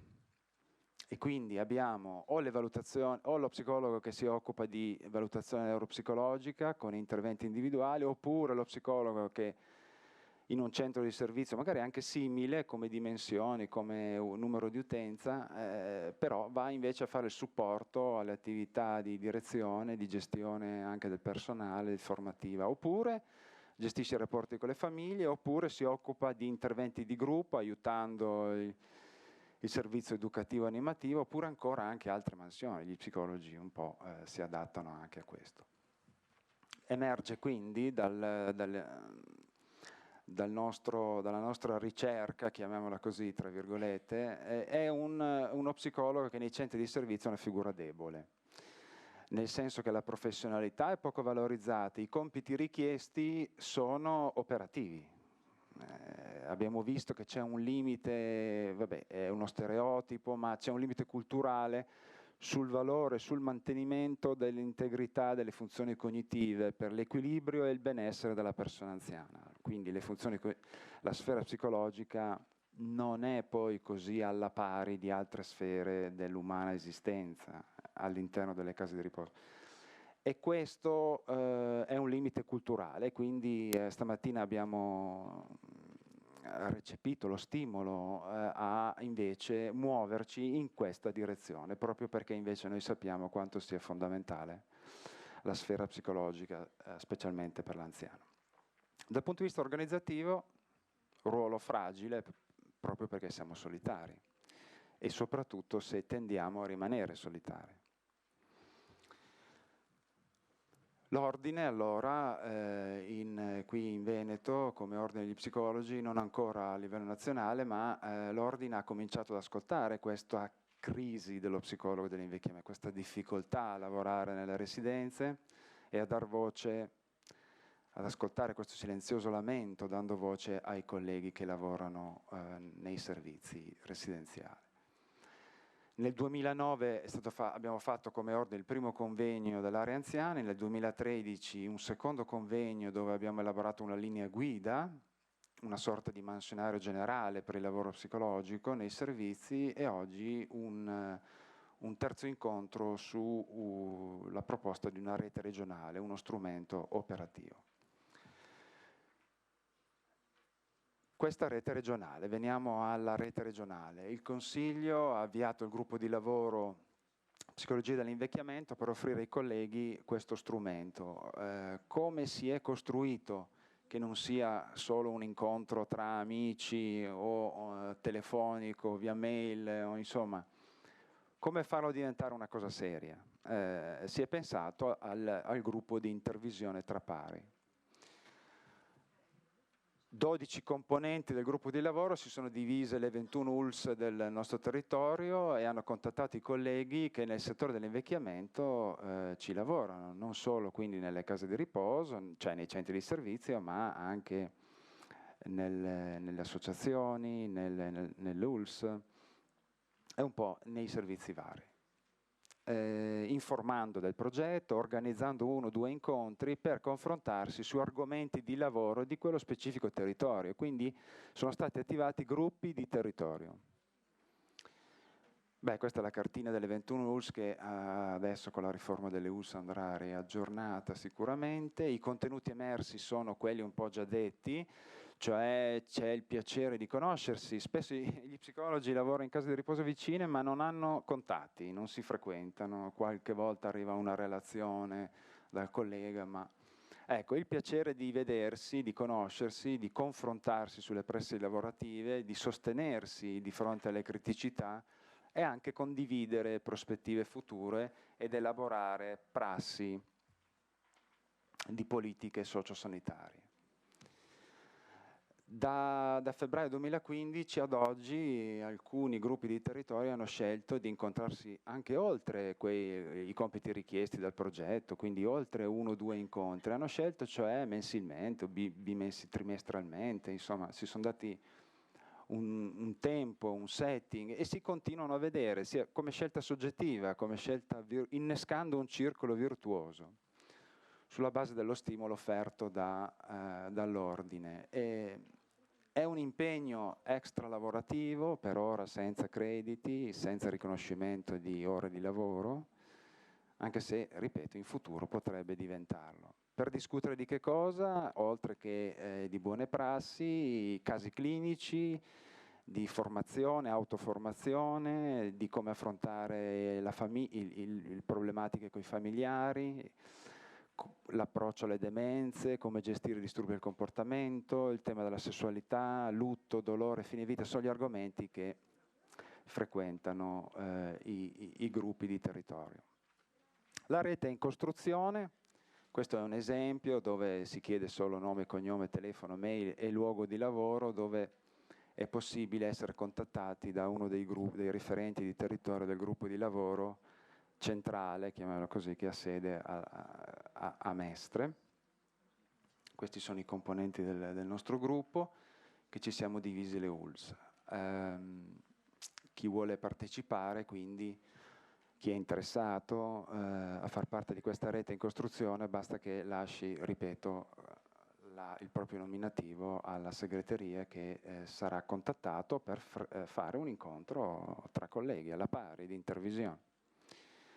Le prospettive di questa rete sono l'analisi delle criticità e dei punti di forza. Cominciamo dalle positività di questo strumento. Intanto è una cosa che non era facile da costruire, l'abbiamo costruita, c'è, un po' come la rete internet, no? Uno se ha voglia si connette, se non ha voglia se ne sta fuori. Quindi la rete c'è, è attivo il dialogo tra colleghi.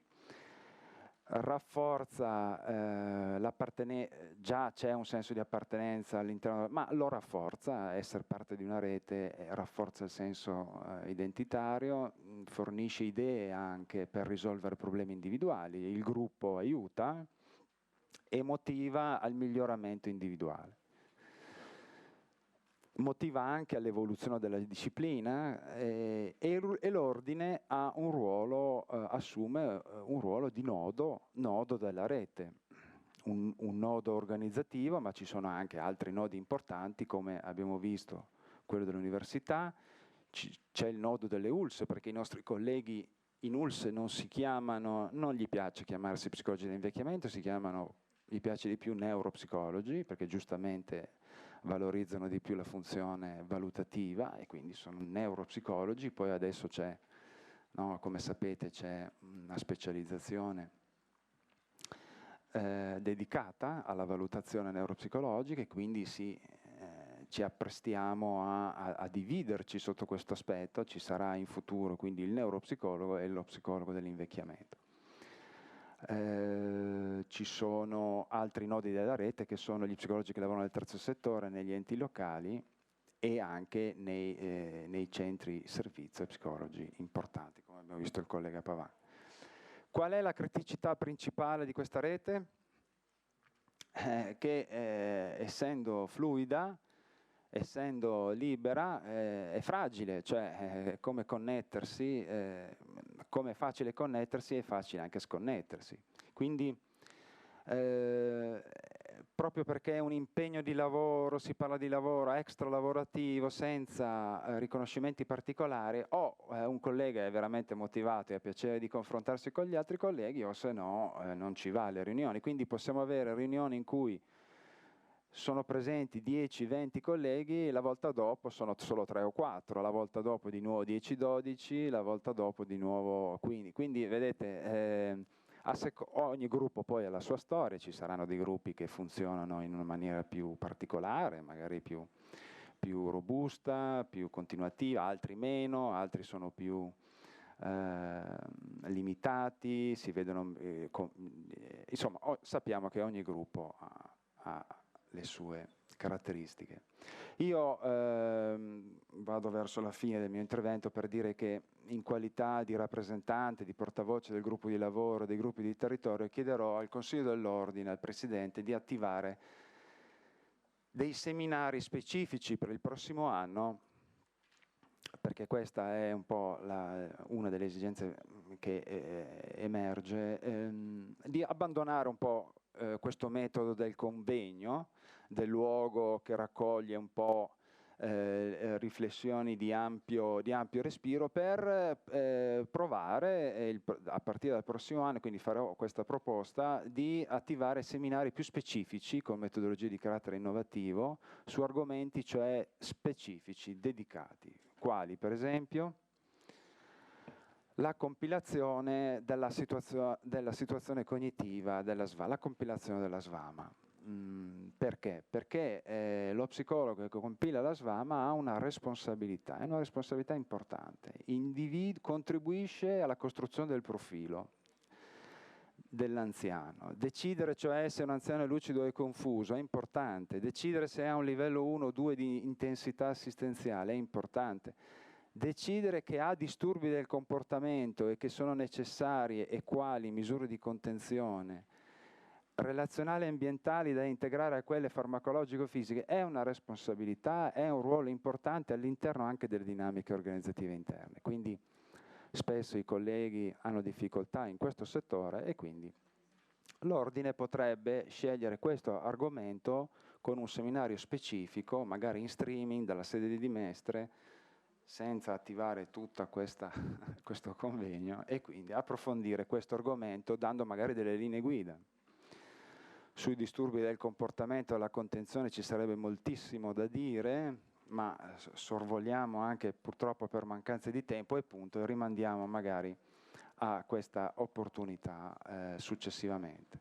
Un altro argomento potrebbe essere gli aspetti amministrativi del nostro lavoro. Spesso noi psicologi siamo concentrati sulla clinica e e meno sugli aspetti amministrativi, cioè il mansionario, le convenzioni ULSS, case di riposo, il rapporto con i sindacati. Spesso lo psicologo in difficoltà nella contrattualistica col proprio datore di lavoro non ha un sindacato di riferimento. L'unico sindacato di riferimento, l'AUPI, è per i dirigenti sanitari della ULSS, ma in casa di riposo come enti locali si deve fare riferimento ai sindacati tradizionali oppure a sindacati privati. L'ordine purtroppo non ha questa competenza sindacale, quindi è vero che l'ordine mette a disposizione un avvocato, consultabile anche gratuitamente, ma laddove il nostro avvocato non ci dà soddisfazione non abbiamo. E quindi ecco, c'è tutta una serie di aspetti amministrativi che potrebbero essere interessanti da approfondire. Un altro argomento che è stato anche accennato in precedenza è l'importanza del dolore nei centri di servizio. Meriterebbe un approfondimento perché la legge 38 del 2010 impone la misurazione del dolore nei centri di servizio, ma anche nei contesti sanitari, anche in ospedale. Non è solo dedicata alle figure sanitarie del medico e dell'infermiere, ci siamo anche noi, nel senso che un'ipotesi di ruolo, per esempio, dello psicologo all'interno dell'equipe potrebbe essere: c'è un dolore lieve, allora si fa una valutazione di preintervento, si misura l'intensità del dolore, si interviene dal punto di vista relazionale o ambientale, si fa una valutazione di post-intervento, si verifica l'innalzamento o meno del benessere della persona.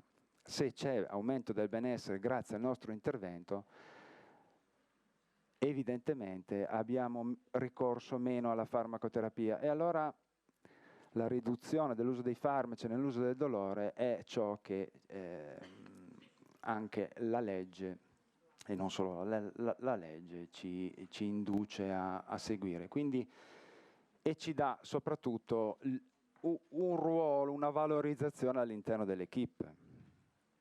Un altro argomento potrebbe essere quello della sessualità, che spesso lo psicologo non che trascura, ma si adagia al clima organizzativo, non di rado spesso ricco di pregiudizi, se non discriminatori, sulla sessualità degli anziani, delle demenze, delle coppie che entrano nei centri di servizio. Se ne parla sempre poco di sessualità, quando invece la sessualità è un tema, un classico tema importante, caratterizzante lo psicologo anche dell'invecchiamento. Così come un altro argomento che meriterebbe un approfondimento seminariale sarebbe il tempo, le modalità, gli spazi da dedicare al lutto e al fine vita nei centri di servizio. Anche questo è un tema qualificante la nostra professione. E non ultimo,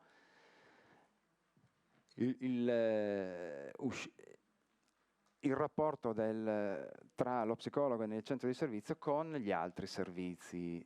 Lo psicologo spesso, abbiamo detto, è solo dentro, lavora solo dentro le mura, ma ci sono i colleghi fuori, sul territorio, i neuropsicologi del centro di ricadimento, lo psicologo che a volte è in ospedale o è nelle associazioni, o c'è lo psicologo di base, adesso che si stiamo anche sperimentando, qualcuno anche nei comuni, insomma c'è una rete di psicologi attorno ai centri di servizio e quindi la rete degli psicologi dell'invecchiamento è prevalentemente dedicata a coloro che lavorano nei servizi residenziali, ma coinvolge anche quelli sul territorio.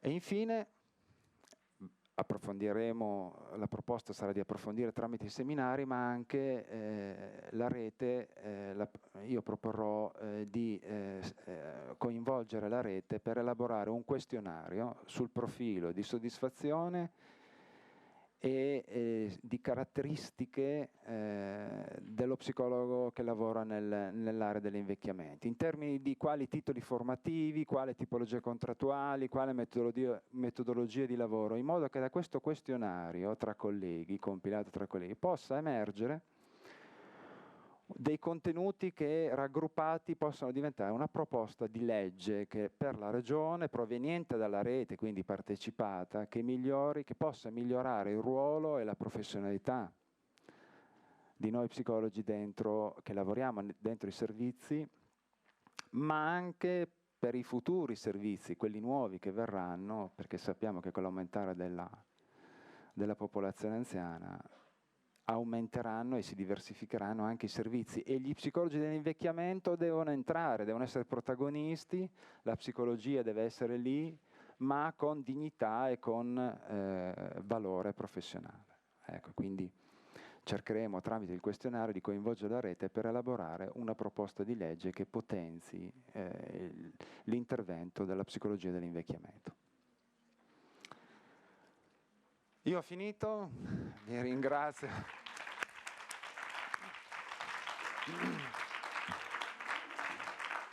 Vi ringrazio per la vostra, se avete qualche domanda, adesso siamo qua, abbiamo ancora qualche minuto,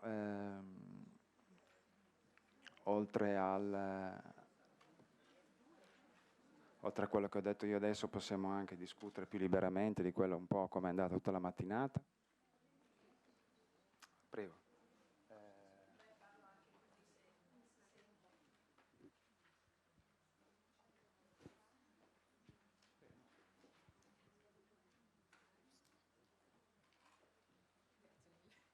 La collaborazione. Allora, io lavoro in un centro servizi per anziani, posso portare quella che è la mia testimonianza. Noi abbiamo bisogno come psicologi che lavorano nell'ambito dell'invecchiamento di un ordine che sia forte. Perché? Perché collaboriamo con molte figure professionali, le altre figure professionali ovviamente cercano anche loro giustamente di diritto un loro spazio e noi dobbiamo essere competenti ed efficaci nel nostro agire. Abbiamo bisogno di eventi formativi che ci diano proprio anche delle risposte di carattere operativo nella nostra quotidianità, perché poi noi veniamo agli eventi formativi, poi torniamo in struttura e ci chiedono di saper fare e di saper risolvere i problemi. Ci sarebbero tante cose da dire, ci sarebbero tante problematiche, tante tematiche. Penso sia fondamentale, se vogliamo ottenere dei risultati, saper lavorare anche tra diverse generazioni all'interno del nostro ordine. Posso dire che dove lo psicologo lavora bene si vede, lo vedono gli organizzatori, e psicologi che lavorano bene preparano il terreno anche per i loro colleghi, perché dove lo psicologo dimostra di saper fare, di sapersi spendere con onestà, con competenza e con preparazione, e poi comunque la fama della psicologia acquista peso e soprattutto valore. Ci chiedono però anche di dimostrare che quello che facciamo ha efficacia, e quindi anche la ricerca è indispensabile, perché tutto adesso deve essere comprovato, soprattutto perché le risorse economiche vanno esaurendosi, le famiglie stesse vanno impoverendosi e quindi chiedono giustamente di spendere i soldi per avere dei risultati. Grazie per la giornata di oggi. Io condivido il suo commento, lo stiamo condividendo tutti. Ovviamente questa è una tappa di un percorso, siamo qua per crescere, siamo qua per dimostrare di avere valore, che il nostro lavoro è un valore, e quindi anche questo questo momento che abbiamo condiviso a me personalmente mi ha arricchito, è stato un aggiornamento importante.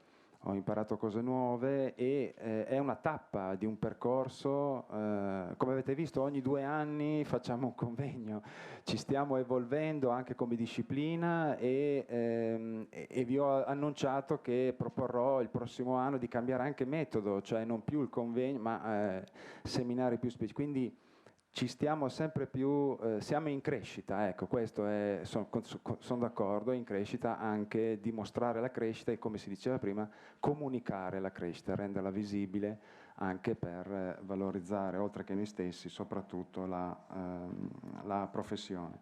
Abbiamo anche altre criticità, le affronteremo magari tramite questo questionario, dove magari noi vogliamo arrivare anche a valorizzare in sede legislativa la nostra professione. Mi hanno detto che fra un quarto d'ora ci chiudono, se avete qualcosa velocissimi, altrimenti ci salutiamo qua. È stato un piacere e alla prossima.